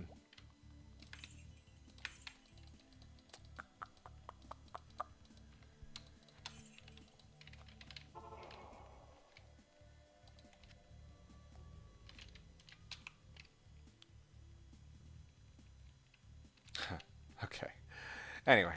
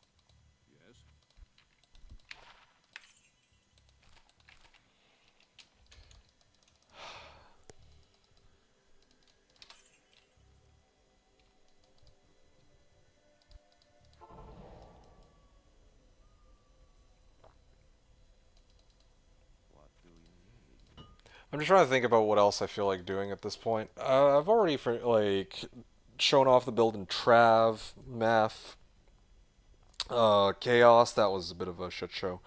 I didn't really do WSK2, but I can always save that one for next time. I did try to run Bales. I don't even want to talk about how that one went. I did a bit of Ancient's Way, and yeah, there's no fire means here, so this setup is perfect. But yeah, I'll do one more Ancient's Way. Ancient's Way is kind of fun.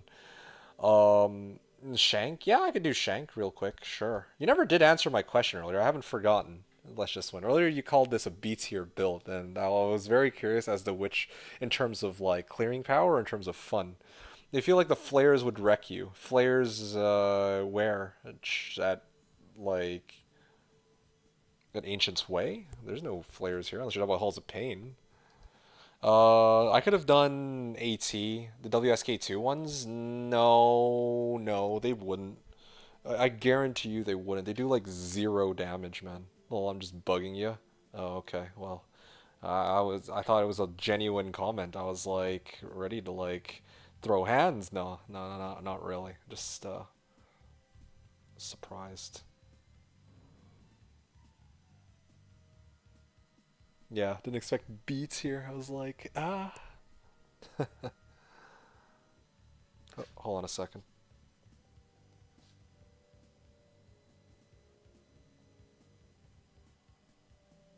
It is fun to watch. Well, I'm happy to hear that. I'll save it for some more content for next time, either tomorrow or Tuesday, I guess. I just realized what time it is. It's actually getting pretty late. Fuck. I wanted to do an Ancient's Way, but I think I should go. I think I should go because I have to still grab myself some food. Fuck. Okay, fellas. I hate to say it, but I think Ancient's Way will have to wait until next time. As fun as it would be to go and like clear everything. I would still need to re-gear and yeah, all that good stuff. But I'll save that for next time, I guess. Food is important. It's otherwise, well, yeah, I do have to get food.